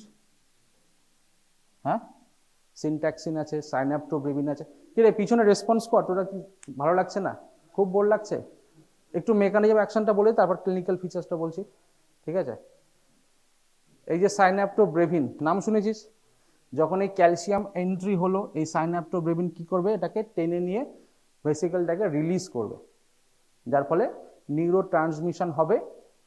এই যে এক্সাইটেশন এলো আর মাসেল কন্ট্রাকশন হলো, এটাকে কি বলা হয়? Excitation contraction coupling. পড়েছিস ফিজিওলজিতে? সেটাই। আচ্ছা, কিছু টক্সিনস আছে, নাম শুনেছিস হয়তো, যেমন হচ্ছে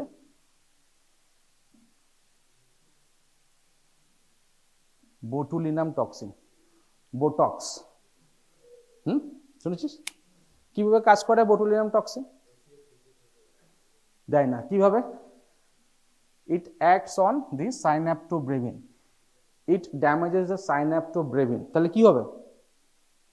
ভেসিকেল ফিউশন হবে না প্রিসাইন্যাপটিক মেমব্রেনে, অ্যাসিটাইলকোলিন রিলিজ হবে না, আলটিমেটলি কি হবে? মাসেল কন্ট্রাকশন হবে না, প্যারালিসিস হবে, ফ্ল্যাক্সিড প্যারালিসিস হয় বোটুলিনাম টক্সিনস। পড়ছিস না মাইক্রোবায়োলজিতে? ঠিক আছে, আর কিছু টক্সিনস জানিস যেগুলো এই জায়গায় কাজ করে? Tetanus toxin, good. টিটেনাস কিভাবে কাজ করে? টিটেনাস বল কিরে পড়ে এসছিস তো, এখন পড়ছিস তো মাইক্রোবায়োলজিতে। টিটানোস্প্যাজমিন কিভাবে কাজ করে বইয়ে কিনিস নি নাকি ট্রায়াল নিচ্ছিস কন্টিনিউ করবো কিনা? হ্যাঁ, কন্টিনিউ করতে হবে, ঢুকেছিস যখন বেরোতেই হবে, উপায় নেই। ঠিক আছে, টিটেনাস টক্সিন কিভাবে কাজ করে?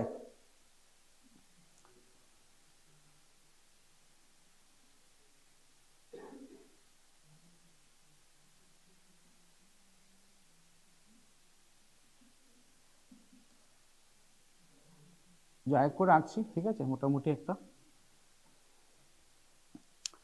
This tetanus toxins enters into the presynaptic membrane of which interneuron? Inhibitory interneuron, তাই না? There are some stimulatory, some inhibitory interneuron, ঠিক আছে। তাহলে এইখানে এন্ট্রি হলো টিটানোস্প্যাজমিনে, তারপর কি করবে? নর্মালি এই যে একটা কন্ট্রাকশন চলছে, এটাকে তো একটা চেকে রাখতে হবে, না তো বেশি কন্ট্রাকশন হয়ে গেলে কি হবে? স্প্যাজম হয়ে যাবে, তাই না? তার জন্য নর্মালি কি হয়, এখানে কিছু ইনহিবিটরি নিউরোট্রান্সমিটার থাকে। নাম বলতে পারবি দু একটা inhibitory neurotransmitter? Yes, GABA. One is GABA আর দিস গ্লাইসিন, তাই তো? এই টিটেনাস কি করে? It prevents release of GABA, GABA রিলিজটাকে প্রিভেন্ট করে। তাহলে কি হবে? স্প্যাজম হবে, মাসেল কন্ট্রাকশন একবার হলো তো হতেই থাকবে, ইনহিবিশন করার কেউ নেই, হলো। তাহলে স্প্যাস্টিসিটি ডেভেলপ করবে, স্প্যাজম হবে, ঠিক আছে। আর কিছু টক্সিনস জানিস? হ্যাঁ, ডেট্রাটোটক্সিন কি সেটা?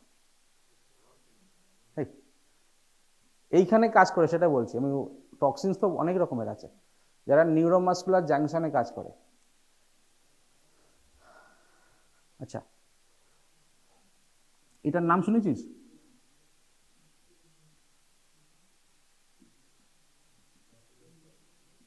ব্ল্যাক উইডো স্পাইডারের নাম শুনেছিস? টক্সিনস এটাও, ঠিক আছে।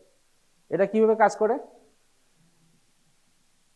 It inhibits the voltage gated calcium channel in the presynaptic membrane. Excitation এলো, ক্যালসিয়াম এন্ট্রি হলো না, অ্যাসিটাইলকোলিন রিলিজ হবে না, কন্ট্রাকশন হবে না, ঠিক আছে। তাহলে ব্ল্যাক উইডো স্পাইডার কাটলে কি হবে? স্পাইডারম্যান হবে না, ঠিক আছে। আর আর কিছু টক্সিনস আছে, কিছু পয়জন আছে যারা এখানে কাজ করে।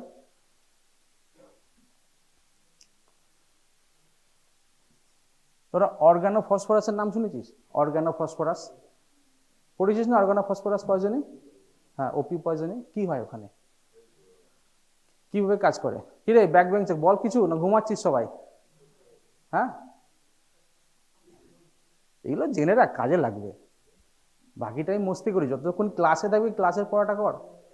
হ্যাঁ, কিভাবে কাজ করে বল? ওপি পয়জনিং মানে অর্গানোফসফরাস কি করে কাজ করে?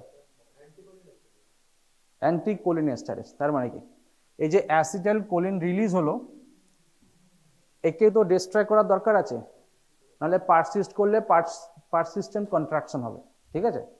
এই জন্য কিছু এনজাইম থাকে, তার হচ্ছে অ্যাসিটাইলকোলিন এস্টারেজ, ঠিক আছে, হলো। তাহলে অর্গানোফসফরাস কি করে? ইট ইনহিবিটস দ্য অ্যাসিটাইলকোলিন এস্টারেজ। তাহলে কি হবে ইনহিবিট করলে? অ্যাসিটাইলকোলিন কনসেন্ট্রেশন বাড়বে না কমবে? এই কমবে কি করে? বাড়বে তো। নর্মালি কি বললাম, এই যে অ্যাসিটাইলকোলিন প্রিসাইন্যাপটিক থেকে রিলিজ হলো, এটাকে তো ডিস্ট্রয় করতে হবে। কে করে? অ্যাসিটাইলকোলিন এস্টারেজ, ঠিক আছে। যদি ওই এনজাইমটাকে ব্লক করে দিই কি হবে? অ্যাসিটাইলকোলিন কনসেন্ট্রেশন বাড়বে না কমবে? বাড়বে, ঠিক আছে। তাহলে এখানে কি বাড়বে? অ্যাসিটাইলকোলিন বাড়বে। তাহলে কি পাবে ফিচার্স? পেশেন্টের ফিচার্স কি হবে? স্প্যাজম হবে। আর কি হবে? এটা তো নিউরোমাসকুলার জাংশন, হোয়াইট স্পিড সব জায়গাতেই হবে বডিতে, তাই না? এই গ্ল্যান্ডের কাছে কি হবে? এক্সেস স্টিমুলেশন হলে গ্ল্যান্ডের সিক্রেশন বেড়ে যাবে, সমস্ত গ্ল্যান্ডের সিক্রেশন বেড়ে যাবে, স্যালাইভেশন হবে, ব্রঙ্কিয়াল সিক্রেশন বেড়ে যাবে, ঠিক আছে? আচ্ছা আচ্ছা, অ্যাসিটাইলকোলিন পিপিলে কি কাজ করে চোখে? নর্মালি অ্যাসিটাইলকোলিন কি করে? শিওর? কি রে, এখনই তো পড়ে এলি। ডাইলেট করে না কনস্ট্রিকশন করে? মায়োসিস হবে না, মায়োসিস হবে না মিডরিয়াসিস হবে? হ্যাঁ, অ্যাসিটাইলকোলিন কি করে বল? এই পড়ে এলি তো। নো, কনস্ট্রিক্ট করে। হ্যাঁ, অ্যাট্রোপিন দিলে পিউপিল ডাইলেট হয়ে যায়, অ্যান্টিকোলিনার্জিক দিলে পিউপিল ডাইলেট হয়, ঠিক আছে? আচ্ছা, তাহলে ওপি পয়জনিং হলো। আর কিছু আছে এই রিলেটেড জানিস?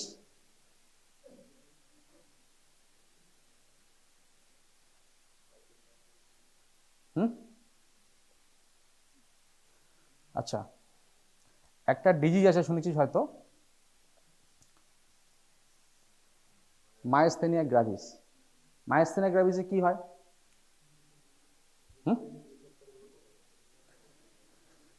এই যে অ্যাসিটাইলকোলিন রিসেপ্টর আছে, এর এগেনস্টে অ্যান্টিবডি তৈরি হয়। কি রে, খুব বোর লাগছে তো? শুনছিস না কেন? Myasthenia gravis is an autoimmune disease where there is production of antibody against the acetylcholine receptor. তাহলে কি হবে? অ্যাসিটাইলকোলিন রিসেপ্টর গুলো ব্লক হয়ে রইল, সংখ্যায় কমে গেল, তাহলে অ্যাসিটাইলকোলিন রিলিজ হলো কিন্তু কার উপর কাজ করবে? কেউ নেই। তাহলে মাসেল কন্ট্রাকশন হবে? হবে না, উইকনেস থাকে, ঠিক আছে? এটা একটা হলো। আর কিছু? আর একটা নাম শুনেছিস, LEMS,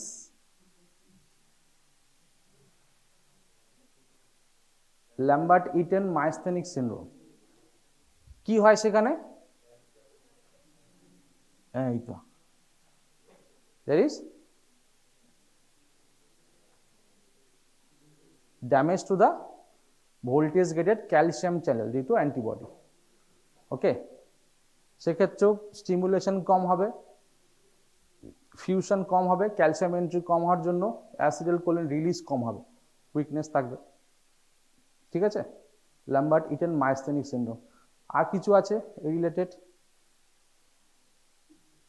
তোদের ফরেন্সিক মেডিসিন হয়নি না? আচ্ছা আচ্ছা, আরেকটা আছে, সেটা হচ্ছে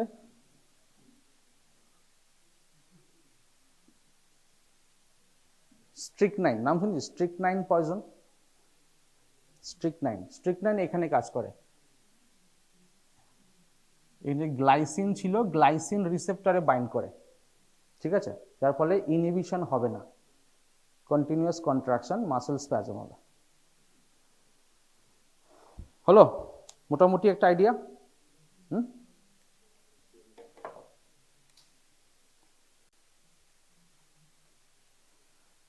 তাহলে নিউরোটক্সিক যদি কোবরা বাইট হয় কি কি ফিচার্স পাবি পেশেন্টের?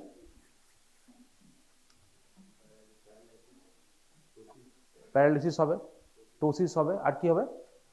Muscle paralysis, white speed muscle paralysis. কি হবে? ওভারঅল মাসেল প্যারালিসিস পেলে পেশেন্টের আর কি প্রবলেম হবে? পেশেন্ট কি বলে আমার এই প্রবলেম হচ্ছে? রেসপিরেটরি ডিস্ট্রেস হবে। কেন রেসপিরেটরি ডিস্ট্রেস হবে? ডায়াফ্রাম মাসেলও কন্ট্রাকশন হবে না। তো ডায়াফ্রাম মাসেল কি কাজ করে নর্মালি? ইন্সপিরেশন না এক্সপিরেশন? শিওর? ফোর্স এক্সপিরেশন না ইন্সপিরেশন? হ্যাঁ, তো obviously inspiration. It is a main muscle, primary muscle for inspiration, diaphragm. Okay, তাই তো? তাহলে ডায়াফ্রাম প্যারালিসিস হবে, শ্বাসকষ্ট হবে। কেন দেওয়া যাবে না? যদি রেসপিরেটরি রেট কমে যায়, রিজার্ভ কমে যায়, অক্সিজেনেশন হবে না, তখন অক্সিজেন কনসেন্ট্রেশন বাড়াতে হবে, বাড়ি যতটুকু অক্সিজেন মেনটেন করা যায়, ঠিক আছে? তাহলে নিউরোটক্সিক স্নেক বাইটে কি পাই পেশেন্টের? টোসিস হবে, চোখের পাতা পড়ে যাবে লাগবে, ঠিক আছে। আর কি হবে? উইকনেস হবে, হোয়াইট স্পিড উইকনেস হবে, হাত পা তুলতে পারবে না, হাঁটতে পারবে না, পেশেন্ট শুয়ে থাকবে। আর কি হবে? শ্বাসকষ্ট হবে, ঠিক আছে। সাপোজ একটা পেশেন্ট এলো, স্নেক বাইট এসে সাপে কামড়েছে, এসছে, তুই সাসপেক্ট করছিস নিউরোটক্সিন হতে পারে। পেশেন্ট কিন্তু কোনো সিমটমস বলছে না, আমার চোখের পাতা পড়ছে না, শ্বাসকষ্ট হচ্ছে না, কিছুই হচ্ছে না। কি করে চেক করবি? আর কি টেস্ট আছে? ওটা তো তুই হিমোলাইসিস চলে গেলি না। আমি ওই জন্য কোবরা স্নেক বললাম নিউরোটক্সিক। কিছু টেস্ট আছে, একটা হলো single breath count, SBC, single breath count. সেটা কি? নর্মালি লম্বা শ্বাস নিয়ে একজনকে বলা 1 থেকে 50 পর্যন্ত গুনে, সে কিন্তু আপ টু 40-50 পর্যন্ত গুনে নেয়। কিন্তু যার ডায়াফ্রামে উইকনেস থাকবে সে 30 পার করতে পারবে না। বোঝা গেল? But in case of snake venom, a snake bite, this SBC is around 10, 5, 15, 20 maximum. ঠিক আছে, বেড সাইড টেস্ট। যদি লম্বা শ্বাসে গুনতে পারছে, ভাববি যে না এখনো ডায়াফ্রামটা প্যারালিসিস হয়নি, ঠিক আছে। ওকে, আচ্ছা, লোকাল সিমটমস কিছু থাকে, কারণ দে কন্টেন সাম এনজাইমস, মেটালোপ্রোটিনেজ, হ্যাঁ, সাইটোটক্সিনস থাকে। তো লোকালে যেখানে কামড়াবে সেখানে কি কি পাবি? একটা পেশেন্টের স্নেক বাইট হয়েছে, দেখলি পায়ে কামড়েছে, সেখানে কি কি মার্ক দেখবি তুই?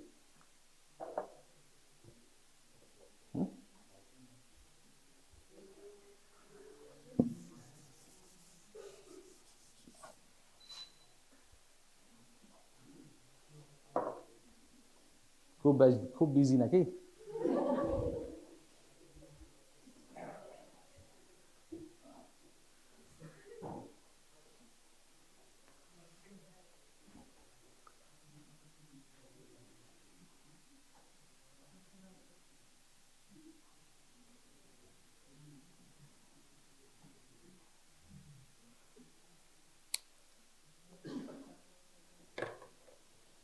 If 2 points are visible, 2 pinprick like points are visible, it's suggestive of poisonous snake bite, fang marks. Okay, and if there is multiple chain like bite mark, it's suggestive of non poisonous. ঠিক আছে। আচ্ছা, আর কি হবে locally? এটা তো byte mark দেখলি, ফ্যাং marks থাকতেও পারে, নাও থাকতে পারে। অনেক সময় ফ্যাং মার্কস থাকে না, বিশেষ করে ক্রেড বাইটে ফ্যাং মার্কস নাও থাকতে পারে। তুই দেখলি ফ্যাং মার্কস নেই, বলে ফ্যাং মার্কস নেই, সাপে কাটেনি, ছেড়ে দিলি, পেশেন্টের রাস্তায় মারা গেল, হতে পারে এটা, ঠিক আছে। যদি থাকে তো কনফার্ম, না থাকলে আদার টেস্ট করে রুল আউট করতে হবে, ঠিক আছে।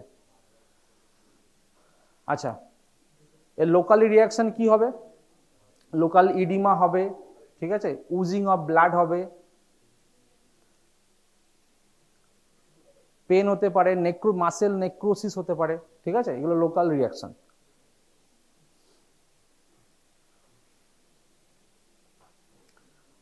আচ্ছা, যদি হিমোটক্সিক স্নেক বাইট হয় কি কি ফিচার্স পাবি পেশেন্টের? চন্দ্রবোড়া সাপে কামড়েছে, ভাইপার স্নেক, হ্যাঁ, প্যালর হতে পারে, প্যালর লেস্টে দিকে ব্লিডিং হয়ে গেল, বডি থেকে ব্লাড বেরিয়ে গেল, প্যালর হতে পারে। ইনিশিয়ালি কি পাবে? ব্লিডিং ম্যানিফেস্টেশন পেতে পারিস, এপিস্ট্যাক্সিস হচ্ছে, ঠিক আছে, বা হেমাটামেসিস হলো, বা পেশেন্টের অলরেডি হেমোরেজিক সিবিএ হয়ে গেল, হতে পারে। স্কিনে ব্রুজ হতে পারে, পেটিকিয়াল হেমারেজ হতে পারে, ঠিক আছে। কি কি টেস্ট করবি পেশেন্টের কনফার্ম করার জন্য? হ্যাঁ, বিটিসিটি। কিভাবে বিটিসিটি দেয়? বিটিসিটি করে আমরা যেটা এখানে করি, ক্যাপিলারি টিউব দিয়ে ব্লিডিং, ওইগুলো করে না। হ্যাঁ, একটা ভাইল নেওয়া হয়, গ্লাস টিউব নেওয়া হয়, যেখানে 10 to 20 ml ব্লাড ড্র করা হয়, করে সেটাকে রেখে দিয়ে অ্যাটলিস্ট 20 মিনিটস ধরে দেখতে হয়, ঠিক আছে। কি দেখবি 20 মিনিটস পর? যে ব্লাডটা ক্লট করলো কিনা, ঠিক আছে। যদি পয়জন থাকে বডিতে কি হবে? কি বললাম? ব্লাডটা ক্লট করবে না, ঠিক আছে। সাপোজ একটা পেশেন্ট এলো, তুই সঙ্গে সঙ্গে ব্লাড টেস্ট করলি, পেশেন্টের ব্লাড ক্লট হয়ে গেল, তার মানে কি ওই সাপটা নন পয়জনাস? ইয়েস, আবার করতে হবে, আধা ঘন্টা পরে আবার রিপিট করতে হবে, ঠিক আছে? আবার দেখলি আবার নেগেটিভ, আবার 1 ঘন্টা পরে করতে হবে, এই half an hour to 1 hour ইন্টারভালে রিপিট করতে হবে, অ্যাটলিস্ট 12 ঘন্টা, ঠিক আছে? এটা করতে হয়। করে যদি প্রত্যেকটা নেগেটিভ আসে তখন বলবি না, অ্যাটলিস্ট হিমোলাইসিক টক্সিনটা নেই।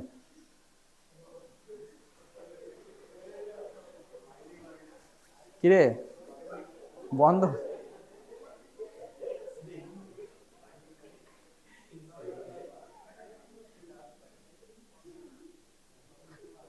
আর কি কি টেস্ট করবি বল?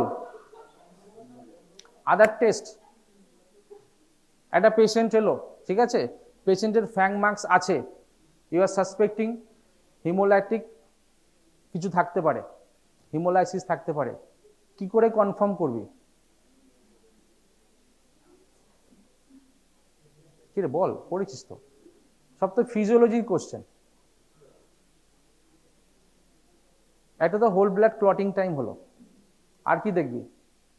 পিটি আয়নার দেখবি, পিটি আয়নার ব্লাড টেস্ট পাঠাবি। সো নর্মালি পিটি আয়নার কত ভ্যালু?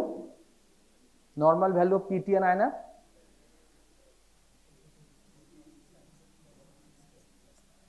নর্মাল পিটি কত?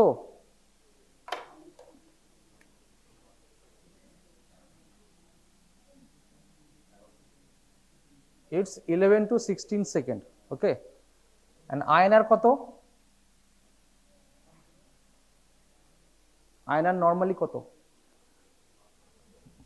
ইউজুয়ালি লেস দ্যান 1.4, অনেকে 1.2 বলে, অ্যারাউন্ড 1 এর কাছাকাছি থাকে, ঠিক আছে? স্নেক বাইটে কি হবে? বাড়বে না কমবে? শিওর বাড়বে না কমবে? ভালো করে বল মাথা লাগিয়ে। কিরে পিছনে ঘুমাচ্ছিস না অন্য কিছু হচ্ছে? কিছু অ্যান্সার দে তোরা, না খুবই বোর লাগছে? কি হবে?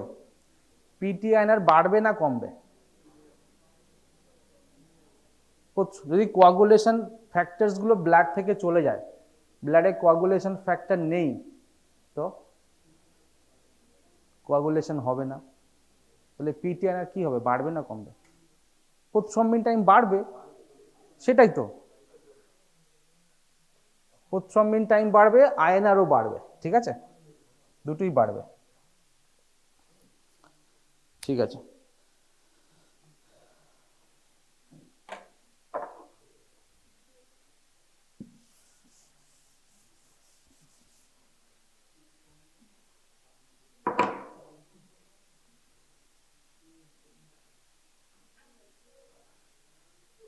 আচ্ছা,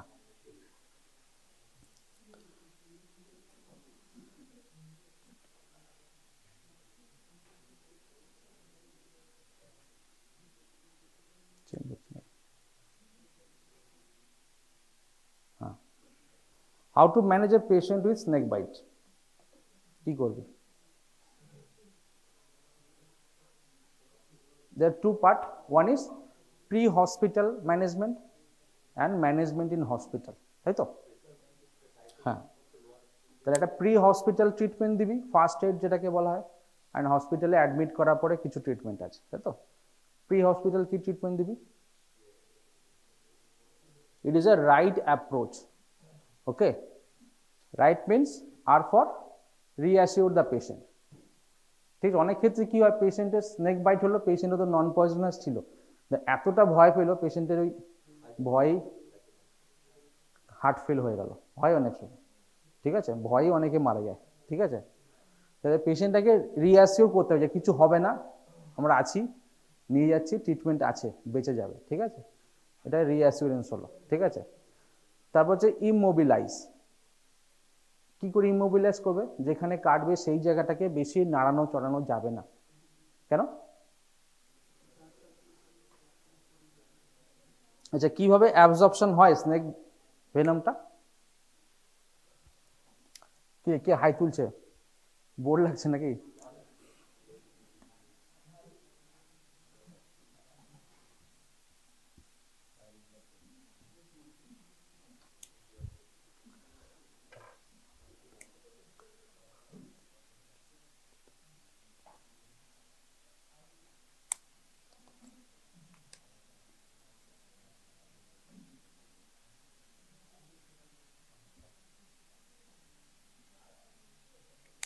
লাল নেই।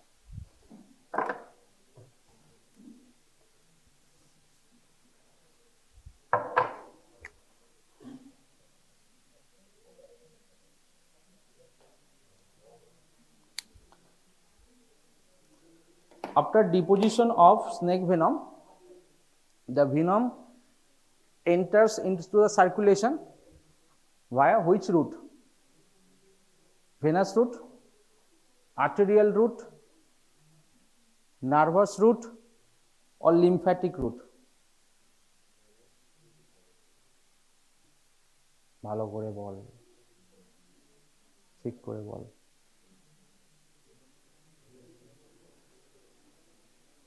আলটিমেটলি সার্কুলেশনে যাবে, একটা লোকাল ডিপোজিশন হলো, তারপর সার্কুলেশনে কিভাবে যাবে? নিউরনাল রুট দিয়ে যাবে, ভেনাস রুট দিয়ে, লিমফ্যাটিক্স দিয়ে, না আর্টেরিয়াল সিস্টেম দিয়ে? আর্টেরিয়াল তো হবে না, আর্টেরিয়াল সাইডে অ্যাবজর্পশন হয় না, পড়ে থাকলো তিনটে, কি মনে হয়? ভেনাস, সবাই venous? Venous? No, yes, lymphatics. দেখছিস কোথায় গন্ডগোল আছে? Predominantly via lymphatics, a sub amount of toxin through the venous system, হ্যাঁ খুব কম সেটা, 5 to 10% ম্যাক্সিমাম, 90% থ্রু লিমফ্যাটিক্স। সে লিমফ্যাটিক দিয়ে অ্যাবজর্পশন হবে, আলটিমেটলি সিস্টেমিক সার্কুলেশনে যাবে। বোঝা গেল? ঠিক আছে, আচ্ছা। তাহলে যদি পাটা বেশি নাড়াস তাহলে কি হবে? ব্লাড সাপ্লাই বাড়বে, লিমফ্যাটিক ড্রেনেজটাও বাড়বে, ওই জন্য ইমমোবিলাইজ করে রাখা হয়। ঠিক আছে, আচ্ছা এই লিম্বটাকে কি করবি তুই এবার? এই যে লিম্বেক টুর্নিকেট করবি, তাই তো?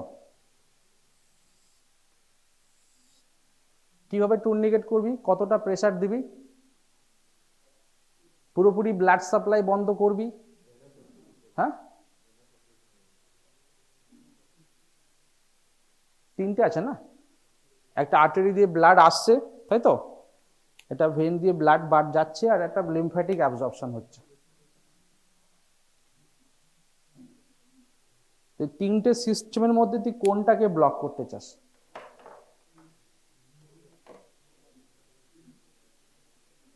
কে বুঝতে পারছিস কি বলছি? এইগুলো জানাটা খুব দরকার, এইগুলোই ফিল্ডে লাগবে। তুই কোনটাকে ব্লক করতে চাস? অবভিয়াসলি লিমফ্যাটিক্সটাকে, মেইনলি লিমফ্যাটিক দ্বারা অ্যাবজর্পশন হয়। তো লিমফ্যাটিক অবস্ট্রাকশন করতে কতটা প্রেসার লাগে, ভেনাস অবস্ট্রাকশন করতে কতটা প্রেসার লাগে, আর আর্টারি অবস্ট্রাকশন করতে কতটা প্রেসার লাগে? 40, আর হ্যাঁ কাছাকাছি আছে। আর আর্টারিকে ব্লক করতে যদি তার প্রেসার থাকে সিস্টোলিক 120, তাহলে 120 উপরে লাগবে, তবে সে আর্টারিটা ব্লক হবে, তাই না? আর লিমফ্যাটিকটা ভালো করে বল, লিমফ্যাটিক ব্লক করতে কি ভেনাসের থেকে বেশি প্রেসার লাগে না কম প্রেসার লাগে? শিওর? কম না বেশি? বল কিছু, তোরা ঠিক আছে পিছনে হাসছিস যে খুব, তুই ভাবছিস প্রেসার দেবো না, ছেড়ে দেবো, মরে মরুক, তাই তো? হ্যাঁ, কি দরকার? ইয়েস, কম হবে। লিমফ্যাটিক্স আর ভেরি টাইনি স্ট্রাকচার, খুব পাতলা স্ট্রাকচার, ঠিক আছে, ওকে ব্লক করতে বেশি প্রেসার লাগে না, হালকা প্রেসার দিলে 10 to 20 দিলেই হবে, অবস্ট্রাকশন হবে। ঠিক আছে, তাহলে তুই যে টুর্নিকেটটা বাঁধবি সেটার প্রেসারটা যেন এমন হয়, আর্টেরিয়াল অবস্ট্রাকশন তো করবেই না, ভেনাস ড্রেনেজটা ইম্পেয়ার হবে না, অনলি লিমফ্যাটিক্সটা ড্রেনেজটা বন্ধ হবে, মানে মাইল্ড প্রেসার দিতে হবে। ঠিক আছে, সেটা বলছি কি দিবে। তারপরে কি করবি? ইমোবিলাইজ করার পরে হসপিটাল নিয়ে যেতে হবে, ডাক্তার ডাকতে হবে। ঠিক আছে, আচ্ছা ফার্স্ট এডের মধ্যে এটা দেখতে হবে, check history of snake bite, look for obvious evidence of bite mark. ঠিক আছে, যেটা বলছিলাম, ক্রেড bite, no local marks may be seen. Bite থাকলে কি হবে, যেটা বলছিলাম, ফ্যাং মার্কস থাকবে, ব্লিডিং হবে, আর swelling of the bitten part হবে। ঠিক আছে,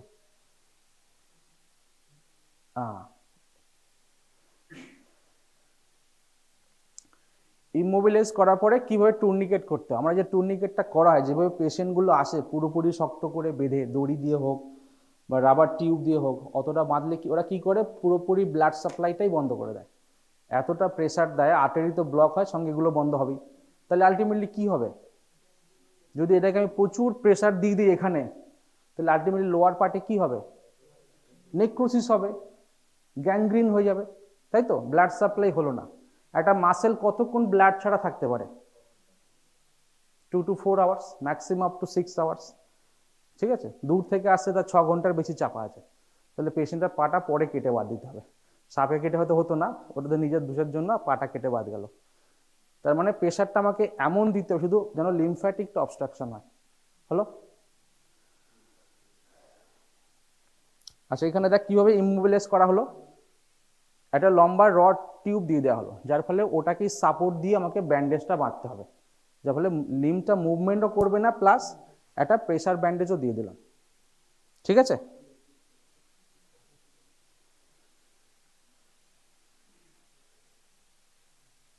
এই দেখলে এটা হচ্ছে প্রেসার ব্যান্ডেজ। টুর্নিকেট করা হয় না আজকাল, প্রেসার ব্যান্ডেজ করা হয়, যেটাতে লিমফ্যাটিক অবস্ট্রাকশনটা করানো হয়। ঠিক আছে, তার মানে কোথায় প্রেসারটা দেব, প্রক্সিমাল আর distal to the bite? Proximal. ফুটে যদি বাইট করে কোথায় বাঁধবো, অ্যাঙ্কেলের উপরে। লেগে যদি বাইট করে থাইতে।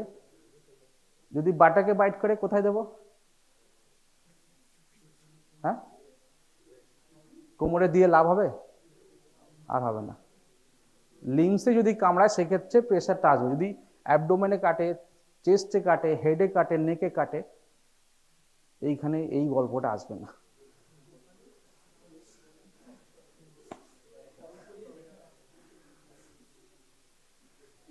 কি মাথায় কাটলে গলায় বাঁধবি প্রেসার ব্যান্ডেজ, তাই তো? ঠিক আছে,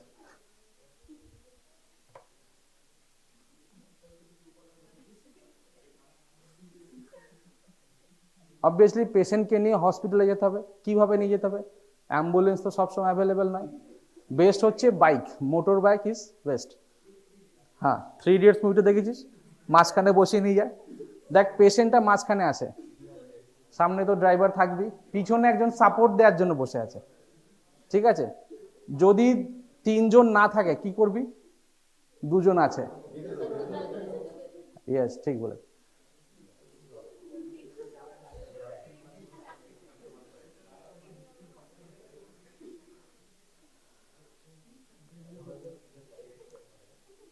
আচ্ছা, don't sin snake bite, do not attempt to kill or catch the snake. যে সাপে কামড়ালো সেই সাপটাকে ধরতে যাবি? যাবি ধরতে? ধরতে নেই, যে ধরতে গেল তাকেও কামড়ালো। একটা কথা, সে ধরলো কেন? সে ধরলো কেন? ডাক্তারকে দেখায় বলে, তাই তো? ডাক্তারকে দেখাতে গেল, ডাক্তার দেখতে হলো, ডাক্তারকেও কামড় দিল। ওই জন্য কখনোই চেষ্টা করবেন যে সাপটাকে ধরি। পেশেন্টের ট্রিটমেন্ট হবে পেশেন্টের ক্লিনিক্যাল ফিচার্স দেখে। ঠিক আছে, হলো? আচ্ছা, যেখানে কাটে সেই জায়গাটা বলা যে কেটে দাও, শাক করো, এগুলো করা হয়, করা উচিত। সিনেমাতে দেখেছিস সাপ কামড়ানোর পরে সেখানে শাক করা, যাতে ভেনামগুলো বেরিয়ে আসে। তো কি মনে হয় এখানে ভেনামগুলো বেরিয়ে আসবে টানলে? অলরেডি টিস্যুর মধ্যে ঢুকে গেছে, আসবে না, কখনই আসবে না, ব্লিডিং বেশি হবে। ঠিক আছে, অনেক সময় কি হয়, সাপ নিজে চলে আসে, তাই না? যে আমি দিয়েছি আমি ফেরত নেই, তাই তো? হ্যাঁ, তাই তো, মুভিতে দেখা এগুলো। এটা সম্ভব? কখনই সম্ভব না। হ্যাঁ, তাহলে ঝাড়ফুঁক করে হবে কি মনে হয়? এত কিছু তো পড়লি, ঝাড়ফুঁক করে লাভ হবে?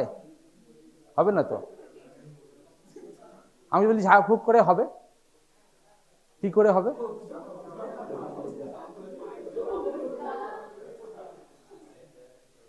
ঝাড়ফুঁক করে হবে কি করে সম্ভব? স্নেকটা যদি নন পয়জনাস হয় তাহলে ওঝার নাম হয়ে গেল 70% নন পয়জনাস। ডাঁড়ার সাপে কামড়ালো, ওঝার কাছে নিয়ে গেল, ঝাড়ফুঁক করে স্টোন বসিয়ে, হ্যাঁ ঠিক হয়ে গেছে, হ্যাঁ দাও 5,000 টাকা, ঠিক আছে। কিন্তু পয়জনাস স্নেকে হবে না, ঠিক আছে।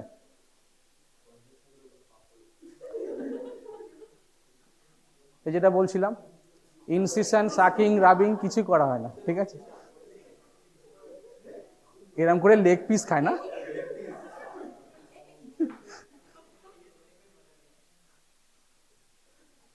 দেখ টুর্নিকেট করেছিল, দেখ কত প্রেসার দিয়ে, দেখছিস পাটা পুরো ইডিমা হয়ে গেছে,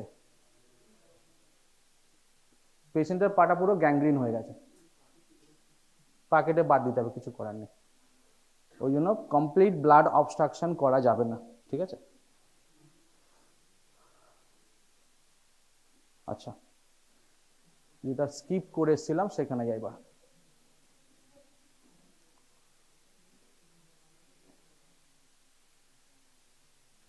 এবার চলে আসছে ট্রিটমেন্টে। মেন স্টে অফ ট্রিটমেন্ট কি তাহলে? অ্যান্টি স্নেক ভেনম, তাই না? অ্যান্টিডোট দিতে হবে, যে পয়জনটা ব্লাডে এসছে তার এগেনস্টে দিতে হবে, তাই তো? তোর কি মনে হয় ওই যে অ্যান্টি স্নেক ভেনমটা আমি দেব, কোথায় কাজ করবে সে? কোথায় কাজ করবে? আমাদের বডিতে কোথায় কাজ করবে? ব্লাড সার্কুলেশনে কাজ করবে, নিউরোমাসকুলার জাংশনে কাজ করবে, না লোকাল সাইটে কাজ করবে?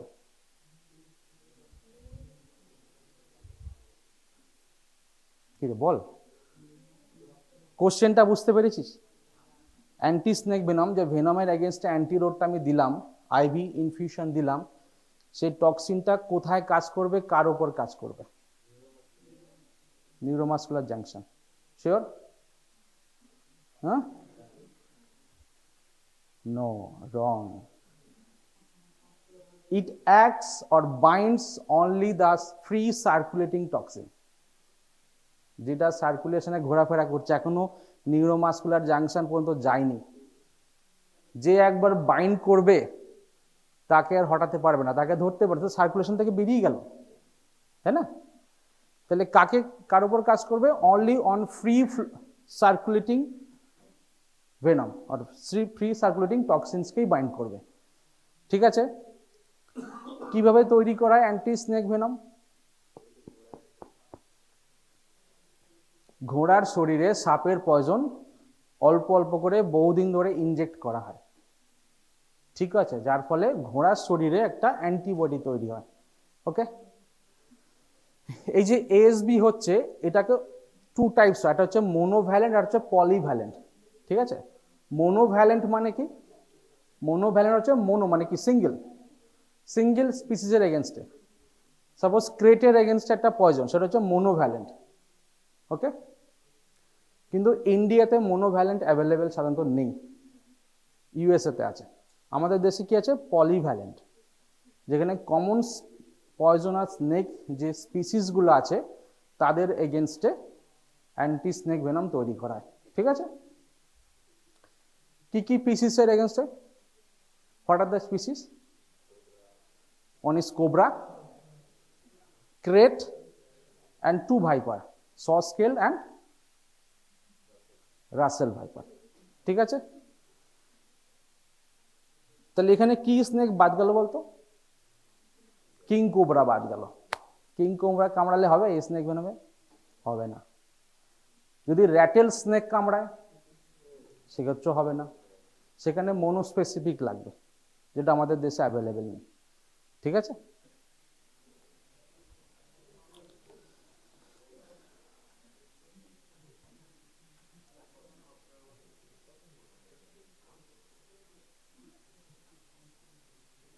So in India, polyvalent antivenom prepared by Central Research Institute, Kasoli, ঠিক আছে। আচ্ছা, এই যে অ্যান্টি স্নেক ভেনমের ভায়ালটা থাকে, সেই ভায়ালটাকে 10 ml ওয়াটার দিয়ে রিকনস্টিটিউট করতে হয়, 10 ml ওয়াটার দিয়ে, ঠিক আছে, ডিস্টিল ওয়াটার দিয়ে। তাহলে যে সলিউশনটা হলো সেই সলিউশনের ইচ ml 1 ml কোন টক্সিনস কতটাকে নিউট্রালাইজ করে এটা দেয়া আছে, ঠিক আছে। is around 0.5 to 0.6 milligram of all snakes venom, ঠিক আছে। কটা ভাইল লাগে বলতো, তোরা দেখেছিস কখনো? ডোজ, রেকমেন্ডেড ডোজ কি?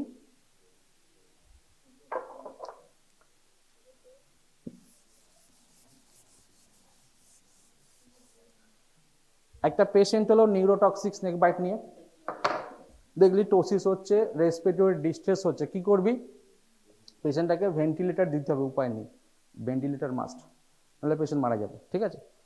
ভেন্টিলেটর দেওয়ার পরে পেশেন্টকে যেগুলো ফ্রি সার্কুলেটিং আরও টক্সিনস সেগুলোকে ইনহিবিট করতে হবে। তার জন্য কি করবি? এই এএসবি দিবি, ঠিক আছে। কীভাবে দেওয়া হয়? ইনিশিয়ালি 10 ভায়ালস, 10 ভায়াল নেওয়া হয়, ঠিক আছে, একটা দুটো নয়, 10 ভায়াল। তো 10 × 10 কত? 100 ml হয়ে গেল, ঠিক আছে। হ্যাঁ, তাহলে এটাকে কি হয়? এটাকে মিক্স করা হয় উইথ এটা নর্মাল স্যালাইন, ঠিক আছে। এটাকে ইনফিউজ করা হয় ওভার 30 to 45 মিনিটস। এই 100 ml যেটা হলো 10 ভায়ালস রিকনস্টিটিউট করার পরে এই 100 mlটাকে 300 ml NS এর সঙ্গে মেশালাম, মিশিয়ে ওভার 30 to 45 মিনিটসে ইনফিউশন দেওয়া হয়, ঠিক আছে। এটা ডোজ। যদি সাপোজ একটা ইনফিউশন দিলি, পেশেন্টে দেখলি কোনো রেসপন্স হচ্ছে না বা স্লো রেসপন্স হচ্ছে, তোকে আবার রিপিট করতে হবে, ঠিক আছে।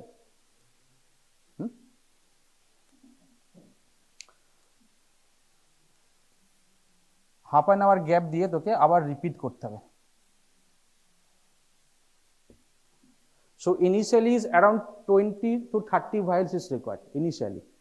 তারপরে একটা 6 hours to 8 hours গ্যাপ দিয়ে ফার্দার ইনফিউশন দেওয়া হয়, ঠিক আছে, যতদিন না রিকভারি হচ্ছে ফুল। হলো? এর কিছু সাইড এফেক্ট আছে, এটা তো একটা অ্যান্টিজেন, তাই না? অ্যান্টিবডি, কিন্তু আমাদের শরীরে অ্যান্টিজেন, তাহলে এর এগেনস্টে কিছু রিয়াকশন হতে পারে, অ্যালার্জিক রিয়াকশন হতে পারে, ঠিক আছে, অ্যালার্জিক র্যাশ হতে পারে, আর অ্যানাফাইল্যাকটিক শক হতে পারে, এটা খুব হয়। এএসবি ইনফিউশন দেওয়ার পরে পেশেন্টের সাডেনলি ব্লাড প্রেশার ড্রপ করে যায়, ঠিক আছে, প্রেশার ড্রপ করে যায়, অ্যানাফাইল্যাকটিক শক হয়। সে অ্যানাফাইল্যাকটিক শকে কি ট্রিটমেন্ট দিবি? ইয়েস, অ্যাড্রেনালিন আর এপিনেফ্রিন। ডোজ কি? অ্যাড্রেনালিন 1:1000 এর সলিউশন, ঠিক আছে, সেক্ষেত্রে 0.5 ml দেওয়া হয়, 0.5 ml ইন্ট্রামাসকুলার, ঠিক আছে। তাহলে ওয়াইড স্পিড ভ্যাসো কনস্ট্রিকশন হবে অ্যাড্রেনালিন দিলে, কার্ডিয়াক কন্ট্রাকশন বাড়বে অ্যান্ড ব্লাড প্রেশার মেনটেন হবে, ঠিক আছে। অ্যান্টি অ্যালার্জিকও দেওয়া হয় এর সঙ্গে একটা, ক্লোরফেনারামিন, অ্যান্টি অ্যালার্জিক, ঠিক আছে। স্টেরয়েড অনেকে ইউজ করে, কিন্তু গাইডলাইন যেটা বলছে স্টেরয়েডের সাধারণত সেরকম কিছু রোল নেই। অনেকে স্টেরয়েডের হাইড্রোকর্টিসন বা ডেক্সামেথাসোন দিয়ে দেয় সাপোর্টিভ হিসেবে। হলো?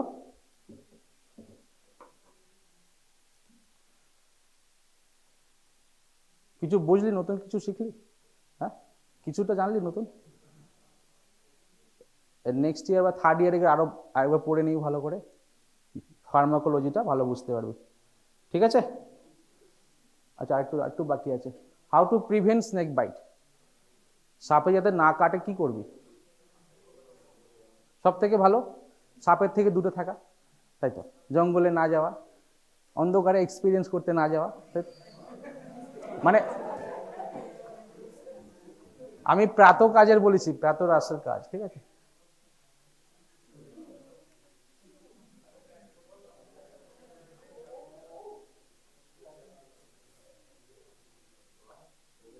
How to prevent snake bite, কি করবি? Use tricks to check out. যদি কোনো জঙ্গলে যাওয়ার সময় এগুলো করা হয়, ঠিক আছে, খুব ইম্পর্টেন্ট। একটা স্টিক নিয়ে আগে থেকে জায়গাটাকে একটু নাড়িয়ে দেওয়া যায়, সাপগুলো পালায় ভয়তে, ঠিক আছে। আর কি হয়, টর্চ লাইট, অন্ধকারে টর্চ লাইট ইউজ করতে পারিস একটা, ঠিক আছে। আর কি, আচ্ছা ক্লিন করে রাখতে বলা হচ্ছে, ক্লিন করবি কেন, সাপ ঢোকা যদি না ঢোকে, হ্যাঁ কার্বলিক অ্যাসিড ইউজ করতে পারিস। ক্লিন করবি কেন, যদি ইঁদুর আর ব্যাঙ না ঢোকে, ইঁদুর আর ব্যাঙ না আসলে সাপও আসবে না, ঠিক আছে। শুজ ইউজ করতে হয়, উঁচু উঁচু শুজগুলো ইউজ করতে পারিস, ঠিক আছে।